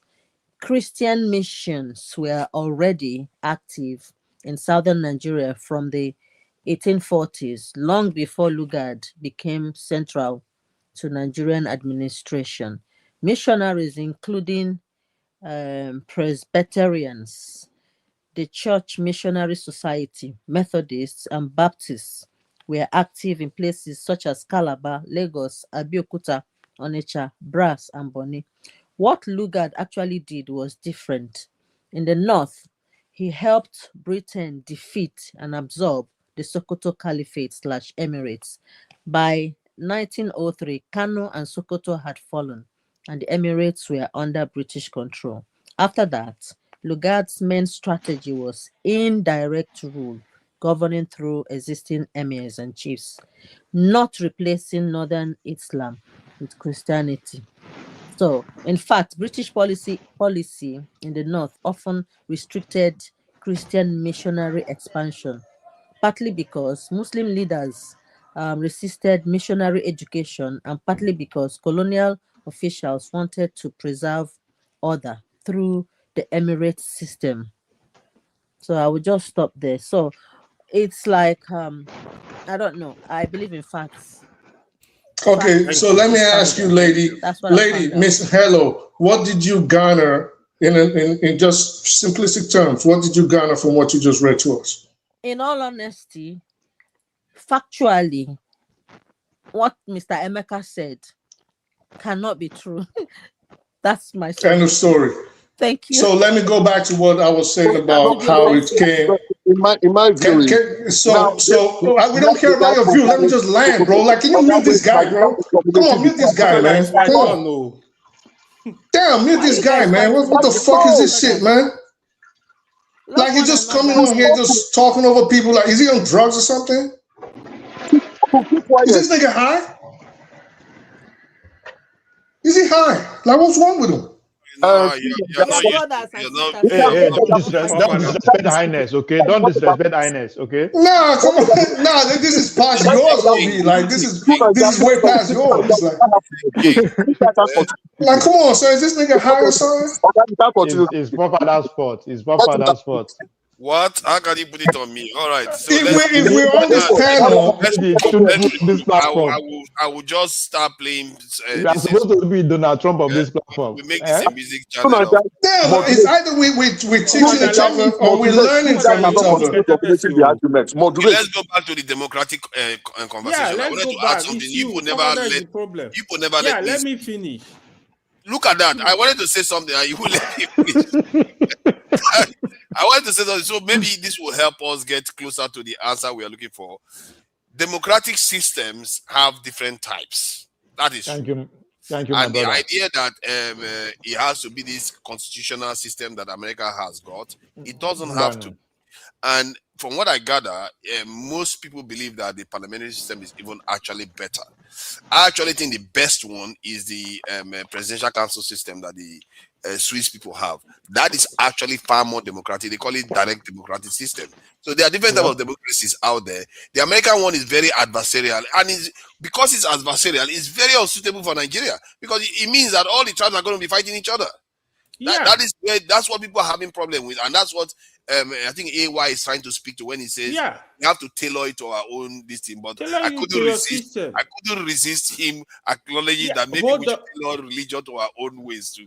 That's why I brought the religion. You that is causing this problem anyway. Yeah, what did I do? I was just trying to ask questions. That's what the British did. That's what the Romans did. That's what the Greeks did. They tailor it to them as tailor it to your system. So Ovie will change the Nigerian democracy to his own definition in the next 20 years.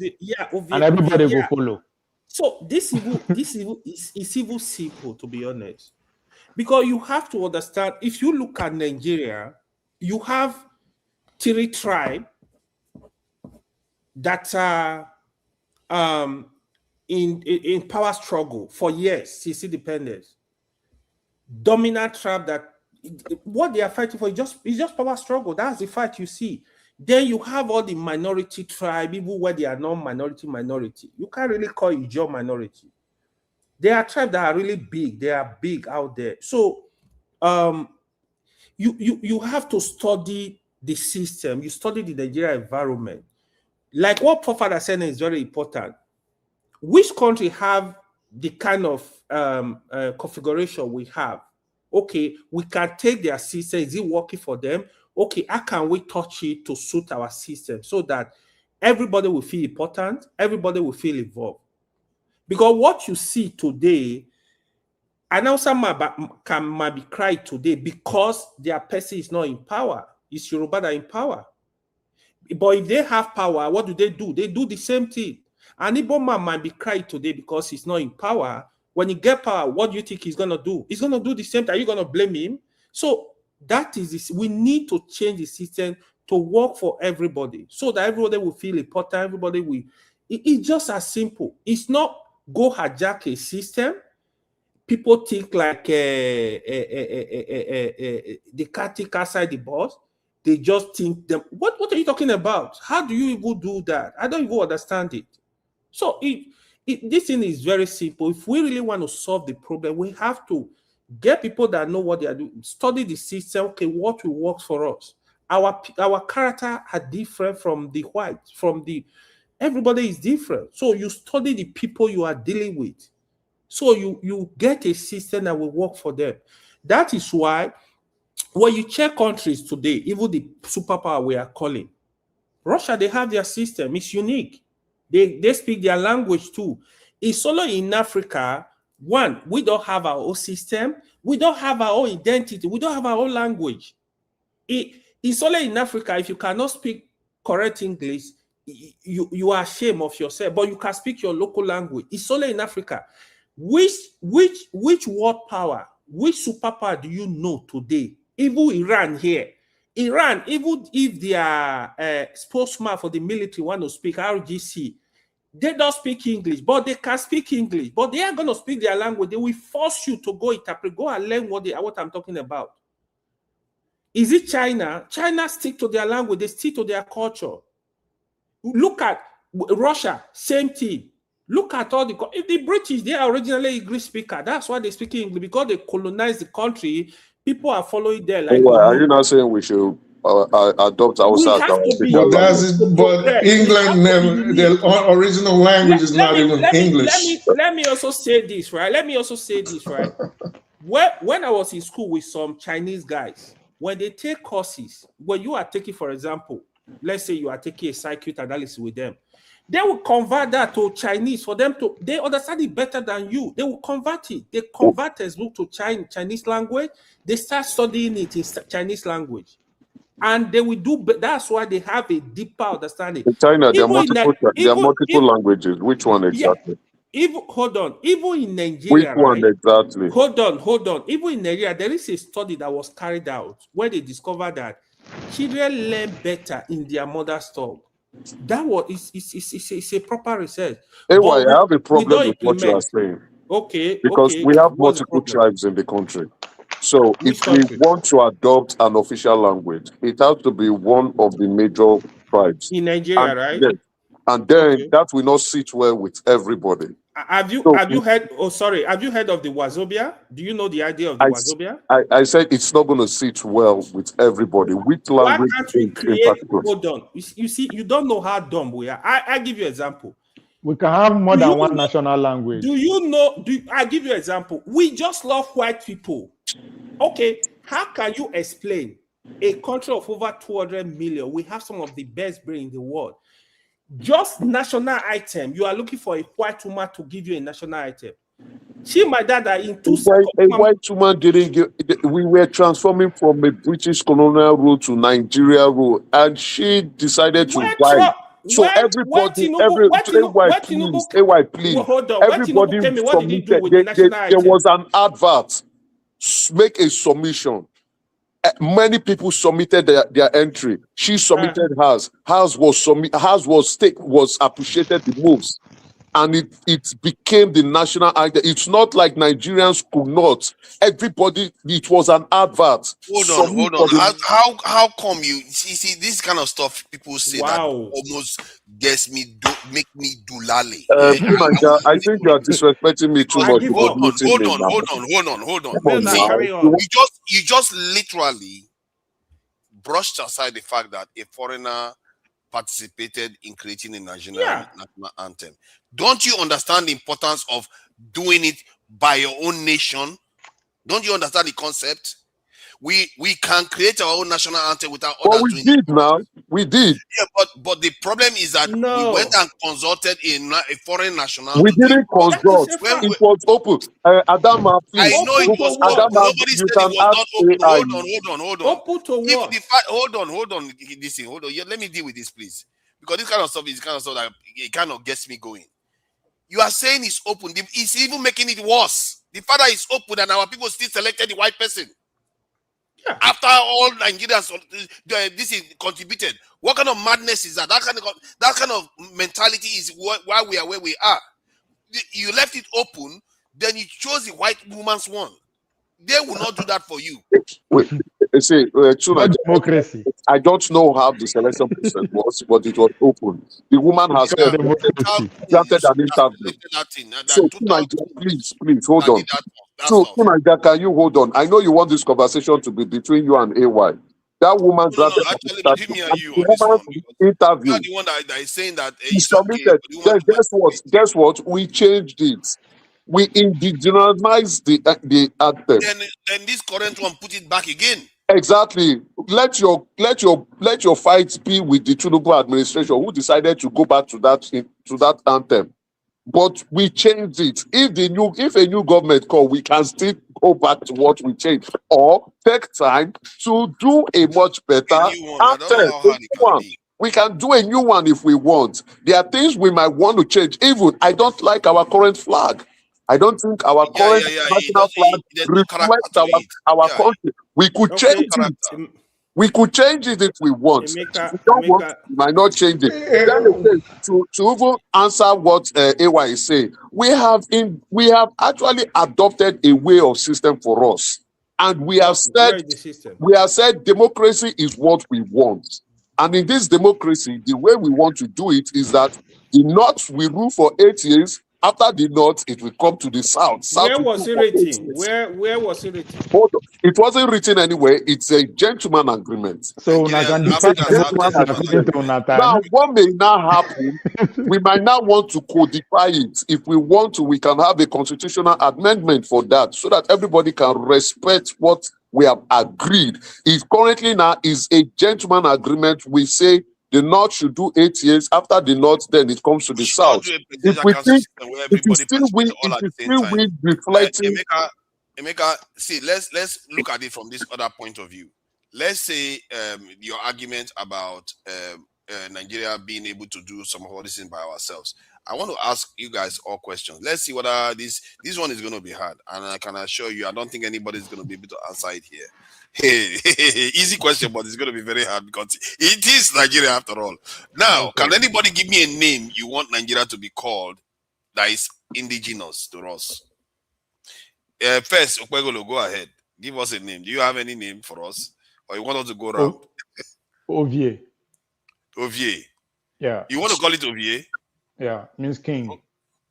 Ovie, okay, that's your try. Okay, that's okay. They will have to accept Benin language as the this is the name of the country. Good. AY, do you have anyone for us? Anyone, just in case somebody comes up with something brilliant that I've never heard of before. AY is not brilliant. Honestly, I don't, something that everybody is most likely to accept. That's my point. It's not that it's not brilliant. You see, now somebody just wrote Wazobia, right? That is the problem, right? We are trying to run away from Nigeria. You are saying we should call it through Nigeria. Hold on. Somebody just wrote Wazobia. That's a good one too. Through Nigeria is a good one. You're supposed to get away from Nigeria. Sincerely, it's not. He said no Republic. No Republic. No Republic is quite neutral though. They are not around anymore. So it's neutral. And they are ancient too.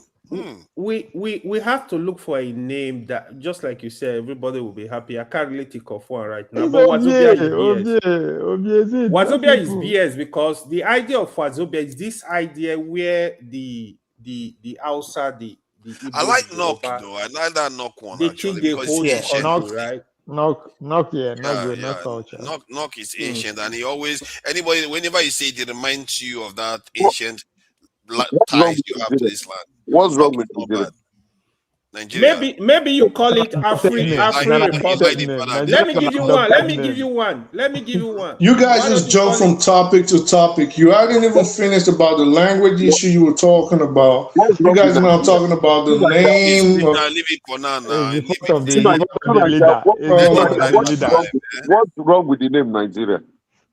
What is wrong with the name Nigeria? For one, it was given to us by a foreigner, and it's also because it's an adopted name. Niger area. People say it's Niger area, all kinds of. So it's not our own. We have to rename ourselves. You see what I mean? We are. I can agree.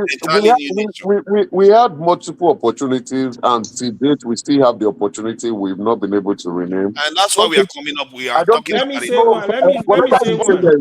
What about Diamond? Let AY give us his own. Black Diamond. Say Black Diamond. Why don't you call it Afri Republic? It actually shows Afri Republic. Afri Republic. That could be a big good name, man. It's a good name, but I don't know. What of Black Diamond? We are the biggest country. What of Black Diamond? Afri Republic. Hey, and that's one. It has Pan-Africa feel. It has Pan-Africa feel. Black Diamond. We are more like the leader of we don't have diamond in Nigeria. Where did you get that? The black. We are the most blackest people on the planet. It could be the blackest diamond. Nation. Yeah. We are supposed to be the light of the black. Exactly. We are supposed to be the light of the black race. It sounds a little bit like a pimp named the country. That's why Hey, my Black Diamond. We have to be careful. Black Diamond. We don't even have diamond inside Nigeria. That we sell properly. We are not even much. Why your mind go there? Why your mind go pink? I don't know now. When you keep saying Black Diamond, blink. You are talking about blink. Hello, have you got something for us? I have nothing, but I just I fact checked something about the national anthem for Nigeria. Okay, give us your fact check. You are Mr. Fact Check. No, leave her alone. She's doing an amazing job. Thank you. Foul. If I can do that, I will do. It says Nigeria's first anthem was chosen through a competition, which Mr. Emeka said, which is right. Chose by its words written by a British woman, Lillian Jean Williams. Yep. And its music by Francis Bender. It was not exactly designed by a white woman, really, but a British woman did write the lyrics that were selected. Where your mate was, right? So now, My point is that I'm now swinging towards forefathers' idea that why should that lyric competition be thrown open to foreigners in the first place? Because that land belongs to us and Because we are must be governed by because we are us. pimp. We For are us. pimp now. Two Nigerians will be pimp. Competition. We pimp it out. Said Nigerians We were trying permanent to get resident of independent from Nigeria. them. And why So would they hold still on, compete in the Adama, lyrics? please hold on. That woman was a permanent resident of Nigeria. Actually, if you look at it, she was actually even born in Nigeria. I think so. I might be wrong. So she's typically a Nigerian Sure. She's not likely to be born in Nigeria, actually. That's why I say I might be wrong. So Then why did you say something like that? Nigerian are pimp. We pimp the national item out. So that competition was open to Nigerian citizens, Nigerian nationals, permanent residents of Nigeria. So it was open, not visitors of Nigeria. So that's why I said she might have been born or she's a permanent, but she was a permanent resident of Nigeria.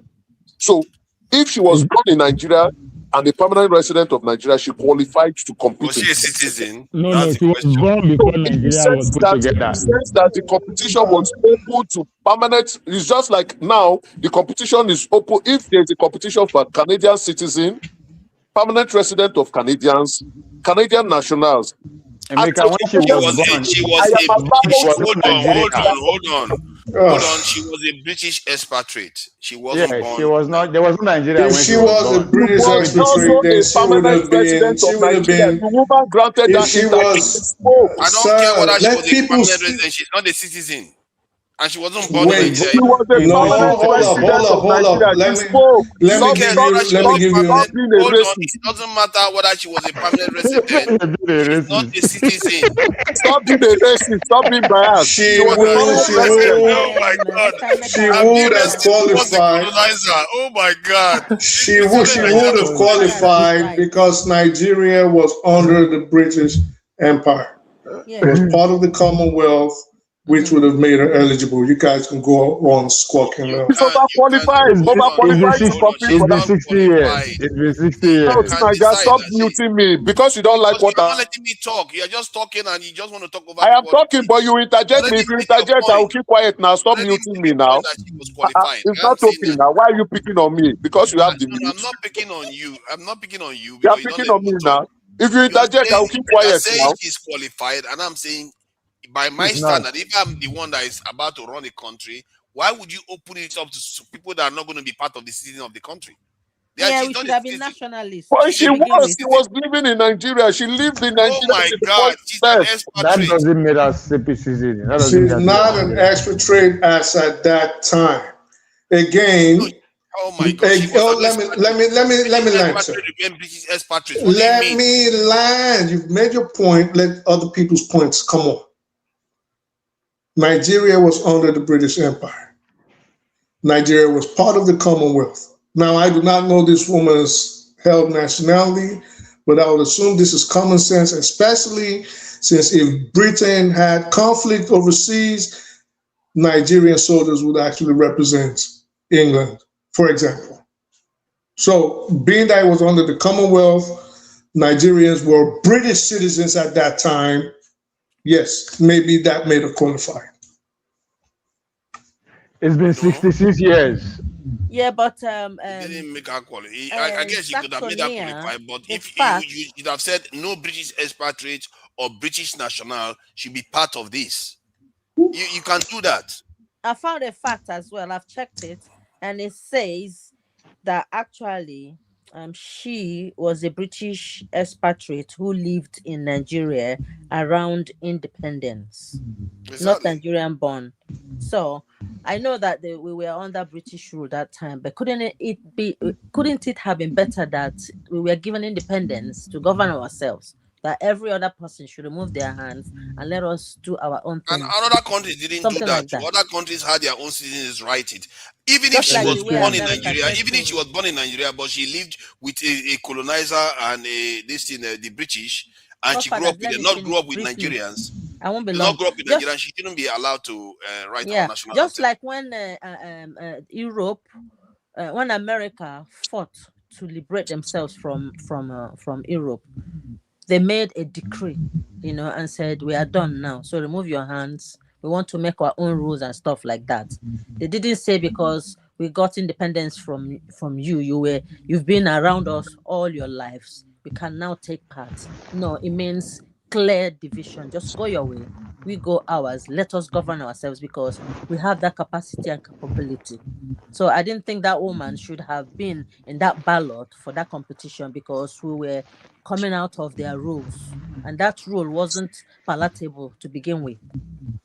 Thank you. Exactly. Thank you for that. And so we don't have a name. We have NOC. We have Afri Republic. And let's go to Saxonia. Ovie came with the Black Diamond. No. Ovie is the name of the country. That was my first choice. Ovie is there too. Ovie is there. Ovie the king, isn't it?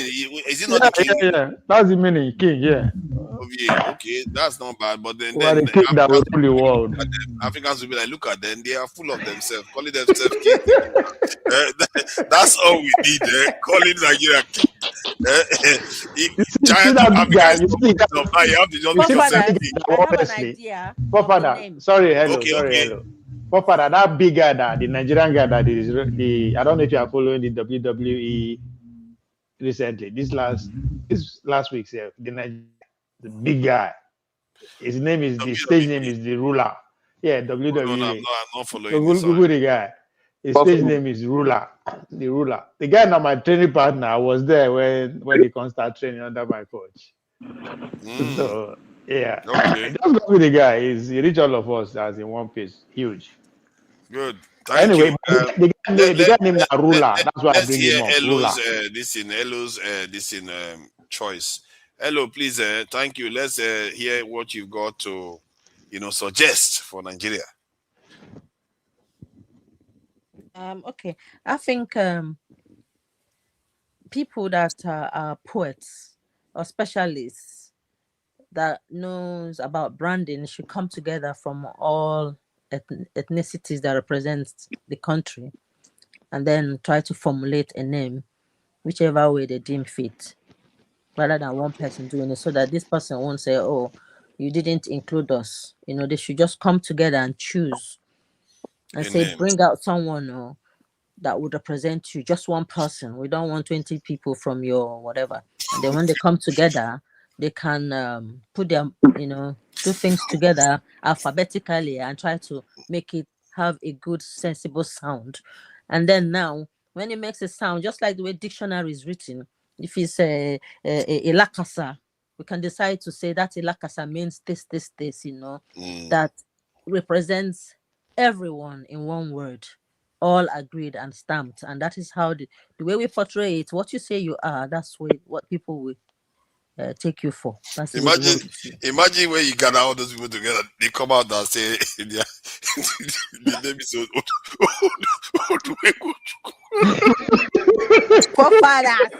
I've never been mad with you before, but this time, if you were here, I shall deal with you in the language you will understand. That's a solid name. I like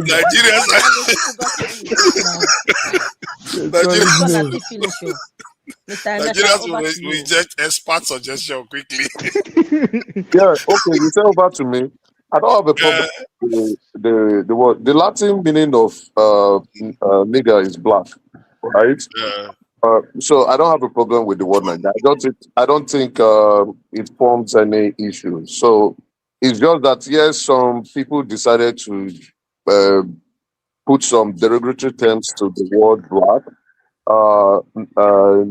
In the olden days, when you see a black man, when you see a black man, you call him a nigger. That's the word black. So there's nothing wrong with Nigeria, in my view. If they want to change it, it's okay with them. I don't have a problem with that. But then, what name would be relevant? It's up to them. I don't have any concern. So the name is foreign in the first place, and you are okay with that. But I like the way you put it. Actually, you are not too. Even if I disagree that you shouldn't be okay with the current one, but you also don't have any issue with the new one if they put a new one in place. So that is only fair. Saxonia, do you have any name in mind? No, I'm just trying to see what your point is, and you said it is something you think nobody will be able to answer. So I'm trying to hear your answer to, because I don't see a question, but I The don't question, think anything. the question was, I was saying that you should name Nigeria, and I believe that it's going to be a lot harder than we like to believe. As a matter of fact, it's So the I answer. think the name will change within in our future. Maybe during another our time. You ever be they will change it one day if the country survives. If you get the right leader, you can change it overnight. This stuff should have been done 1,000 years ago. This is ridiculous. How can we not be able to change our name? It's really, we should have done it a long time. I like that suggestion of the knock this thing actually, the knock republic. I like that because it has connotation to ancient and if people that are not technically here, so you cannot say, oh, there is these people that are the knock. Although there are some people that claim to be the knock, but nobody They are cares. still here, People no, know they that are they are still here. ancient. For Yeah, they are still Kaduna, here, but Southern people know that Kaduna they are people. ancient. Yeah, Southern Kaduna and Plateau and all the rest. So people know they are ancient. So that is good. And they are not even a majority group again. Also, that also gives it a little bit of credibility. So I think that I personally I will be fine with that. At And this the point, right, to Niger, at yeah. this point, the country, we have lots of tribes. There's no name you would give Nigeria, whether you are looking for a roots meaning or you are looking for a specific deep or ancient meaning that will not create any problem. So let's leave it the But way it is. majority will accept knock. If you knock, then you are saying Nigeria belongs to a specific people, Yeah. and that's not No. true. See, So you hold are on. not alienating the Ishekiris, the Igbos, the No, no. Yorubas, the Hausas, and you are answering knock. There was never a time that the entire boundary of that country. So we formed a boundary amongst ourselves. Well, we didn't decide. The British Hold did on. for us. There So are a we lot of didn't decide. So let's leave it that way and no. progress. You're not gonna Let's leave it yeah, that way. how can It you is progress like for that? me. I think the People like world. I people that think the think name. like you, people that think like I you are the one that say, oh, I don't bother think renaming your country, in don't my change your view, languages, don't change anything. I think the name reflects who we are. It is the name for black people, and we are the most populous black people in the world. So Nigeria, an area of black people, fits in my view. That's why I say So black It, diamond. You it, know, it, black to diamond. you, It make to you. it black is you diamond. that is looking at Nigeria as a bad name. I think that name reflects truly who we are. An Actually, it area doesn't. for No, black I think he people. has problem with you give it to If you us, think your Emeka. name is bad, then it will go with you. I feel Nigeria is the appropriate name for us. I am proud of the name Nigeria. I'm a black man. I'm from a country of the most populous black country in the world, and Nigeria fits. It Ovia, doesn't. did you say it's a Emeka, I black think It diamond? doesn't. he hates who give us the name, not necessarily the name. I think No, to Nigeria You don't don't like know. who You give us don't. the name. First, the language is not black language. Secondly, the people that gave it to you is not yours. It's like saying I'm proud of being called King Charles because it fits you. That is ridiculous. You can't use that kind of that kind of mentality. And this the way you are thinking, you might think that you have modern mentality. No, you don't. You No, have I'm the not old saying about mentality that modern. believes that. Hold I'm on, not talking of you actually modernism. believe your way of thinking is thinking like everything they did before. It doesn't need to be changed. They just carry on like that, like it's gonna work. No people do that. Any people that went on to do well, they didn't do that. They changed. You can't. History suggests that you have to change, take ownership of whatever you want to How? use Our for your name own does people. not You can't reflect. leave it the We've same. accepted the name already. We have been We using the have name not. for over 60 years now. You We've are acting as if accepted you it. don't You are the understand. one that. We have not accepted it. Don't you get it? What do If you you have mean you have not accepted it, accepted? did we not accept the last national anthem? Why did the Tinubu went So, and put the old one back? That's a Did you good not accept point. the current That's a national good anthem? point. Because he is brainwashed. And just like you are brainwashed, you don't see the no, I need. am not. You don't see, no, hold on. You don't see the need to change your name to your your own identity that has your own language in it. You don't even see the need to change to have the national this in language So, because your whole mentality is that it has to be only one. Where did he get that you have to have only one national official language? South Africa has about 8 or 12 or so. Yeah, we can, Other yeah, countries we can have more than multiple. one. I don't know what your mentality is. Why most Nigerians are locked in one place That right was now. what I was saying. That's why I said, That's why I see, was saying all go back what you to are the You don't want to putting, change. language. You want to you keep. know You we want do to hold not on what the have colonizers. Okay, tell me, is there unity in anything? our tribe. Hold You on. are Is there pushing anything? for the Let me ask disintegration you. of Let me ask Nigeria, you and that that I is know wrong. what he's not. Let me rule out what you are not. Is there anything the colonizers left in place that you will change? For me, Yes. what do I want to change? We've already moved on. What do you think the colonizer has left that we want to change? There's really nothing they've left. We even chased them away in the 70s. We chased almost all the English, all the That white was people. nothing. In other words, There nothing. was You don't really see anything. nothing. That's the There point. was Of really course, you didn't nothing. see anything. You don't see anything. There are many things that you can Even the change. flag, even our current flag was changed. There used to be a horse in our flag.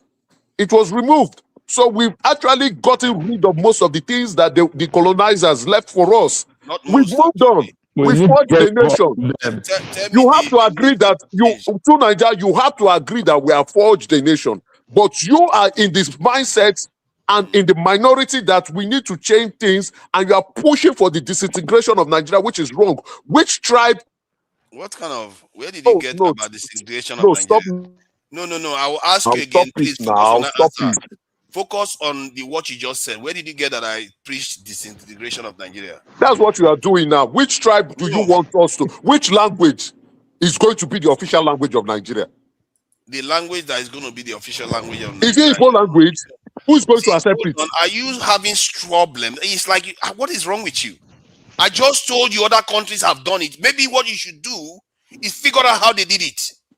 Instead of What are we figuring getting out here locked. now? Stop Oh, muting this me guy, now. you are Don't mute slow, me man. You again. are really slow. Enough of You this. are the slow one. You are slow. What are we You are figuring here? It's You are like the slow one because you can't change. You can't change. You are no, just what like you are saying is very stupid. What are we figuring here? We can't even live amongst each other. hold on. You believe in a mindset that we Oh shouldn't my. change anything, so that is fine. If you are There's one of nothing to change.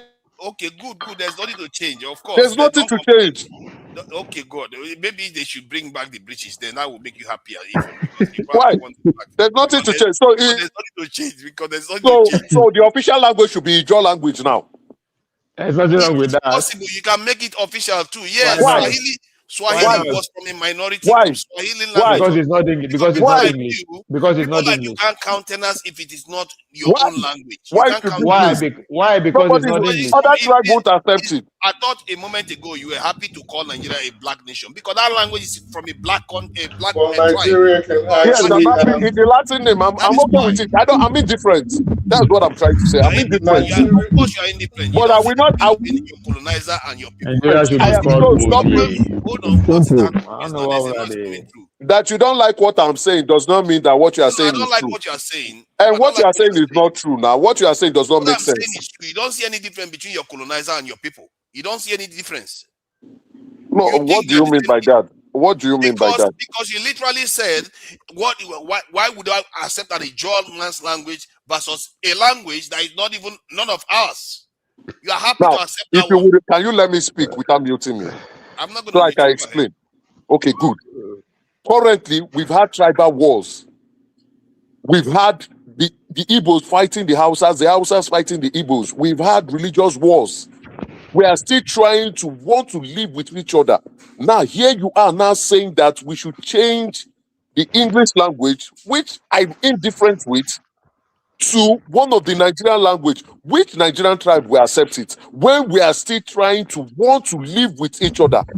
If you make it the Hausa, if you make it an Hausa language, the other Yoruba people will not agree. If you make it the Yoruba language, the Hausas and the Fulanis will not agree. If you make it an Igbo language, I don't think there will be an uprising. So, since we have not Hausa is the agreed largest amongst spoken ourselves to language. live with each other, let's just keep doing what we think has been working.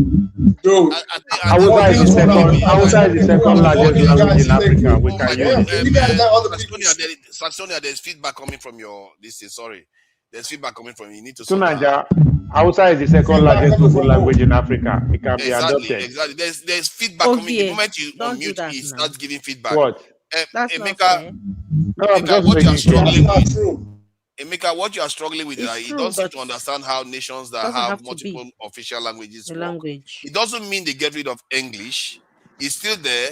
Yoruba will still be part of the official language. Igbo. So the mother's tongue will still be taught to the children, but they still have on overarching English language. Even the Chinese learn English because that is language of business. Yo, you guys Let's not dream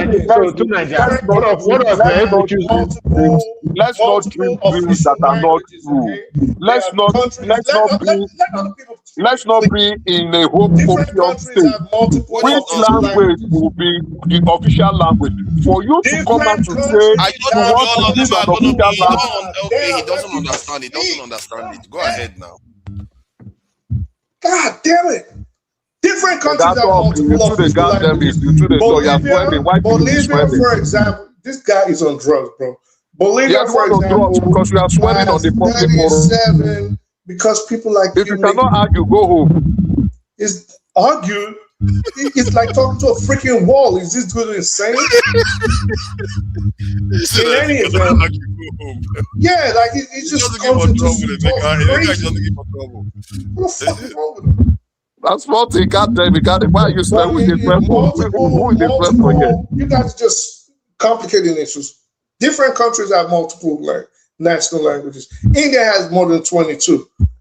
Zimbabwe has about 16. You already mentioned South Africa. I think they have like 12. Bolivia has like 37. Canada has 2. Wow. Yeah, so it's you guys are just. I'm waiting for you guys to get there. You are 100% on this one. Emeka is still a knuckle dragger on this.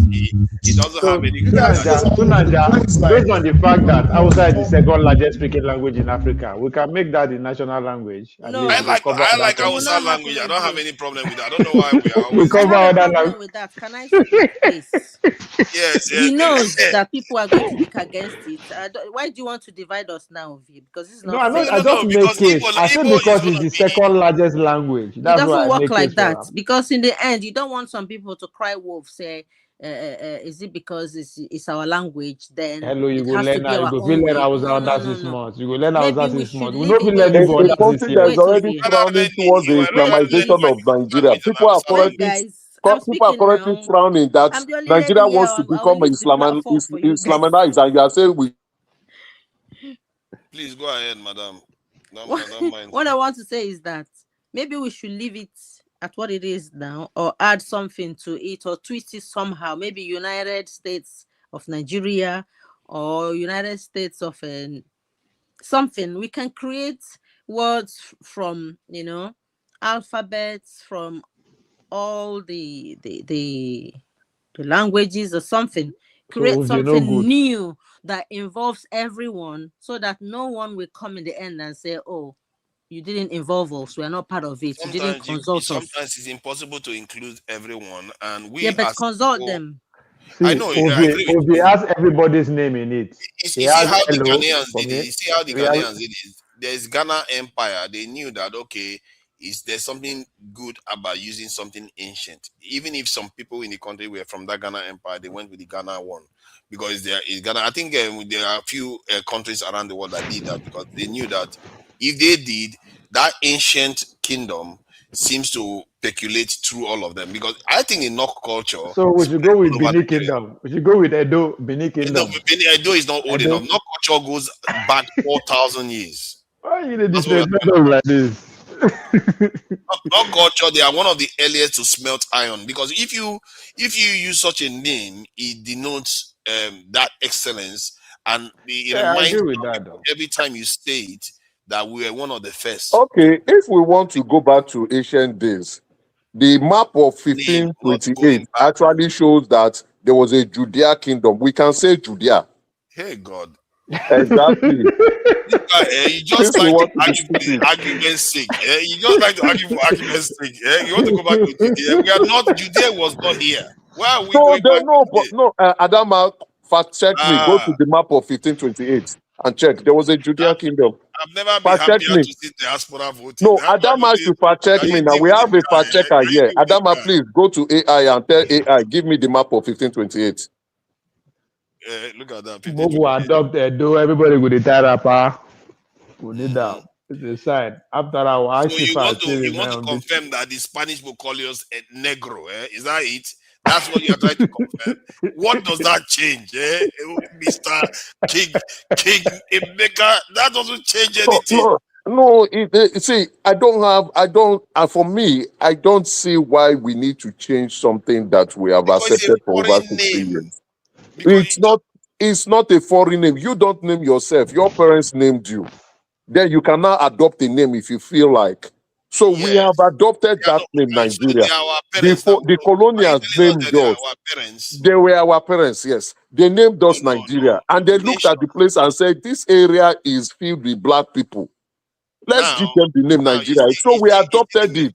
You see the mentality I'm talking about? He doesn't see the difference between them and us. We were here before they came. You are getting it wrong. Hold on. I am indifferent. That's what I'm saying. I'm indifferent. Of course, I know the colonials do not have the best interest of us until date. I am very aware of it. It's not only that. Even if they did, I'm very aware of it. They are a different people. So, but then again, we've moved on. Let's continue to move on with something rather than taking a problem. You can't just move on with things. Gulf of Guinea. We are going to be telling your children that these people named us. And those who exist in the world today, they named us. You are here telling we are here saying that we cannot even accept fellow Nigerians being part of the name, being the name of the Not country. only did they name us, they formed us. Yes, they formed us. No, hold on. They did, but after they left, we had the freedom to do whatever we liked, and we chose to keep Nigeria the way it is, and we can choose to rename it on our own distance, because you can't have people name you, and those who exist in the world today, they will tell you that, oh yeah, look at them, we gave them their name. That is not good mentality. For 230 million people cannot come up with a name for themselves. That is ridiculous. No, Nigeria, if I follow this your argument, I will say let us all disintegrate because they formed us. Let's go back to there's nothing wrong with that too. Let's disintegrate. Since they forced us together, based on this your line of argument, since they forced us together, let's go our separate ways. That is zero logic. I'm literally arguing that you then renaming Nigeria is also zero logic. Because you don't think rationally. That's your problem. You are not also thinking rationally. I've told you. You are not thinking rationally. For over more than 60 years, we have been handling a name. Let's move on. What you are saying is irrational. We don't want a new name. Nigeria is telling you where has our... Don't keep shouting. You don't want shouting. Our political... See, hold on. I'm saying that I want a name that is Nigerian. But you are not the elite, so your opinion does not matter. I've given you one. It may not matter, but I'm saying what I want, what I prefer. What you want does not hold water to Nigeria. That's what I'm telling you. What you want does not hold water. It will not hold water. Because in the affairs of Nigeria. This guy, your mic is really messed up. Don't just unmute it and keep disturbing the stream. See. Your own logic is saying that let's keep the colonizer name because that is what you like. You rather will keep the headgear that the judges wear in their head. Because to you, it's indifferent. You would rather we keep the foreign language as our national language because to you that it shows the mentality you have. I am just indifferent because what you are saying will only create more problems. So that's why I said if I follow your logic, then let us split. Because we are not even working. This guy, we are not even working. I'm literally saying we should create something new. This is a pathetical question. What kind of mentality is that? We are saying you should create something new. Just like based on your own mentality, we are not working. Let's go our separate ways. In your head now, and that is why you want us to be like that because you want us not to work. You don't have any interest in us working. That's why you want us to freeze us in the colonial mindset. No, we are not working. True or false? To Nigeria, are we working? Our relationship is not working. We are not working right now. Exactly. That is what I want to change. So what you are proposing is you are proposing something that will kill Nigeria faster. What is the point of this conversation? Thank you. The point of the conversation is that it's an interesting argument. See. Because he's challenging certain simple principles that everybody. What he's doing is that he's challenging a simple idea where people say change the name. It's a logical thing. Everybody will agree with that. But he's saying, why should you change it? keep the British, keep the Portuguese name, keep the British language, keep everything British. I don't even have any issue with a British woman singing our national anthem. You don't get the point. Is that, If- hold on, Why hold on, should hold you? on. What is the point of change? Hold on, please, just stop. This is Saxonia, because this is important. The reason why it is important is because what he's saying right now, they are the ones running the country. They are the ones running the country. That but mindset whether he you has, change your name or they are not, the they are ones still running going to run the country. Whether you change your name or not, they will still run that country. okay, fine. You can say they are running the country. Let's play a quick game. If they ask you what are the 10 things that Nigeria needs right now, where would you, top 10, where would you place a change of country name from number 1 to 10? The That's things a good question. bothering the country right now, top 10, where would change of name fall? Probably not be in top 10 because it's not a deciding So there's no point discussing this shit. Of course, there's a point to discuss it now. Come on, what is the matter with you? Just because it's not top 10, it's not discussing. We've been discussing so many other topics before now. Look at that. You are saying, okay, there are so many topics we discuss. Like we will discuss about maybe one silly politician in when it's the top 10 problem of Nigeria. Adama, have you fact-checked me the map of 1747 with the kingdom of Judea there? Have you fact-checked me? Bring up the map of 1747. Fact-check me now. Okay, So if we want to go to two Nigerias, hold on. When you look at this guy believes that it's very, very, very important because it's like naming a child, isn't it? If you have a child, some people will say, okay, if you look at all the problems the child is facing, it's not top 10. But it doesn't mean that the name is not important. Because it's not urgent. You can change the name anytime. That's why it's not urgent. But it doesn't mean it shouldn't be changed. And I really think that it's something that we should change. We should get our own official language, like any self-respecting nation would do. We are the only ones that haven't done it. And this is why even Africans, they look at us, they say we are so coonish. We are the only ones that haven't. I think the Ghanaians still haven't done it, but they've changed their name though. Forefathers. Nigeria right now is too divided for you to bring up sensitive topics like this to the consciousness of Nigeria. If you tell Nigerians right now, let me just let please. So if you tell Nigerians right now that there's going to be 70 official languages, 70. The remaining 160 something that make up the little ethnicities and sub-ethnicities in Nigeria are going to complain. This is the state of the country right now. This is the mentality of the people. Okay. You're not going to satisfy. You're not going to satisfy. Do you know what I've observed with you? Baby, I don't believe name will bring us together, closer together. Exactly. That's what they don't see. The reason why you see it like that. Not now. Because if you choose a name, let's say you choose a name like Wazo. Come on. See, the only reason why you guys feel the way you are feeling about this, and because you have not been involved in in-depth conversations about these things before. That's why you feel that way. Like it's so divisive. You don't see that there are ways you can do it that is actually going to bring people together. To Nigeria, the time to do it is past. Tell us how. You guys will say there are ways. Tell us how. Let me give you an example of what I'm talking about. If you want to create a national official language, you can put criteria for it that is agreed. You say you have to codify it in a certain manner. A certain number of people have to speak it. You have to be able to translate it in a way that they can be. Give us numbers. Give us numbers. Give us the code. Give us the code. Hold on 1 second. Give us the code. Oh my God. Give us the language. Can I please land? Mr. Maker, you've been talking forever. Let people speak. See, so you can give us the codifications that you're going to put in place. Give us the rules. Give us the numbers. We don't want just blanket, vague statements. Anybody can come here and make blanket, vague statements. Since you say you have this knowledge that you want to impart on the rest of us, tell us how you're going to do it. Okay. If you had the power. First of all, if you decide that, like the way some countries have 30-something, you can decide that, okay, we want to keep it around 20, and you look at the tribes in the country, the ones that the number of the top 20, let's say the top 20 tribes, the lowest one on that list. sorry, the lowest one on that list has about 500,000 speakers. You can now say, okay, if you meet up to 500,000, that doesn't mean automatically you can become this in official language. You have to do certain things that make it to be official. You have to be able to convert it to something that you can use to teach. There are certain criteria you have to meet before you actually translate it to. Give us the certain criteria, sir. Give us like the I said, criteria. I gave you one example. Give us more. We'll learn to teach. Anybody can use the language to teach. Give us more. Fine. You have to have a kind of alphabetical way of being able to write it down.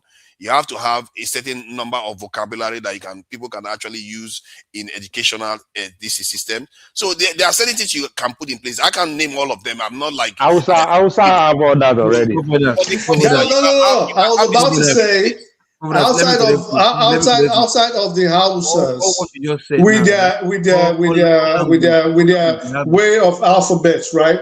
Outside of the Hausas and maybe the Yoruba, and maybe to some extent the Igbo, who else has an alphabetical?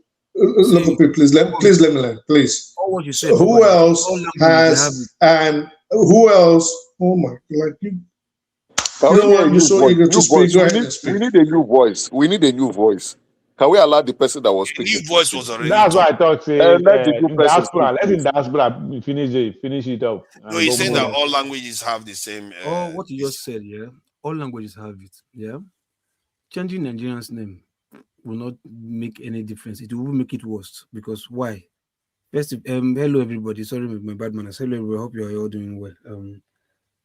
Changing Nigerian's name is going to make it worse. Why? Because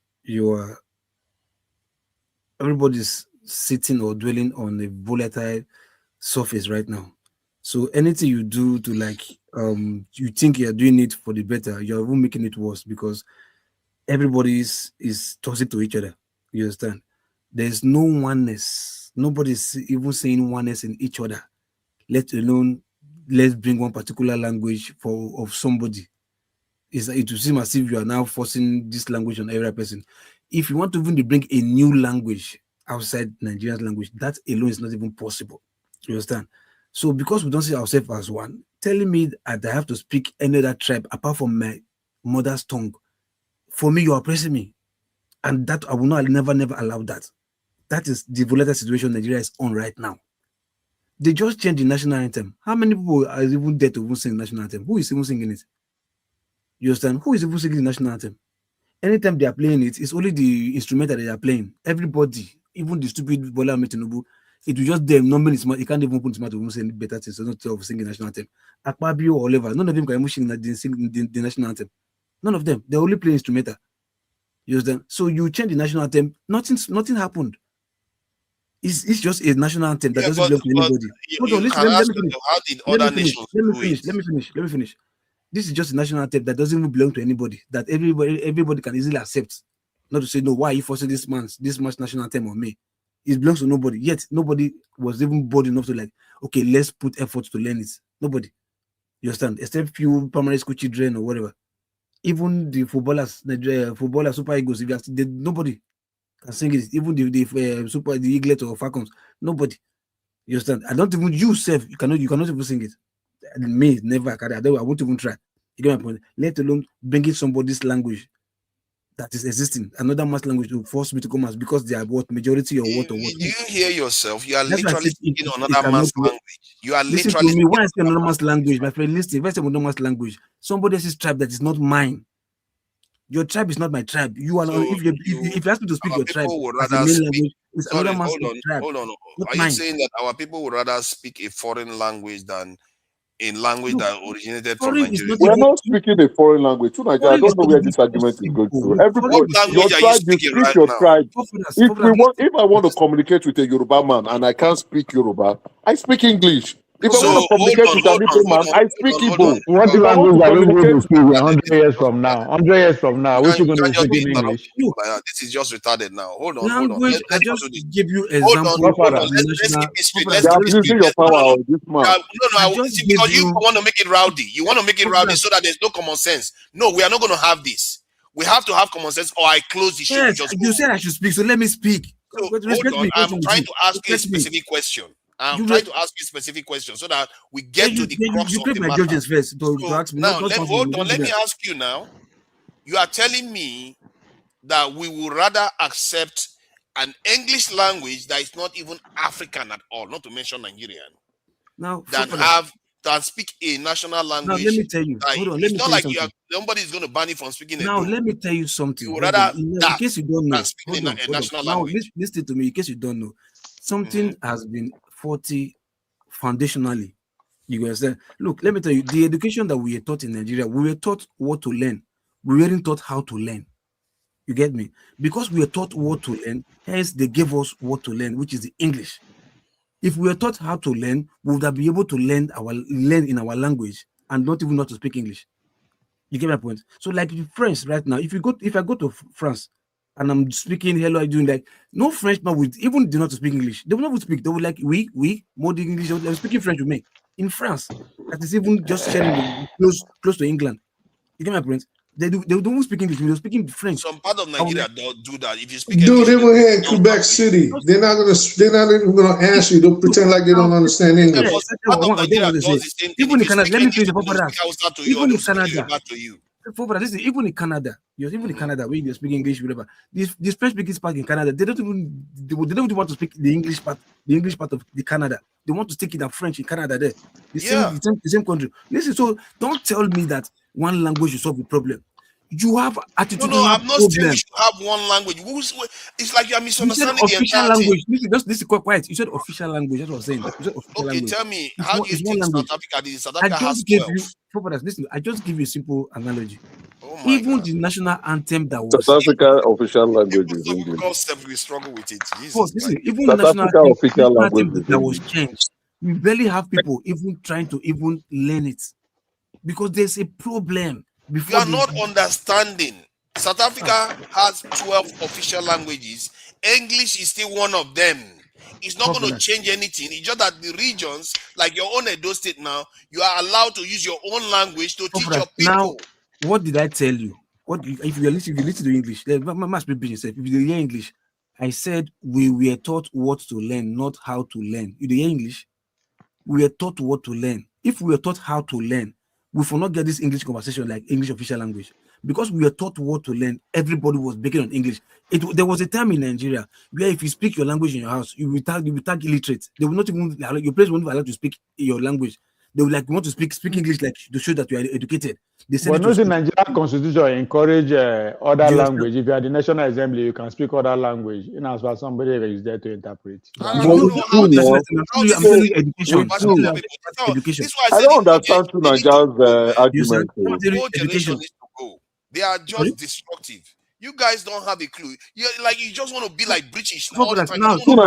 This is your argument. I don't understand that. Now, let me tell you how. Okay, I need to find. Let me tell you how. I don't use the word dementia for you. Hold on, let me tell you official language. Listen, when you were growing up, hold on, quiet. When you were growing up from primary school, to secondary school, how many times have they put any domestic language or Nigerian language as a core subject in your primary or secondary school in your exam?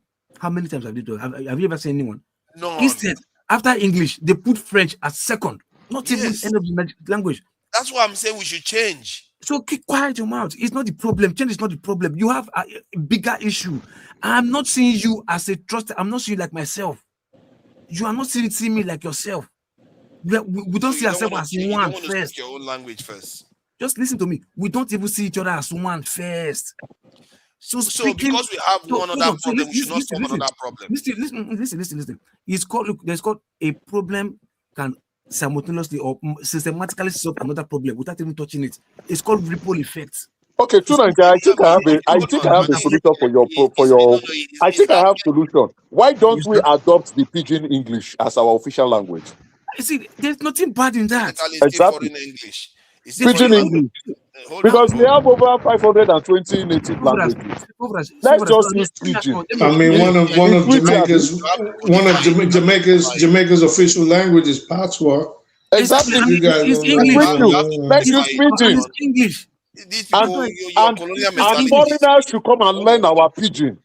They like it too. Let's use pidgin. Okay, can you give me one? Okay, hold on. Let me ask you guys now. Can you guys give me one major civilization in the world right now that speaks any foreign language? Give me one.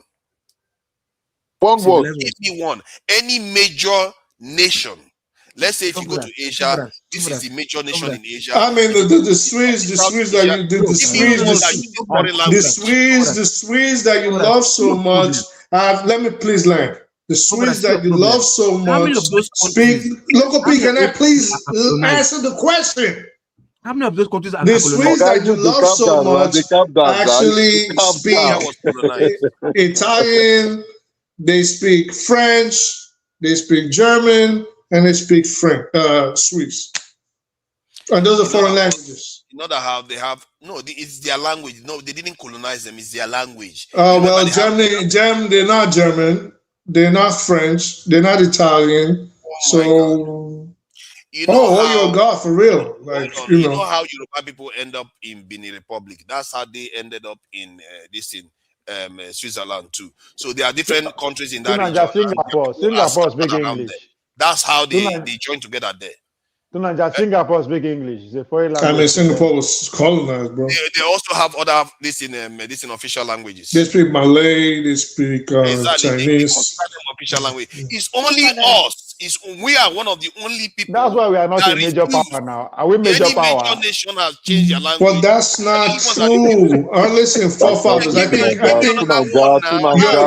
you're misconstruing. Hold up. So I just mentioned Swiss. I mentioned three forefathers. Is it okay? Let someone answer, that is bro. not a good example because they are it is a good example. Just because you don't like it, can I please land, bro? God help me. Just because you don't like the answer, this is something we've. Can I land, sir? Sir, is it okay if the other sir? Is it okay? Let the other person land, bro.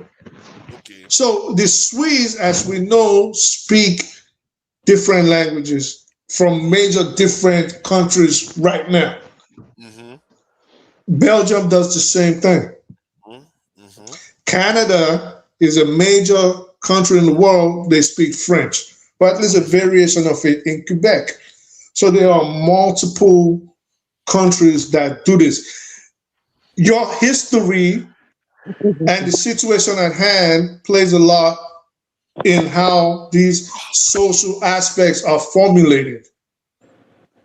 So you have these countries that I mentioned have a unique history, just like Nigeria has a unique history. So Nigeria, of course, has to formulate its languages based on the needs of the society. So English is an important factor in how the people will communicate. You can't just say, let's discard English and then what? I didn't say we should discard English. I just said I even reminded you that even South Africa, China, all of them, they even learn English. I didn't say you should discard it. Even Singapore still has English as an official language. But you also make your national languages official too, so that they don't die out, so that you can codify them, so that people can write with them. How many languages right now, if you're in charge of Nigeria, because I think at some point, let's get to the point. If you're in charge of Nigeria right now, it is dictator forefathers in charge. How many languages and which languages will you make official for the people of Nigeria? Let's stop going in a circle. You know what I would do? I would draw up a criteria and I would be looking for between 20 and 50 official languages. The reason why that is, it's not because everybody is forced to learn them, so that the people can be able to preserve their languages amongst themselves. But criteria, to make it official, they have to meet a specific criteria. You can't just say, we have to make your language official. That's not forefathers. 20 and 50 is a very wide gap. It's not 20 and 23 or 45 or 50. 20 and 50. Give us 20. The minimum of those languages you would make officially Nigeria's languages. Maybe you want to write them down. We'll give you 5 minutes and let dictator forefathers tell us the trajectory he wants to leave Nigeria, because this conversation is not making sense. To Nigeria, somebody wrote on the comment section. Somebody wrote on the comment section, Obino. He said Muslim Brotherhood insider revealed that Yorubas converted to Islam for a pot of porridge. Now, wow. What is the official? What is the language of Brazil? Brazil, what language do you speak? Portuguese. Portuguese now, official language. Oh no, that's okay, a foreign language. Okay, Father, I have a new name for you guys. That's a foreign language to them. That's a foreign language. That's a foreign language. Because they are Portuguese. Even Mexico. Languages for you. Mexico, they speak Spanish. That's a Argentina. Because the people that are in the country are. In Mexico, they speak. In Mexico, they speak Spanish. That's a foreign language.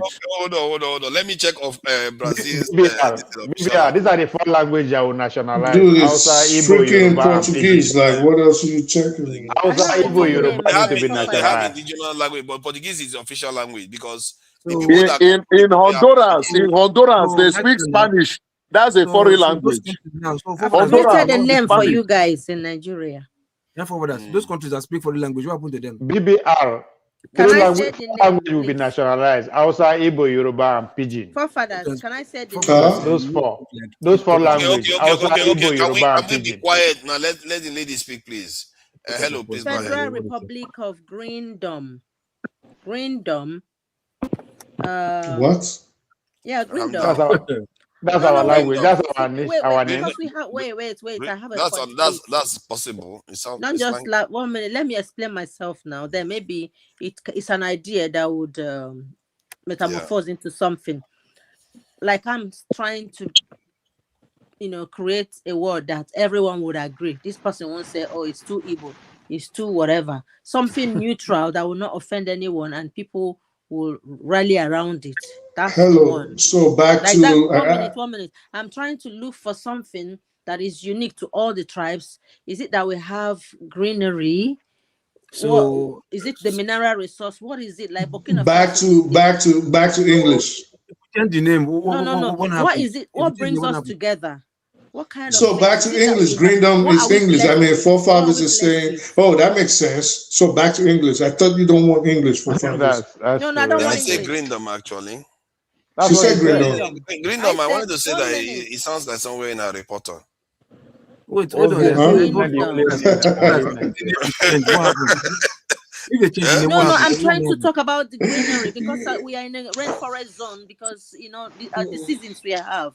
We have hello. The people in the north with the desert and the arid land will start crying and talking about, well, what happened to our deserts and what happened to our sand? Wait, that's why I'm saying we should bring out something that is unique to us, maybe not languages.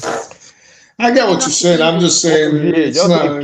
I think people name themselves about what they are truly proud of. Generally, I'm one of their oldest. This is why for me, I like the knock one. The knock one is the oldest. King, Ovie is the best. Everybody like king. Everybody want to be king.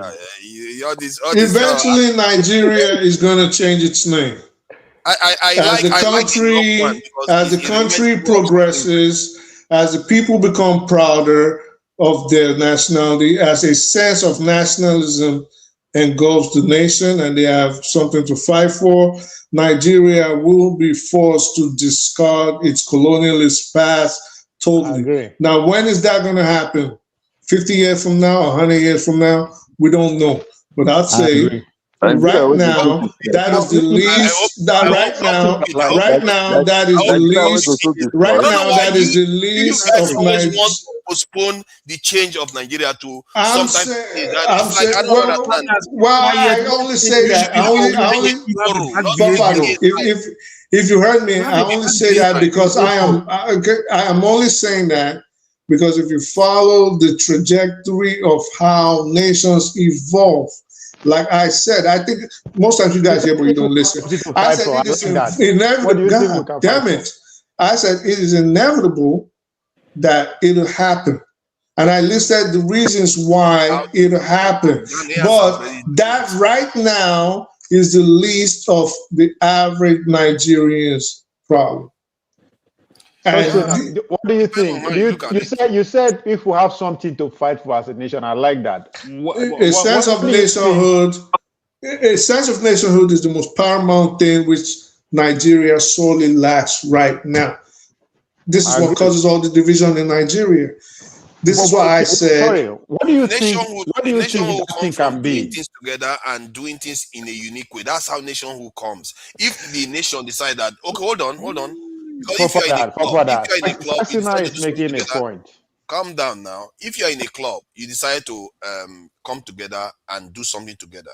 Generally, that's part of the bonding process. Like the changing of an national anthem. If Tinubu has said, hey, let's throw this in out, Nigerians come together, put this national anthem together, that would be a unifying factor. But instead, he allocated it to foreigners. Do you realize right now that there are at least two major sections of Nigeria that cannot wait to divide and destroy that country? If there was a war declared today, not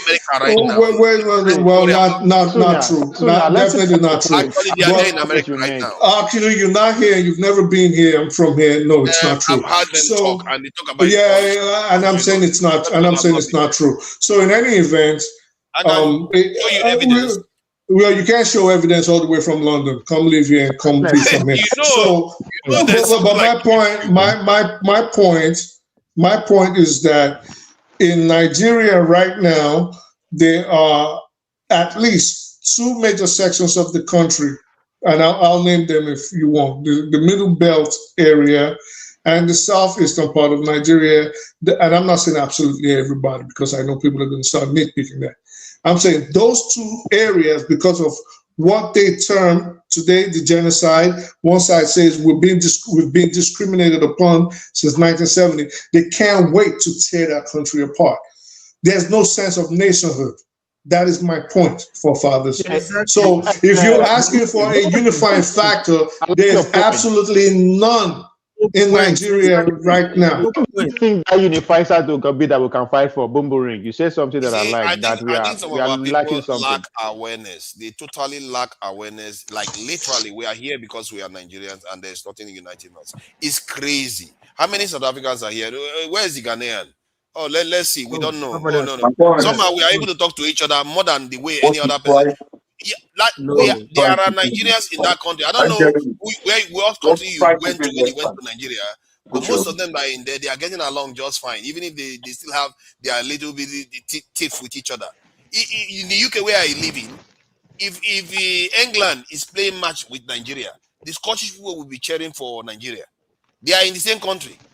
What makes you think that just because you have problems that divide you doesn't mean we don't have things that unite us? When we are playing football, are we that divided? This is the main football is sports, yeah. It's not.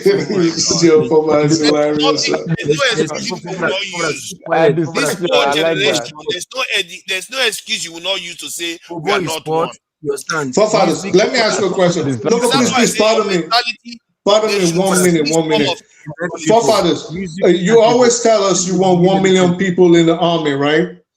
We know that Nigeria needs an increase in its fighting force to be able to tackle terrorism, at least in combat. Maybe not as much in intelligence, but in combat. If you asked people in Nigeria, as the president has been asking, as the military chiefs have been asking, to come sign up for the army, because you claim there's a unifying factor, we need 1 million men in the next 90 days, 3 months. Do you think you're going to get 1 million men without conscripting people and dragging them out of their houses? You're not even going to get that in the US. No, forget about the US. It's more organized here. Focus on what you know. You don't know about the US. Let's talk about Nigeria. So would you get that in Nigeria? How many people are going to say, I want to fight for my motherland against these goddamn terrorists from Sambisa, these Muslim terrorists. We want to go kill them. We need 1 million men in 90 days.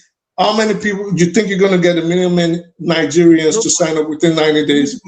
People get 100,000. Why would you get 9 million men? If Ukraine that is at war, they don't get 1 million men in 90 days. No, always focus on Nigeria. You don't know you are trying to set a criteria that they will lose so that you feel happy and make yourself feel better. What are you talking about?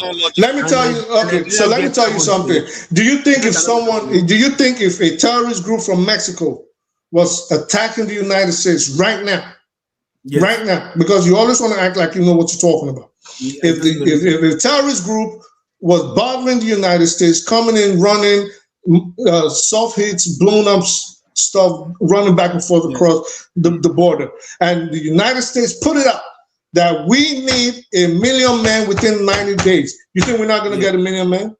They'll get it. We'll get it within 60 days. They'll get it instantly. Wow. What is wrong with me? Am I going crazy or something is wrong with you are delusional. You are delusional. 100%. You're delusional. Now, let me talk now. Be quiet for a second there, please. Be quiet. Yeah, I'm delusional. Be quiet for a second because let me reveal the delusion that is going on right here. He just asked about whether the country will be able to get 1 million people to respond to the terrorist attack. Guess what? They've already done it. They have 2 million. Jesus Christ. We don't even have 500,000. Who has 2 million? America has 2 million. Do you think we got the 2 million in response to a terrorist attack? Stop talking about America. You don't know nothing about this country. Stop pretending you know what you're talking about. 2 million in their military. We did not get them in response to an attack, for a terrorist attack. Listen to questions. Because my point is that you're not going to get those attacks because they've already done it. But you don't. That's not my point. My point is we will get it. We will get it because there's a sense of nationalism in this country. No, most people. Do you know that about 30 to 40% of people that join the military in the US join it because of the benefits?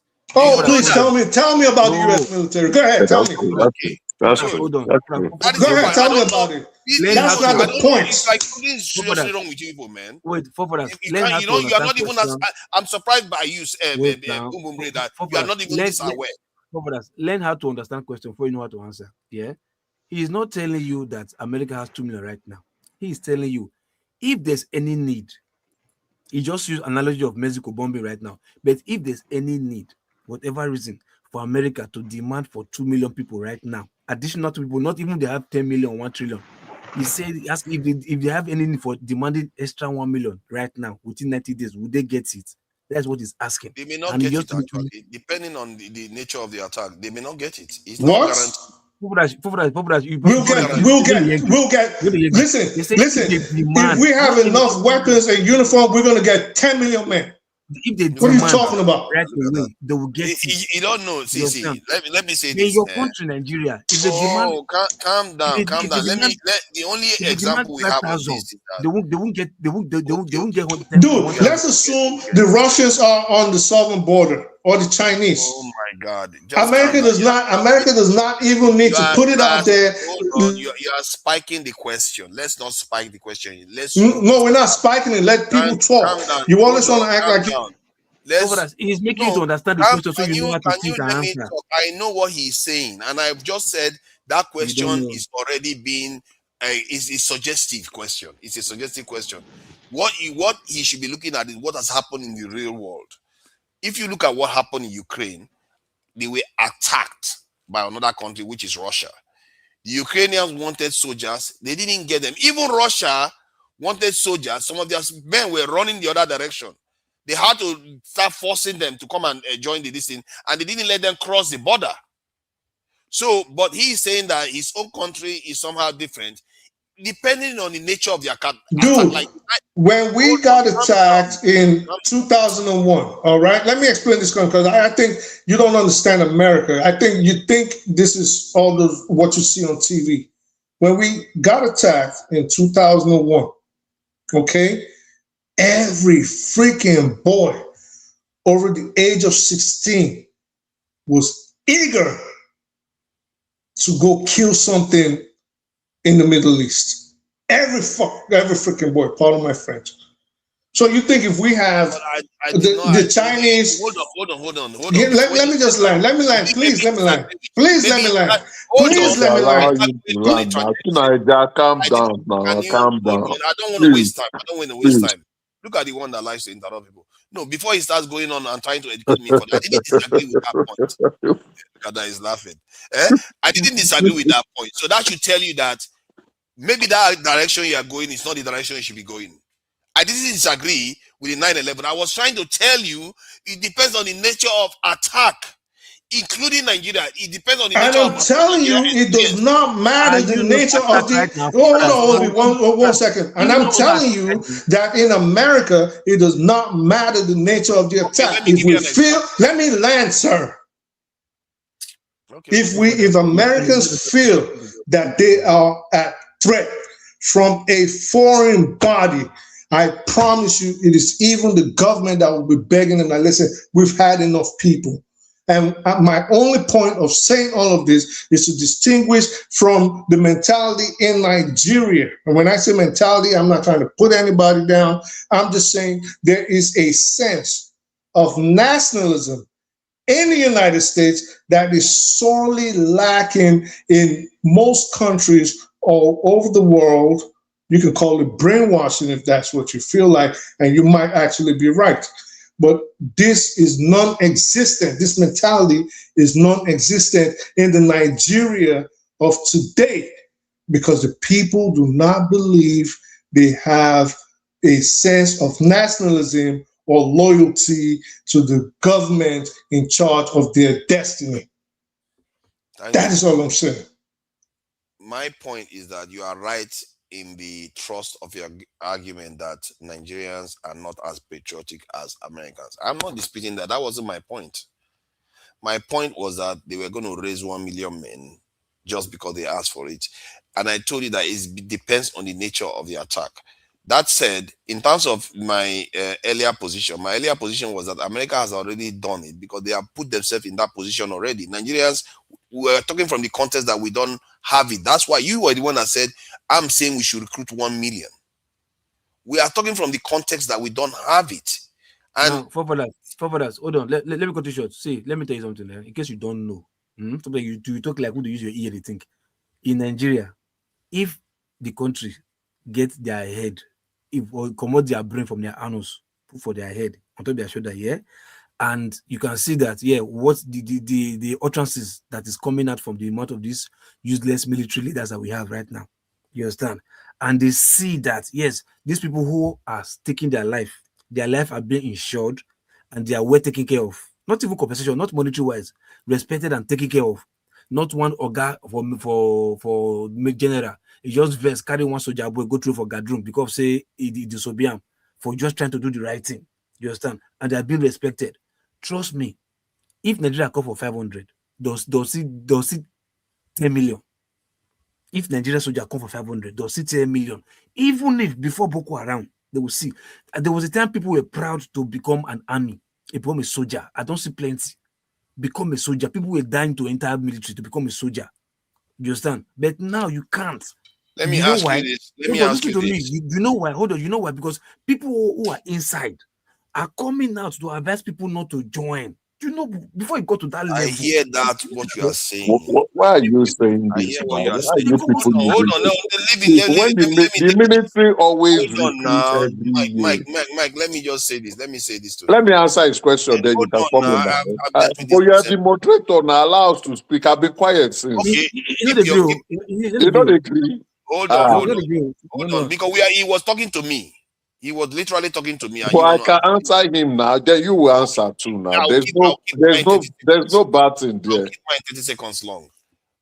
The issue of recruitment is not necessarily true. What many people forget is that the Nigerian military salary that is so low, I'm not saying it's good enough. They should improve it.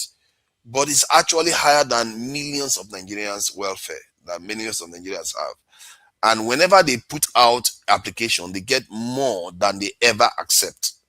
So let's not pretend as if that Nigerians are not going to join. Like the police, when they advertise, they got more than 400,000 people apply. That one is different. What do you make of that? That one is different. No, that's not different. That's what I want to answer. But two Nigerians do not allow people to answer. What I'm saying is that every year, the Nigerian military always recruits people. Whether No, in the they infantry, hold on now, let me land now. Whether in the infantry or direct service, short service recruitment, is always oversubscribed. Or every people are rushing. They They don't have more believe that. applicants. They think it's not They true. have more No, applicants. listen, Emeka, hold on. Now, let me forward my own knowledge. Some people will call Nigeria the poverty capital, but they will think that people will not apply for that kind of job. It is NDA, short service and NDA. That is different. Oh my God. That's not true. It's different. That's not true. NDA is normal. That one, hold on now, let me explain now. Calm down now. I don't know if Madam Adama is around to fact check on. Wait, now let me explain more now. Calm down. You where they fight to Nigeria, you too said calm down. Direct short service, they will do it. And direct short service is not every time.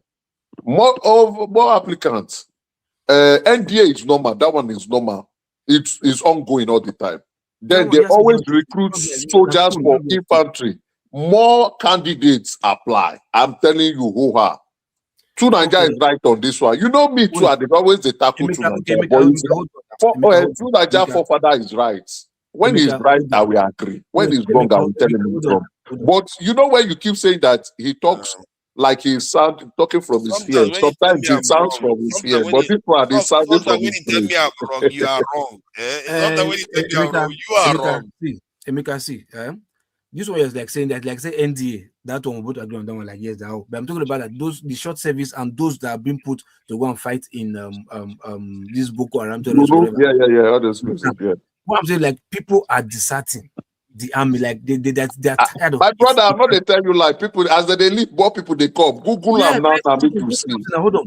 If more people they come, you will not see army. They beg Nigerians, say okay, Muna conjo.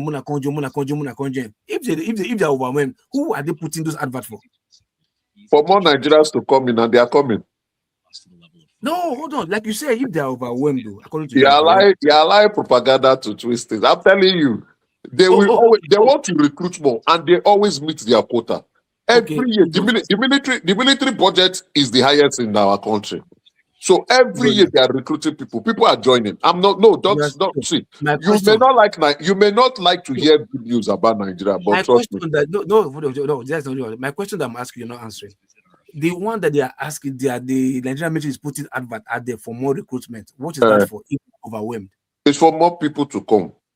And they are how can somebody be overwhelmed and yourself? No, you're not getting the partner. So organizations grow, right? Every year, organizations will increase and they will see if they need recruitment capabilities. Same thing with the Nigerian military. And they need, because there's an ongoing war, they are fighting. So they keep on needing more people to come. And they are always getting new people to join. If you say they need more people, the number of people that are even losing in the there are people that they are killing. People they die. Not even that significant. People are dying. So they are replacing and also they are increasing the count. And see, if Nigeria is wrong, I will say Nigeria is right. Bro, with the advert that are putting out there, and according to you, they are overwhelmed. They are not. See, it's not just you are looking at it from a negative viewpoint. That is wrong. The UK military is always recruiting. To Nigeria, am I lying? They are always recruiting. Yes. Same with Nigerians. They are always recruiting. And in Nigeria, the number of applicants is more than the desired number they want to take. Always like that. So what you are saying, you are looking at it from the mindset that it's like people are not coming. Now lie. No, you are still not getting my point. I don't. You are the one not getting your own point. Hold on. Emeka, listen. Emeka, I don't live there. I don't know if they're coming or not. What I'm telling you is this. What I'm telling you is this. Based on their adverts, you get my point. So from you, they are overwhelmed. If they are overwhelmed, no, I didn't say they are overwhelmed. I said they need more people. No. You said it whenever they apply, they're overwhelmed. I heard hold on now. Overwhelmed means they are more people than they are looking to. No, they have more applicants than they require. Yes. Okay. So not the intake. What do you mean by intake? They will take out of the applicants now. If there's applicant, that doesn't mean all of them will be accepted. So let's say they need 1,000 people. 2,000 applied. They will take the 1,000. The rest would leave. Next year, come and reapply again. So they are always getting applicants all the time, more than the required numbers of people that they need. And do you know why this is? Support the diaspora voting. Support the period. Support the diaspora. Buhari and Tinubu period. In Jonathan's time, this never happened. I don't know what you are saying. Jonathan's time, they did not recruit like this. People won't let anybody talk. See, support the diaspora voting. Hear me out. Hear me out. See, just hear me out. See, this is one of the issues that I believe it also affects everything else we do. You know full well, if they tell you that Nigerians are suffering, you'll be very happy to say yes, Nigerians are suffering. Nigerians are living below $1 a day and everything. And you know, military people, they get a house, they get uniform, they get this, they get that. And you think those millions of Nigerians that are poor, hold on, let me finish now. Let me finish my point. I'm going to land. Wait. You say they get house, they get uniform, they get what? Military? Yeah, they have housing allowance. They get pensions, they get all those things. They have insurance too. Is it the uniform that they use their own money to buy? No, hold on. Let's say no uniform, but they get house, they get pensions, they get salary, they get a bit of respect. If you smoke go, person will not give you money, make buy uniform for you. Now I'm gonna give you money to buy house. Bros, no, they live in barracks. What is wrong with you? They live in barracks. That's free housing, and if you don't want to wait now, calm down, sir. Don't rubbish our military now. It's one of the highest paying institutions in the country. It looks like it's one of the highest paying institutions in the country. The average Nigerian business cannot pay what the Nigerian military is paying. Hold on. I need to get to the bottom of this so that Nigerians will see the problem we have. Is always a big budget in every country. No, hold on. If somebody didn't tell you, you are supposed to make that deduction yourself, but you won't. And when they try to correct you, you won't correct yourself. That Nigerians are poorer than the military is affording. Do you agree with that? No, a lot of millions of Nigerians are poorer than the military is affording to their soldiers. Do you agree with that? Okay, hold on. Like Nigeria pays their military more than many Nigerians. Like many military. Yes. In other words, many Nigerians are poorer. Millions of Nigerians are poorer than what the military is getting. Yes. Yeah. So what does that mean? By that deduction, it should tell you that when you open application for it, people are going to apply for it. Okay. Because a lot of people are desperately poor. See where you get Colo problem. Hold on. Yeah. Okay. Let me hear it. Hold on. Now, why if you say if somebody they do like mining or rig offshore work or whatever, yeah, or they do, why we say that they insure their life? Then somebody that is even doing honorary work on onshore or office work, their life not insured. The ones that are in the sea rig, why are their life insured? Or people going to war, why are they insuring their life? Sorry, please. Because of the risks now. I'm listening to then you. Why are you telling me, because they pay army pass person within the other people? Other people they risk the same risk where army the risk. I don't understand. Why they compare the two? Actually, most soldiers don't actually die. Out of the 200,000 soldiers, it's not about die or not die. Risk involved. Probably more fishermen go out fishing and dying in fishermen, and they take the risk to go and catch fish. Yeah, fishermen is just it's a personal job. It's just a personal profession. Oh my God! Wait, but Chief, I don't understand your argument. The Nigerian military pays more than the average Nigerian business. Emeka, listen to me. First thing first, yeah. You're not supposed to compare those two to be the same. Why? Because yes, you can't compare. So why is the Nigerian army the market? If you look at the labor market, if the market will speak for itself, so when the Nigerian military is calling for people will leave their maniac job, their poor-paying job, and go to the military. I know. So why is the Nigerian army having problems reaching recruiting numbers, like the numbers they intend to recruit into the army? Why do they have a problem reaching that? The same Nigeria that you see the soldiers at the war front complaining that they were being rationed bullets, that they're not getting paid, that the army chief is stealing all the money. What are you guys talking about, bro? Wait. Are they saying they are not being paid their monthly salary? Yes. Multiple times. That's not true. How are you going to ask a question? That's not true. And then the person tells you... Present your part. Don't say what. Well, go on social media. You can easily find it. I don't want to argue with a brick wall. How are you going to ask a question? If you cannot present the part, it's not true. They don't. Nobody. I just told you. I just. They don't owe any Nigerian Can you? army. No. All right. I won't allow you to rub Can it. you let people talk? So No, this is the no, you same cannot say country like. that. This is the same country All right. that. All right. Now let me share This is the same. This. before you talk. Hold on. Let me share this information. Are you seeing that on the screen?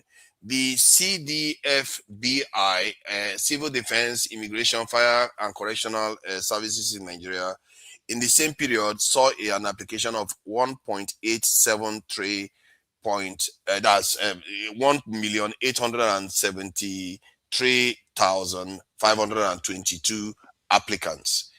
That is the security institution and basically the forces institution in Nigeria. Almost 2 million people applied.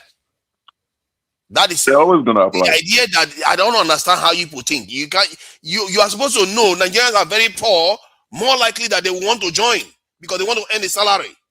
Exactly. The unemployment rate is All high. right, but listen, what you're missing, the main thing you're missing is the army. It talks about fire. It talks about immigration. Wait, hold up, sir, please. It talks about immigration. It talks about the fire. It talks about civil defense. It says nothing about the army. Yeah, okay. So what are you yelling about? No, that's security forces. Those are security forces. We're talking about the army. We weren't talking about security forces. We were talking about the army. The military is what we are talking about, not the army. We're talking about the army. The army is part of the military. The military. Yes, please explain it to me. Thank you very much, Genius. Just show us what we were discussing. Okay, you prefer the army. Okay, let's see what the army Nigerian army. I don't understand how you guys want to buttress your points, but then you pull out something that is totally not even. You pull out something that is not even. Has no relation to what we're.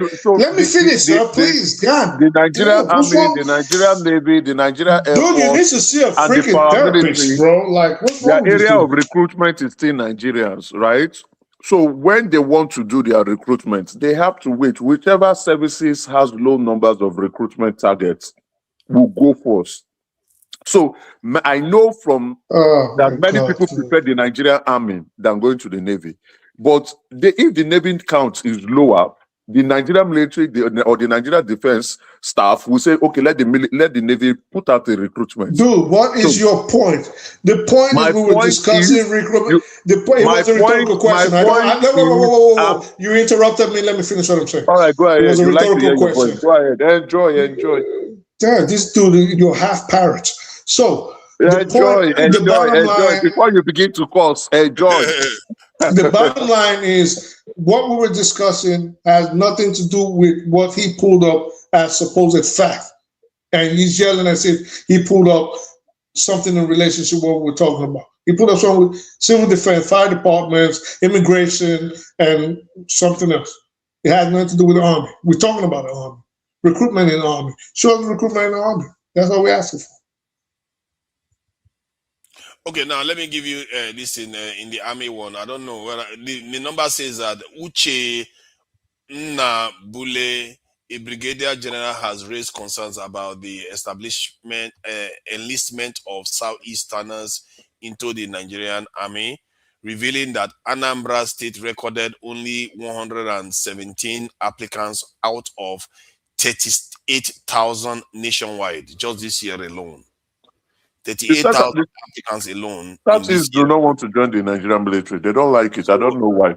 And that is what date is this dated for? 18th of this thing. But they said it was recorded on the 7th of April. So we are talking about the first half. So if you translate this is 100-something thousand applications. Okay, 30-something thousand applicants. And how many? How far? 37,000 applicants. How far is that from a million? No, 38,000. Yeah, good. Okay, extra 1,000. Let's even give you an extra 10,000. Even say 40,000. How far? Look at me, please. How far is that from a million? Even if you wanted to recruit 1 million soldiers, first of all, it's not something you do in one year. My God, this guy is freaking ridiculous. I've said it before. I don't know why you. Okay, fine. If you don't want to listen, I've said it before. 38,000 compared to a million. You can't recruit them in 1 year. You recruit them over a period of about 4 years. Oh, wow. So realistic. you know that. I thought you used to say, when I would tell you to take multiple years, 5 to 10 years, you will be on here arguing. Now, all of a sudden, you know that it will take more than 4 years. Your question really? was different. That question that you talked about 10 years was different. You said, how long does it take to build an army? That's a different thing. Not recruit. Oh, it's different. Recruiting and building is different. Yeah, what because are you talking about, bro? It's different. You are asking a different question there. Because you don't have any. Forefathers. 38,000. If you have said, how long does it take to build an army of 1,000? You see what I mean? That is different. You are asking a different question. No, I don't see what you mean. If you have 38,000, if you're getting 38,000 annually, or is it quarterly, or is it twice a year? Okay, biannually. So if you get it, tell me how many. If it's 38,000 annually in your 4 years, you still think you're going to get 1 million fighting men? 38,000 annually. 38,000 for the first 4 months. Quarterly. All right. So the first 4 months. It's 3 months because it's all right. So 38,000 times 3 times 4. You still think you get close to 1 million men? 120,000. Huh? That's about 120,000 easy. Again, my question is very simple. Of course, I know the answer.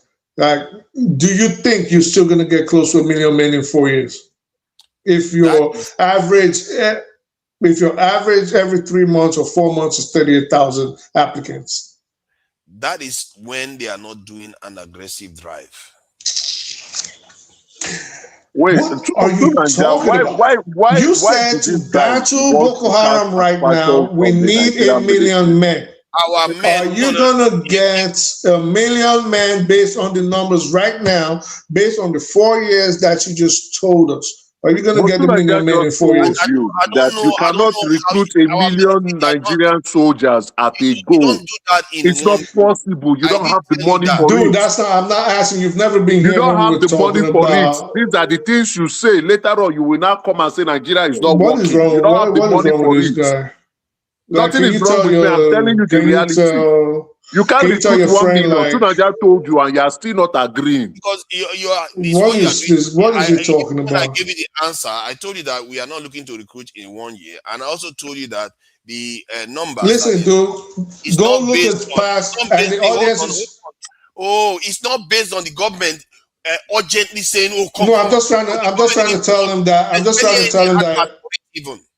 I'm just trying to tell him. Let me go ask him. Has the United States recruited 1 million soldiers at a go? Oh my God! Have they done I'm it? just trying to. Where have you seen it before in this life? Dude, can you listen? It's not about what is wrong with this dude? I'm not a dude. Have the United States recruited 1 million soldiers at a go? This is not true. This guy. Anyway, so tell your little friend over there that this is not a conversation we started having today. And the reason I'm calling you out, Local P has been on this discussion multiple times. I am calling you out. So you've claimed on here that we need 1 million men. And I've been telling you forever, what your little friend over there thinks is revealing to us, that this is the reasons why we can't get those men anytime soon. Now, based on the numbers you've given us, do you still think in your 4 years you can get 1 million men? And the answer is no. You can dodge it. You can duck it. You can dodge it. You can duck it. You can ask me a question. You can evade it. Yeah, because it was a rhetorical question, because you don't want to answer it. So I said you can duck it. You can dodge it. You can evade it all you want. The bottom line is 100 and something thousand based on the numbers today. In 4 years is still a far cry from the 1 million men you say Nigeria needs. And then now you have to ask yourself, why? I don't know the ongoing argument that both you are having. Nigeria cannot afford to recruit 1 million soldiers at a go. I've said that. Even the United States can't afford it. We know that. Maybe you want to tell your... Let me ask you this simple question. Have I ever said that just like the way Trump threatened significant action against illegal immigrants that are coming through the border, just by threatening that reduces the people that are showing up at the border. If you remember me ever saying that, that is the context that I was making the argument that you don't have to get the 1 million in one day, but you signal that that is the direction you are going, and you start aggressive recruitment. In one day. That, but okay, do you remember me ever mentioning that Trump example? That has nothing to do with what we're talking about. Hold on. So to your little friend over there. No. It has nothing. Acknowledge. Just I'd say whether you remember it or not. But it has nothing to do with what we're talking about. Just acknowledge it first. Acknowledge it for what? Does that even make sense to you? It has nothing to do with what we're talking about. If you acknowledge that I said that, then the context I said that will make sense. No, it won't make sense. It won't make sense because multiple times on here, you didn't acknowledge it because you feel like I'm not going to acknowledge it because Masca is one of those people that will come. It makes you can love Masca all you want. It makes. It has nothing. It has nothing to do with what we're talking about. Where we will discuss on here, I will tell you multiple times that there's no way we can get that, and I'll give you reasons. The nationalism issue, the money issue, the lack of training, proper training issue. But now, all of a sudden, you want to pretend as if this has always been your position. You see why he's waffling now? I told him clearly, I gave the example of Trump to let him understand that I'm not telling you that we should recruit 1 million in one go, but you have to signal the direction you are traveling, because that will motivate. Oh my God, that will drive morale up with the soldiers. That will also deter the bandits, because they will know what will drive morale up? What will drive morale up? If you let them know that you are bringing more reinforcement, it will drive morale up is what I'm asking you. What will drive morale up? When soldiers know that they are going to get reinforcement that are coming to take over from them and support them to defeat the enemy. What are you talking about, bro? Oh my God. Why do you guys just? I think you guys just like to talk. Okay, don't tell me why it won't drive morale up, please. You tell me how it will drive morale up. I just gave you the reason that if you are fighting a battle that is very difficult and you fear that, I don't want to. You know what? I don't want to have a discussion. You have no idea. All right. Let's close that. I think it's tired. Sometimes you guys can argue. I accept your surrender. It's all right. You know, I like Masca, and I also like AI because if he's corrected, if he corrects me, I will accept it. Like when he says something that I agree with, I will accept it. But I don't know why some people find it difficult to just accept when they're arguing. Because you don't have an idea what you're talking about. That's why you can't even come up with your. You have no idea what you're talking about. You guys, I think a lot of y'all. It's not even about ideas. It's an obvious concept. We have seen it happen multiple times in life. I don't know why you argue over things that are so simple to understand. How can that confuse you? This is the problem. You guys think it is just you think it's just like people will come on here and say, "Oh, the law is common sense. It's just common sense." Or Ovi today talking about he's an expert in anybody Dr. Damages wants to bring on. In geopolitics and in history and this, Dr. Damages can bring him on because he's studied this for the last 10 years every day. We're on YouTube University. Oh, God. Okay. Let's close out. I think it's time to close out. Thank you very much. You guys are bugging, man. I mean, as always, AI remains the undisputed. Who is AI? Yeah, AI. Eyes up, please come on. Let's have discussion at the background. Yeah, you are AI. So this is support the Diaspora voting because of course Saxonia is still the rot of the litter. I'm sorry, I'm not joking. I don't like arguing in this way. I prefer when we share knowledge and move forward, because actually that's where we need to be. Where we are right now, we are still arguing whether it's a good idea to employ, whether they even employ applicants are even applying for a job in a country that is so poor. I don't even know where you start from. We have at least 10 million Nigerians that are poor, like desperately poor. They don't have a job. They don't have anything to do. They will do anything to get any job. And when they see themselves be wearing a military, just in the military uniform alone, where they will intimidate their neighbors, they will want to do it. So for that, now hold on. For that, now you see one of the reasons that they want to join the army, not because they want to go and fight war. not because they want to die for the nation. That is what American soldiers do too. No. 30 to 40% of them do it. I just bought a poll for it. Let me tell you, people I have a report about it. Let me tell you, those that does in America. Those people that went from Nigeria on a visiting visa. Oh my God! Hold on now and declare asylum. Yeah, those are the people. Okay, let me get the statistics. I think so that by the time they are in the army, after one mission, they come and they give them a passport. That's the only Nigerians that does that. Do you know that American soldiers that were deployed were complaining about food recently, that their family members were buying food for them? Show me. Do you know that just this week? Yeah, show me this.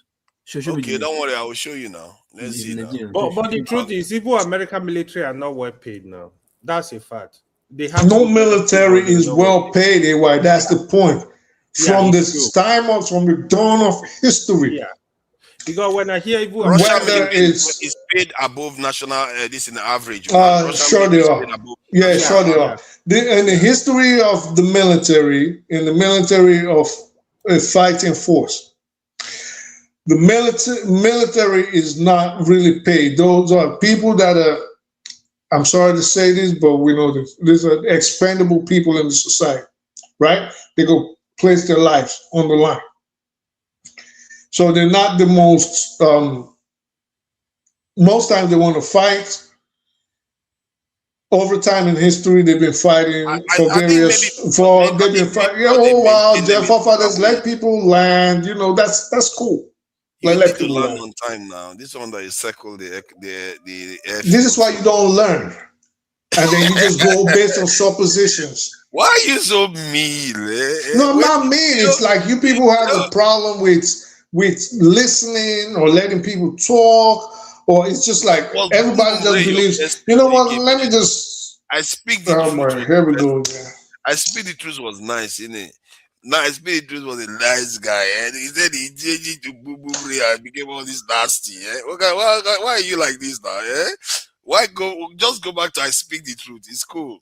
But in any event, over time in the history of fighting, the people that usually pick up arms, whether it was from the gauntlet to spears or bow and arrow, whatever weapons they've been using the last 5, 6, 7,000 years of organized fighting, have always been the most expendable people. They haven't always been the most paid people. They get some benefits, whether it was ancient Greece, ancient Rome, Persia, the Arabias, Africa, not Africa, America, I meant to say, Europe, whatever. Mm-hmm. They've always not been the best paid. But usually people join the army either back in the day through slavery, they were captured at war, or because they did it as a sense of nationalism. From that angle, to protect their home, to protect their children, to protect their family, to protect their mother or fatherland. We don't have that in Nigeria. No matter how you want to cut and dice it, however you want to slice, cut, dice it, there's no sense of nationalism in Nigeria. You already see people begging Americans to come blow the shit out of the country. Those are the people you think want to fight for the country? Do you know there are people, African Americans, that will be happy for foreigners to bomb America? They are ready. Stop. They are online. Yeah. I don't know why you can't see. They are online. Yeah, we don't have Red Indians. We have Native Americans. Hold on. Let me say my piece. There are videos of African Americans saying, Iran, we don't have any issue with you. It's just. You think if Iran was at the border of Mexico or the border of Canada, you think these people will welcome Iran? You know, they'll start knocking their heads off before they cross into America. I've never had that happen, so you don't know. No, I said, do you think? That's why since you know so much about America. There are some people in America, you like it or not, that feel that America is not that don't treat them very well. They will welcome forefathers. Out of 10 people in America right now, on an average of 10, how many people in your infinite British wisdom do you think, if we had an enemy on the borders of America, of every 10 people, how many do you think will welcome the invader in or try to form a group to go repel them? I don't see that question is so loose. Well, I'll say 9 out of 10 people will fight for America against an invading force. You might be right about that. I'm not going to dispute that. I think it's going to be quite high because America is highly conditioned right now not to experience defeats like that or even territorial conflicts. And they are the superpowers. They are used to destroying other people. So yes, likely you are going to have America. This is a new thing that's never happened to them before. You are likely to have them galvanized, maybe even above. All right. So let's switch the question around. If there was an invading force on at the borders of Nigeria right now, America, the United States was about to invade Nigeria with 100,000 men. Out of 10, every 10 Nigerians, how many do you think will fight? Will sign up to fight and to die against the Americans or the French or the? See, yeah, like I said, this question is loaded in the sense that it depends on the nature. If Americans as it stands, you just show up at the door of Nigeria. Dude, we're talking about right now. I said right now. It's not loaded. That's why I'm trying to put it now. I'm trying to put it contextualize it so that I can answer it. If they show up at the door of Nigeria now and they want to attack Nigeria, most the people that will fight are mostly the Nigerians, and that's the Northerners, and generally maybe some of the Southerners might fight depending on where they are coming from. On average, 10 people. How many Nigerians do you think? Out of every 10 people, how many do you think will fight? How many Nigerians will fight? Oh my God, this dude, you are. The Northerners will fight. On average of 10, it's very simple. Say 10 Nigerians, how many will fight? How many won't fight? Is it all 10 or none or 5 or 3? On average, God, 10. Out of 10 Nigerians that will say, okay, they are of military age, that will say they are willing to fight. Let's say on normal times, they will say 4 out of 5 will say they are willing to fight. At that time, they will rise up to 6. If it's only 2 that will say that now, at that time, they will rise up to 4. That's my point. It's not going to be a lot. It's not going to be as high as America, that's for sure. Because why is that? Because majority of the Southeasterners and the majority of let's say the Middle Belt people may not want to fight. Although it's hard to quantify the Middle Belt one, but I know the Southeasterners, majority of them will not want to join Nigeria. So what are we arguing? They might join against Nigeria.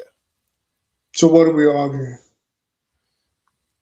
Your argument was that we cannot recruit up to this thing. I never said that we are just as patriotic as Americans. I never argued that. I agree with you on that point. You are bringing the argument to patriotism. Even when they tell you yes, you argue some with me about it. I agree with you that now Americans are more patriotic, on balance. It's a fact. It's very hard to even find. Okay, the Chinese are probably more patriotic than Americans actually. Those ones they don't take prisoners. If you try them, you are going to regret it. And I think the Japanese are more patriotic than Americans too. South Koreans, they too are more patriotic. In short, the Asians generally tend to be more patriotic to their nations than Western nations are.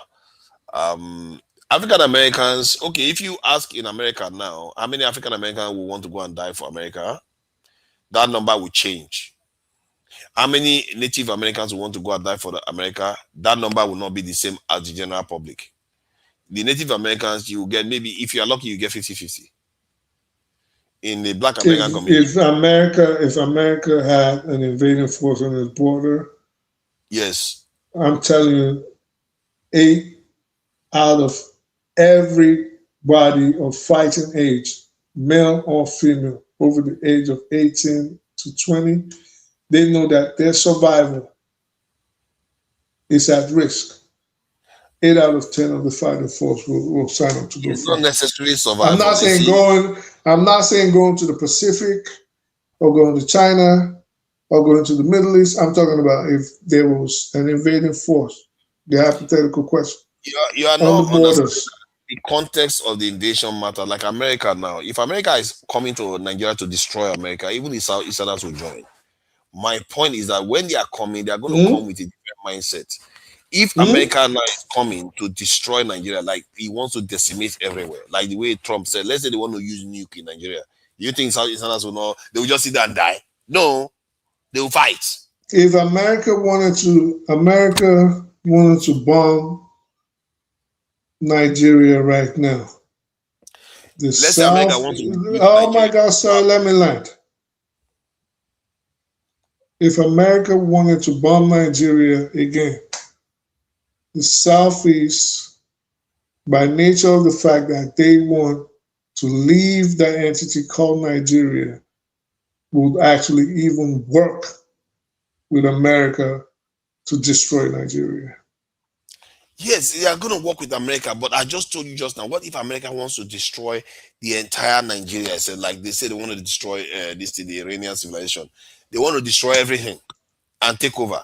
Do you think the Southeasterners would support that nonsense? The context changes. How crazy, you know how crazy Nigerians are?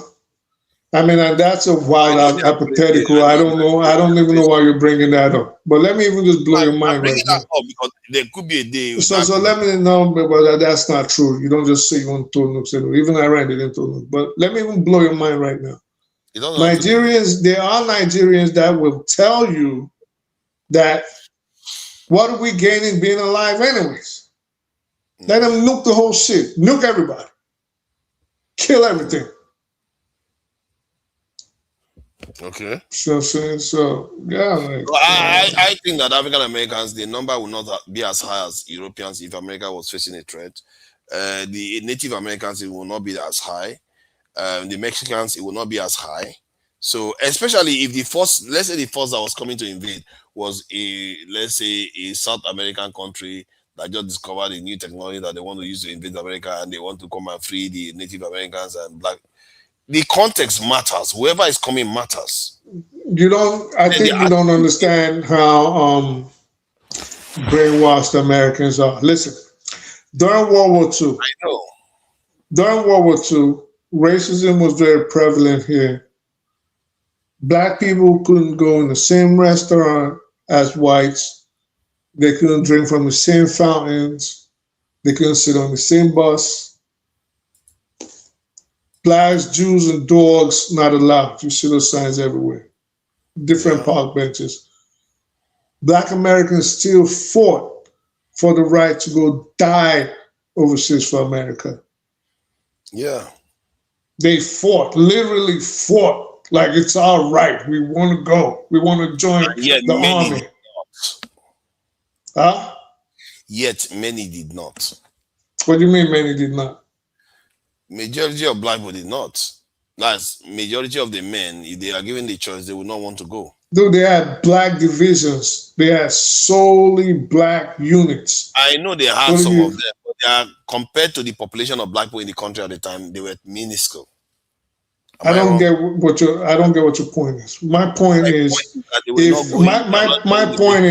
facing all that discrimination based on everything you've been saying, you would think that they will be the first people to say, we're not going to fight for this damn country. They hardly have a choice. What do you mean they hardly had a choice? They hardly have a choice than to join. And see, you don't understand this country. Wait. Let's stop jumping all over the place. What do you mean they hardly had a choice? I said they didn't even want them. They fought to go in, and you're saying they didn't have a choice. Yeah, what part of that don't you understand? They fought to go in because that is whom they are. That tells you. So what do you mean they didn't have a choice? They didn't have a choice because of the country they are in now. Some of them joined for whatever reason, other reason that they wanted to join. What are you talking about, forefathers? Are you telling me that all of them fought to join the military? All of them fought to join the military. That's most of them fought to join the military. There were in America, even in the U.S. Army, there was segregation. There were black units. They were just hear me out, because I think you think this is all guessation again. There were black units, like you've heard about the Tuskegee Airmen. I know. Have you ever heard? Sure you do. So there were black units and there were white units. Yes. They begged. They didn't even beg. They fought for their right. They said, "This is our right. We want to go fight for this country." So, based on what you're saying, wouldn't that make sense if you're saying, "Oh, the black people won't join, Native Americans won't join it"? Wouldn't that make sense that they should have been like, "Nah, we're not going. We're going to have to get conscripted and dragged from our beds before we go in"? But your argument falls on its face when even in Nigeria, Southeasterners are still joining the military. In what numbers? 1,000 people out of 40 million people? What are you talking about, bro? Remember, it's just Anambra that they were talking about. There are other Southeastern states. Those other Southeastern states didn't flash any issues. Anambra they are talking about. So even in Nigeria, that is as bad as we are saying, they still are joining the military. That's the point I'm making. If you look at the white population then versus the black population in the military, it's tiny. I agree. So you think so again, it goes back to the question local people's asking, why do you think they're joining? I think some people are born warriors, and some people feel like if they don't, okay, I will not say if they don't. They feel like this is their right. This is their right. So some people are born warriors now. People are not born warriors like this. It's motivation, not war warriors, motivation. Back hilarious, yo. People join the motivation. You can have motivation, but you're not a warrior. What are you gonna do? It doesn't matter. Yeah, that's why you go to camp. That's why you go to training. They don't put you and give you guns. Yeah, but even with that, you can't do the training. You can't do the miles and everything. Let me ask you: do you think the Nigerian? I mean, I've never been in the Nigerian army. Right. And I told you when I was younger, I was saying I was going to go back, join it. And my mom and everybody was just laughing at me like, you're insane. So let me ask you, do you think the Nigerian army is being properly run? Because that's the impression I'm getting from you.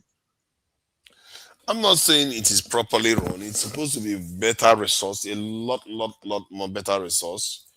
But if you ask me a straight question and say, are they performing as expected?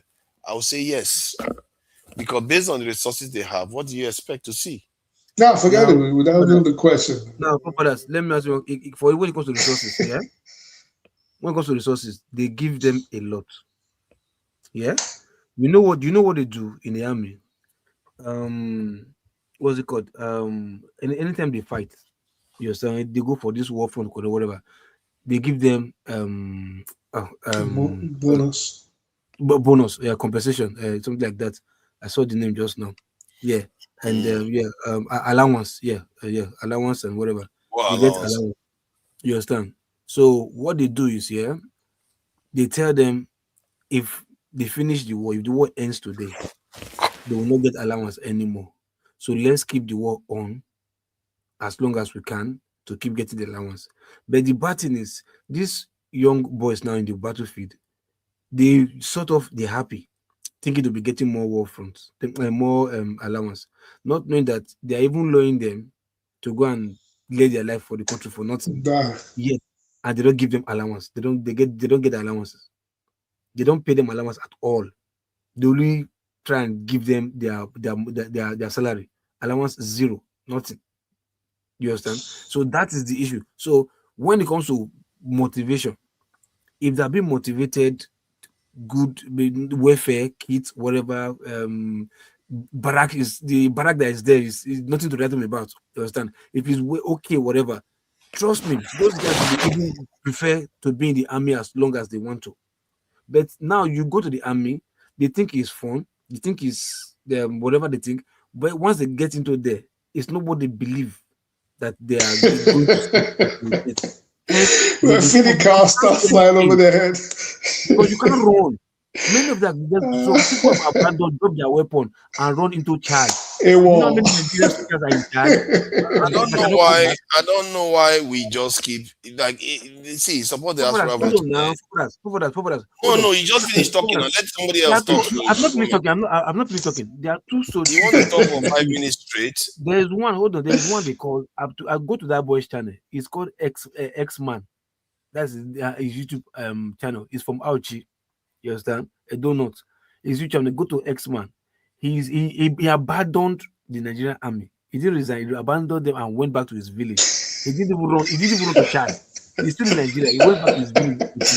He's exposing all of them, calling their names outright. Everyone probably knows them. And this recent one, know what? I say you probably know the soldier he's talking about. This recent one that happened, this Yoruba boy that said that the Nigerian politicians should come and have their children to come and join the army, that they locked up for many months and later dismissed. That was civil recent. You know, so these are the people you are supposed to be looking up to be getting information from, not just sitting your own going internet, going to AI. Are you hold on. Are you saying that Nigeria is the only country that has a wall? Oh, shocker. Sorry? Maybe you don't understand the concept. Wait, now hold on. Let me tell you. Hold on. Listen to me. What do you think is the meaning of a wall? Okay, those that won. Hold on. Desertion. No, hold on. It's the only Nigeria that has it. Those desertion. Those that deserted. You think the ones that happens in Nigeria is because they want to go, or it's because the condition that they're being treated? That's why they left. They leave for various reasons. Okay, now do me a favor. Go to the YouTube channel. It could be a girlfriend. It could be anything. Oh, no problem. Go to YouTube channel. a living soldier man who just abandoned soldier, as in deserted the army. Yeah, I seen him on Twitter. Went back to his village. Yeah, he's there. He's in Nigeria. Go and you can interact with him since you like military well. I don't know what your issue is. Like just because he left, what is your point? Let me tell my problem with you. My problem. His point is that morale is down. I agree with you. That is the whole point of my proposal. Listen. I'm supposed to be hearing you saying. I don't know what the point you're arguing about. Listen to me now. I'm supposed to be hearing you. No, I spoke with a current soldier man that is at the war front. I have a friend, a colonel, and he says everything is gravy. Yeah, this is what he's telling me. This is what he said his experience is or was or are. You get my point? So that's what I'm supposed to be hearing from you. Since you love visual community, did you expect? Not telling me internet data or statistics. That's where you're getting it wrong. Your problem is on that ground. Your problem is that you are not connecting the dots. You are not connecting the dots. I don't know why you don't connect the dots. It's like just like you expected that Nigerians should not apply for the military. You actually think that when you go to battlefield, given the condition Nigerians are facing right now, that is going to be pretty. It's going to be good. No, you will definitely have people that will like, this is not what my trouble. It's not what my life. I'm not going to come here. Even I will not see. If you tell me you, based on the way Nigerian military is right now, you're not going to send your children into the military, I'm not going to blame you. Because the military is not configured to win. No. Okay, they're configured to win. Now, let me tell you. Hold on. No, you're wrong. They are configured to win. The problem you are having is, your problem can't win. No, listen to Israel me. Israel couldn't win. Why would our soldiers win? Don't you use your common sense? Israel cannot win. Why would our own win? I mean, those are two different. Those are two different instances. Oh my God! Tell me where America has ever won. Then no. Why don't we use common sense? See, let me tell you, the war that they fight in all those places, Israel and America or Europe, is different from Nigeria's own. Wait while you are ahead, loco. Come on, you are better than this. It's different. Let me tell you something. It's very different. Someone coming to you going to invade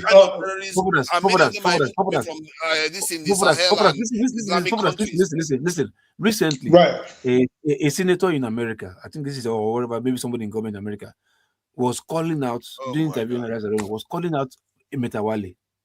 You get my point? That look at what Matawalle was telling her. You get my point? So now imagine if somebody in that caliber like 7 in the government, is doing that. Yeah. What about those so-called maybe business politicians who don't have political office, but they are political chairmen or whatever? You understand? Maybe big meets, whatever. What about what those people might be doing in terms of insecurity, in terms of insurgents? Don't you think we'll have more of them? If somebody can be in the government doing that with this woman, don't you think those who are non-state actors, who are not serving in the government, can also be at the background, really funding these boys to get something? This is internal. This is insurgency. This is internal. America is somewhere. It's not internal. It's somebody from America fighting somebody from somewhere else. It's just the same thousands thing. of miles away. You know what? Nigeria is fighting with itself. Let me make this simple. Nigeria is fighting with itself. You know, there's a movie. I think I remember somewhere in the movie somebody said, "Let me make it simple for you." Those same military that you're talking about, those same police, those same useless people that you're talking about are the ones protecting the cities that you are living in Nigeria. I don't think anybody's calling them useless. We're just saying. No, are the ones keeping the cities stable. No, hold on. Let me have my say, because you had your say. Yeah, because if you keep saying, "Oh, this is horrible," and they are all disheartening, no. The same military are the ones keeping your cities safe. The reason why they are not performing well in that area, they are not funded, they are not manned, and they are not even equipped. On top of it, what do you expect to see? But somehow the service chiefs, look at me just one 30 seconds, I'm not going to go too long. But somehow the service chiefs end up with palatial homes in Dubai, in Macau, in Kuwait, in Sweden, they have all these bank accounts. Are you serious? Because most of them, they embezzle some money. But the idea that, like, if you do the calculation yourself, find a way, go online, look at the number of Nigerian soldiers, everything, do your calculation how much it costs to pay their salaries alone in the context of Nigeria in dollars, then go and check the military budget in Nigeria, then tell me how much can be stolen from there. Then, you know, just do your own number. No. You see, no. I really think you do not have the fundamental understanding of how certain things work. And I say this with all due respect. I'm not trying to insult you.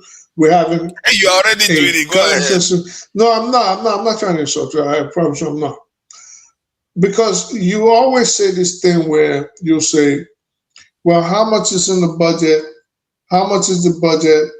How much can they steal? We do agree that Nigeria is a poor country. And we do agree that the annual budget is not, as you would expect, the richest or the most influential Black country on the planet. We agree to all of this. But still, we can make these monies work. You can't tell me now that how much could possibly be stolen when we see these people, for example, a general.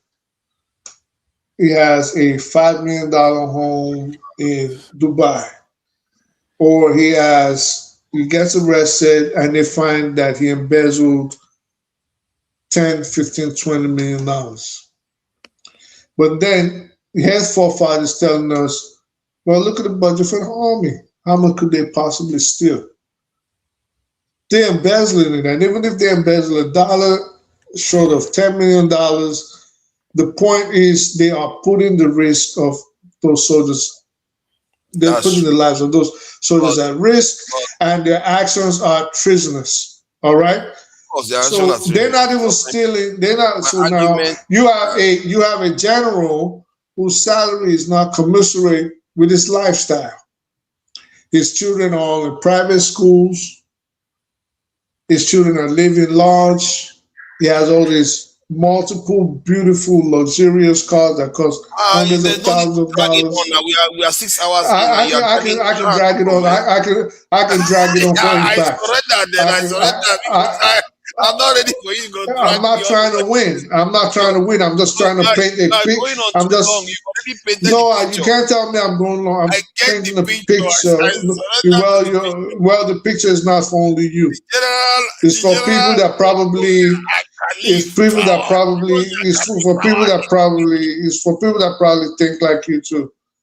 So monies are being embezzled. Millions of dollars are being embezzled. Thefts on a astronomical scale are being embezzled by the officials that are supposed to take care of the welfare of the people of Nigeria. So don't tell me how much could they possibly steal. Despicable, corrupt people that should be using every penny on every soldier. That's what you're trying to make me defend. My point still remains. The money is for the soldiers. My point is that even if a penny is not stolen, I'm not sure it's going to change the calculus. The situation will still be what the are you same. talking about, bro?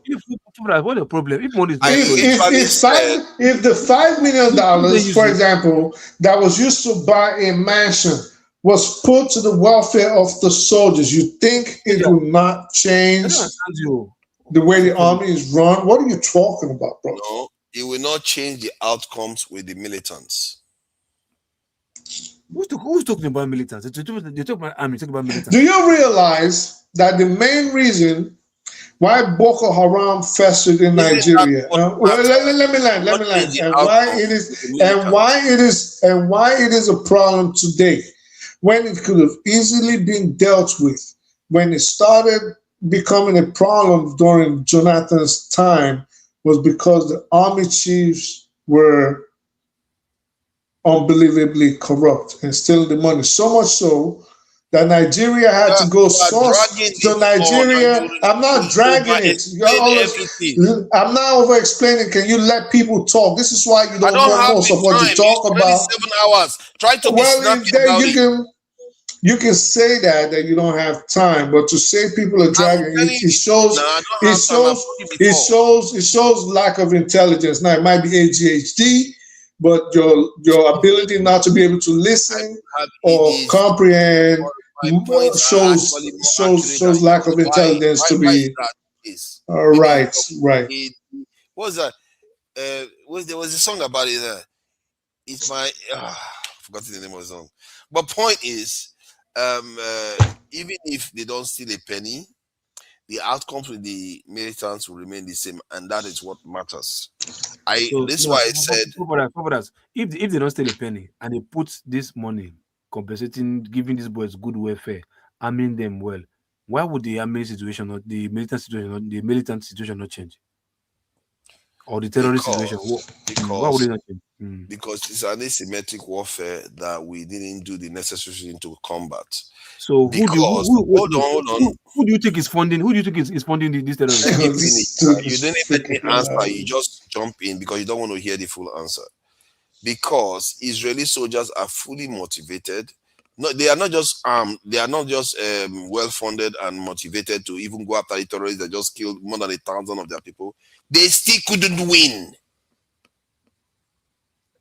Is that not clear for you? Even if they were motivated, hold on. I don't see. I speak the truth. If you talk again, you're going to make me lose every respect for you after I said that. You can lose respect. The Israeli soldiers they're not motivated. Why would you say anything else about just say, okay, I understand where you're coming from? But clearly, Hamas was caged into a territory. They couldn't destroy them. Well, the morale, exactly, and you know why that, and you know why that is. The IDF is not a properly trained fighting force. They're not properly trained. Which force? They're not properly trained, and morale is very low. Gaza, the goes in Gaza, they are properly trained when they take over. They're not properly trained. Think about this. They're not properly trained. No, you get it wrong because I can see them when they take over a territory. When they take over the territory of Gaza and they occupy the area, Hamas can operate there. When Hamas operates there, like they try, hold on, they try to kidnap their soldiers even. When Hamas penetrated their flanks, try to kidnap their soldiers, they still stop them and even kill their own soldier plus the Hamas militants. Because you can't get away because they have people around.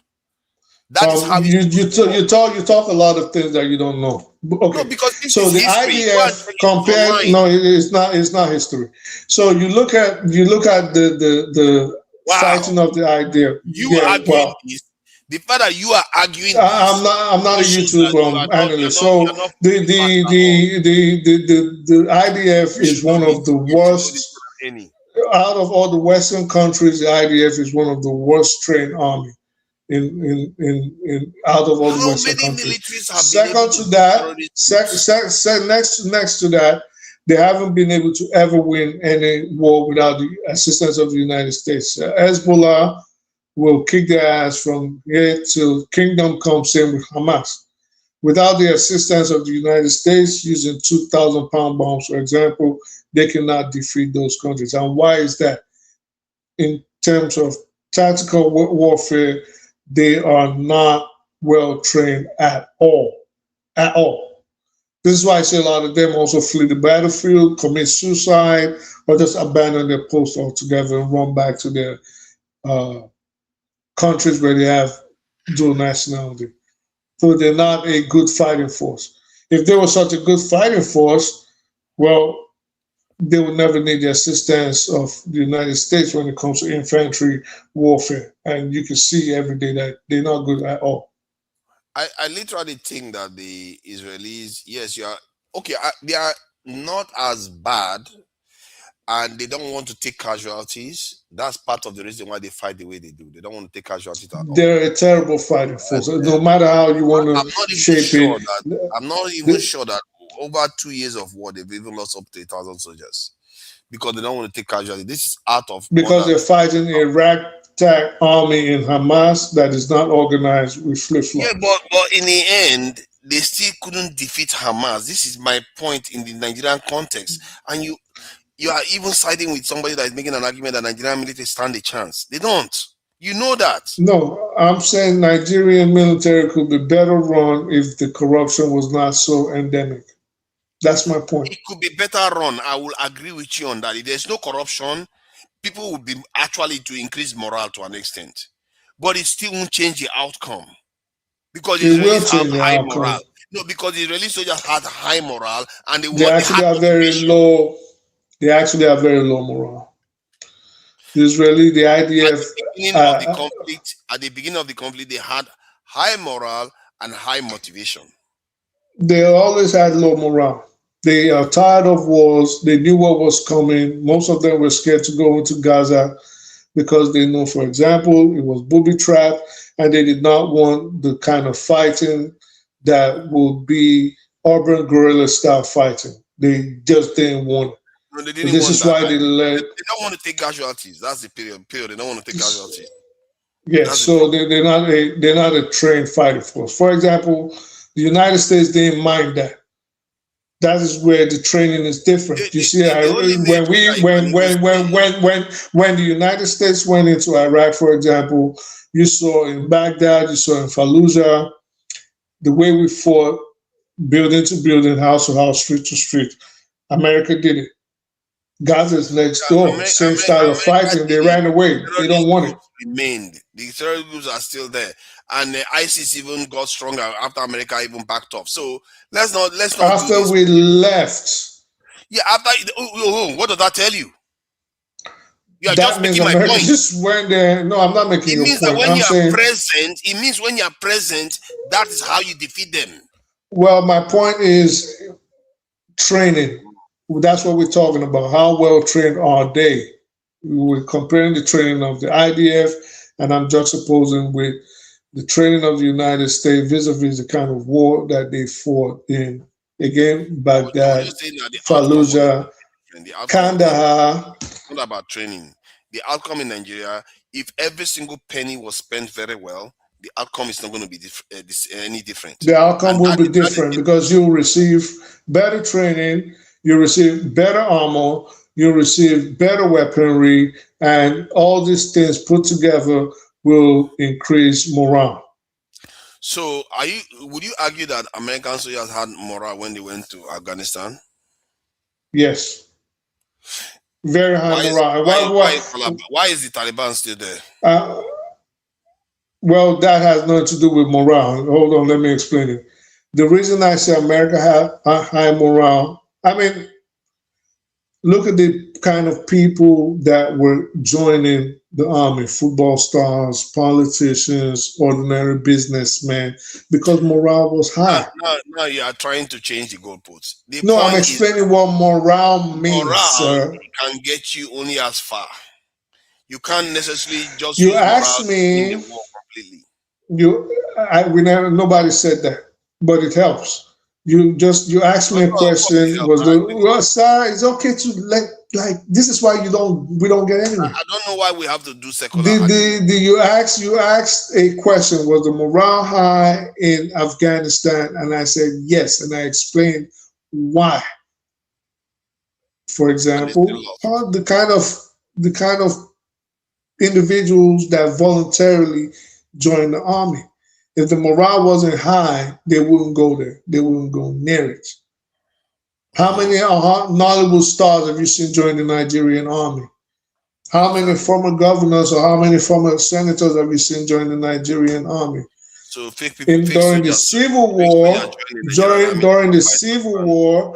the Nigerian Civil War, there were people that had other aspects of life. For example, Ifeanyi, I mean, we could argue about why Ifeanyi joined the Biafran army. But morale was high because they had something to fight for. And I mentioned Ifeanyi because Ifeanyi actually represented Nigeria. He was a known sports personality. And he joined the Biafran army. The real goalpost I was talking about was that whether every single $3 billion we are spending on the military, which is pathetic, that we're spending on the military is spent, we are not going to solve those problems until we have the right manpower and the right equipment and probably extra welfare for the military. If you don't do these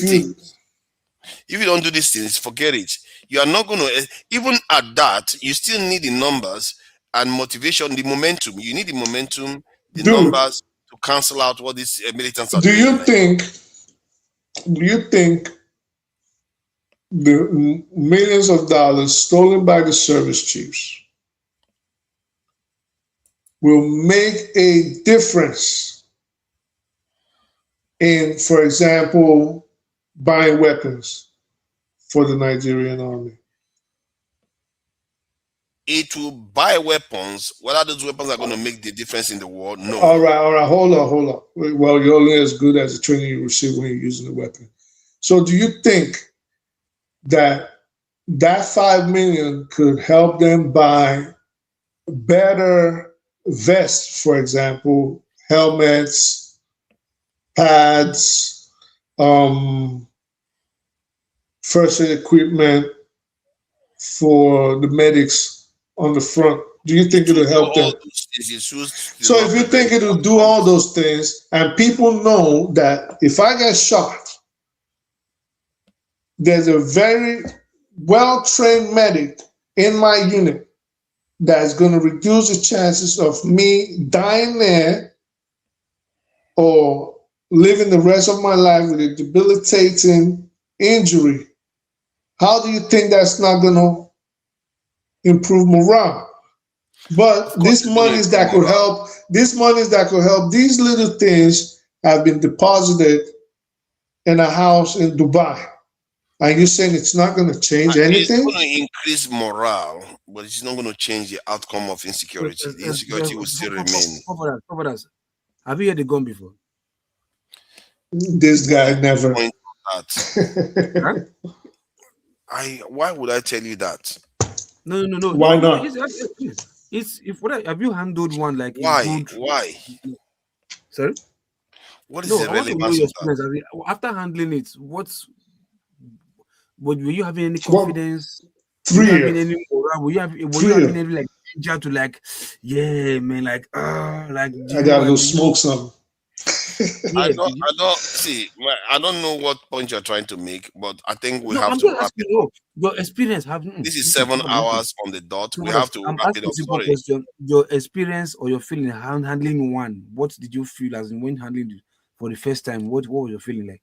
I don't want to talk about anything like that because that is not appropriate on secret agent forefathers. No, it's not appropriate. You don't want to start talking about it's not like when America. it comes to moral to fight, yeah, you know nothing about moral to fight. So in fact, you have the qualification to talk about security. It's all right. I don't know anything about moral to fight. All I know is that if you spend that money that you have, you think you're going to defeat the terrorist problem you have in Nigeria, then you are in Klakuku land. You don't know anything about what you're dealing with. That's not even the money. When you know how much better APCs the army can buy with $5 million in Nigeria? Do you know how much better armor-plated vest you can wear? The outcome. It's going to change the outcome. Listen to what I'm saying. Listen, I think that one brigade survives longer than others, but the insecurity will remain. If you even get why the insecurity occurs, why do you talk like this? Do you even know why it occurs? It occurs. Hold on. It's not occurring because the terrorist is standing and shooting with the Nigerian police like this. It's occurring because most of the time when they are operating, the security forces are not there. No, keep quiet. Quiet your mouth. Dude, you have no idea what you're talking about, bro. Shut up. Like, I think you like to hear yourself talk. Like. Hold on. Wait, hold on. Hold on now. Hold on. No matter how much just be so silly pigeon language and so laughing again. Local was asking you if you value a gun before, just imagine. It's a legit question. All those toy gun when you be the handle for university now. Look at that, A bad guy now, a bad guy. No. Listen. I'm a very nice person. How dare you? You said because you're not there. Okay, the general they killed recently. Where did they meet him? Where did they meet him? In his house. It was not there. So no, you said because when they are operating, the army are not there. So the guys that they killed recently. No. Sometimes they do actually carry out. Most of the insecurity is not directly with the soldiers. You know that they are busy burning villages and destroying things. That's what. Hold on now. A simple question now. Why should that one even happen at all? The one that they engage with the armies. Why should it happen at all? First thing first. The reason why it can happen because they know they can get away. Okay, no, because now you have somebody who is trained, backed legally with weapon to fight against somebody who is not trained to even handle weapon, and yet they are still defeating the untrained are defeating the trained. So you think it's just because you know that sometimes they come with about 20 vehicles. 20 vehicles. No, if they have numbers and they're all armed, you be swarm you. You be moved. So not vessel. Hold on, I'm just asking you. I'm just trying to let you see. Look at one second. What I'm just trying to let you see is that you're saying the embezzlement doesn't matter, it won't change a thing, and I'm saying no. There's so many improvements you can make to the soldiers that it'll number one increase their chances of not dying on the battlefield. That alone is. I agree with you on that. Why are you arguing with me over something that I already argued with you with? I told you. Hold on. I told you that all this you are saying may be true, but it's not going to change the insecurity.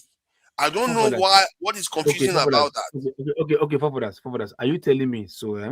Even if Nigeria army has been given the best weapons to fight insecurity, that insecurity will not end. That they can't defeat people. That's what you're saying.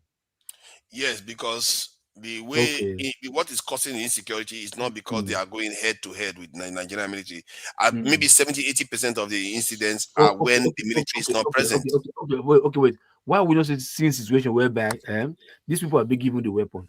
We'll never ever hear the loss of any soldier at all. Well, at least we'll know. Okay, at least if for your rhetoric to be correct, you mean the American soldiers with the best weapon in the world, like they do get killed. So I don't know what you mean. I know. In Afghanistan, in Iraq, you went to a territory that you don't know. You went to somebody's territory. You're doing funny. Even your territory. So you're asking for them to invade America to prove that they can kill American soldiers in America.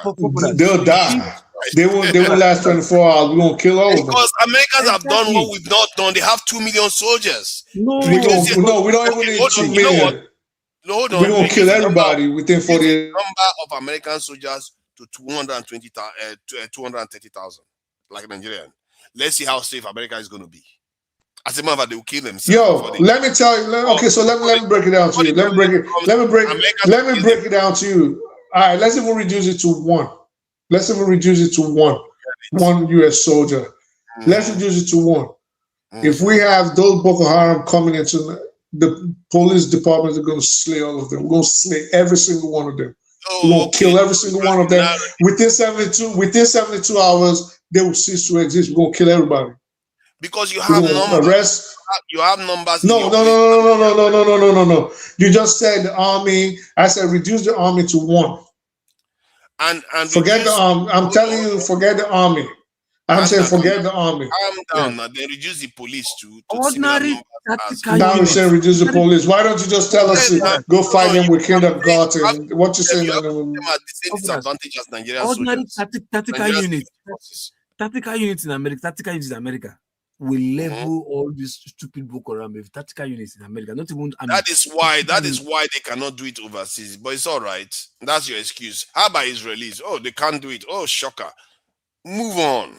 Let's see. The best argument against all the arguments people make is just to look at the Israeli military. They are merciless. They are ruthless. No. Hold on. They are merciless and ruthless, and they cannot get rid of these terrorists. If they cannot, no hope. Don't even bother. You are not going to win. Listen. They are fighting it right now. They will never win. It's okay. I don't know. We have to close that. Let the IDF be politically united. In their they fighting Gaza. Oh my God. Let me thank the people that made payment, please. Let me thank them. This they say this is an FBA. That's why US negotiates economic benefit when they go to help countries. We spent taxpayers for peacekeeping to get disrespected. That's Nigeria doing that. That's what we are getting for it. And I have to thank him, Deco8. Thank you for the donation. You are the only person that donated today. OBO, I see you there. Kemri Bar is also there. And let me see, Mekanelli is there. And there's also Boom Boom Ray, and it's also on the chat. It's Loco P. Izon, I see you there. Thank you for joining us. Equity, fairness, and justice. That's one of the easiest names to say. Thank you for joining us. Equity, fairness, and justice. Oga is also there. Thank you for joining us. Adesina John, thank you for joining us. Oh, these are easy names today. Adesina John, thank you for joining us. Wow Sakwe, thank you for joining us too. I appreciate you. Who else is on the chat there? Let's see. Alex Onyema. Wow, that's like trying to troll Alex Onyema, isn't it? Thank you for joining us, Alex Onyema. You never know, it's maybe the real Alex Onyema for all we know. Who else is there? Izo is quite busy there. But Ray is also there. I think Fumio was here too. Thank you for joining us, Fumio. And who else is there that I've not mentioned before I go? Okay, let me just do this one and go. Kyojene DG, thank you for joining us. And there will be a show this evening with Dr. Damage's. Endeavor to join them. I really don't like that term endeavor for some reason. And also, remember to like, share, and subscribe. That is important for us to, you have people coming whenever we have live stream, you're able to join. Specifically, try to join to Nigeria because we need the subscribers. Dr. Damages, join, like, share, because the political season is coming on stream so that whenever we are online, you'll be able to join us. I'll be looking to stream as much as I can, and I'm sure the other hosts will be looking to do the same. So support the channel. get the word out there. This is where the discussions are actually happening. Most people are out there just trying to carry out some kind of agenda and all their nonsense. You know, they have a concept that they call data boys now. They give them money to buy data to just come and spew lies and support APC, whatever else they have to do out there. So here, there is no agenda than to learn as much as possible. And I really wish a lot of people are doing more of that. I really like the way what's his name, Mascot tends to approach his things, and AY tends to approach it very well. Sometimes Boom Boom Ray does that, where he will actually try to listen and hear, but sometimes we get too fighty. I don't get it. And well, let's not do that. Let's not do that. We are all we have right now. I'm telling you, the emperor has no clothes. These little conversations we have here, and some people will say it doesn't mean anything. It does. It does. Many of these people AY could end up in the house of this thing, governor house, or where you might end up in a sort of, what you do. So you never know where people end up. But Tinubu himself was once like this. Let's make no mistake. When during Abacha time, he ran to the UK. He probably went on some kind of weird online session. Then they didn't have YouTube StreamYard, but they had different. I think somebody was talking about it the other day. They have different things that they were talking with. That's how they formed this ideology that you see now. This ideology we see now is not. It shouldn't be surprising, because when in the early 2000s, Nigerian students in the UK here were sounding like that. To them is to just go into office and chew money. That's their approach to life. I saw them having this conversation. I was there and I was saying, maybe you should do something instead of just thinking of making money. They want to go back and make money. And that's what you got today. Let's hope that the conversation the people are having today, when they have the opportunity, they are not going to go and just rake money in. They are actually going to do something for the country. So this is important. I don't buy the idea that the things we say here cannot make a difference. It does, because Tinubu is an example of them. He was once overseas. He had conversations. They had exchanges. They came up with their own way of looking at the world, which is not always the best, but they did. It's true. All right. Till next time. Bye.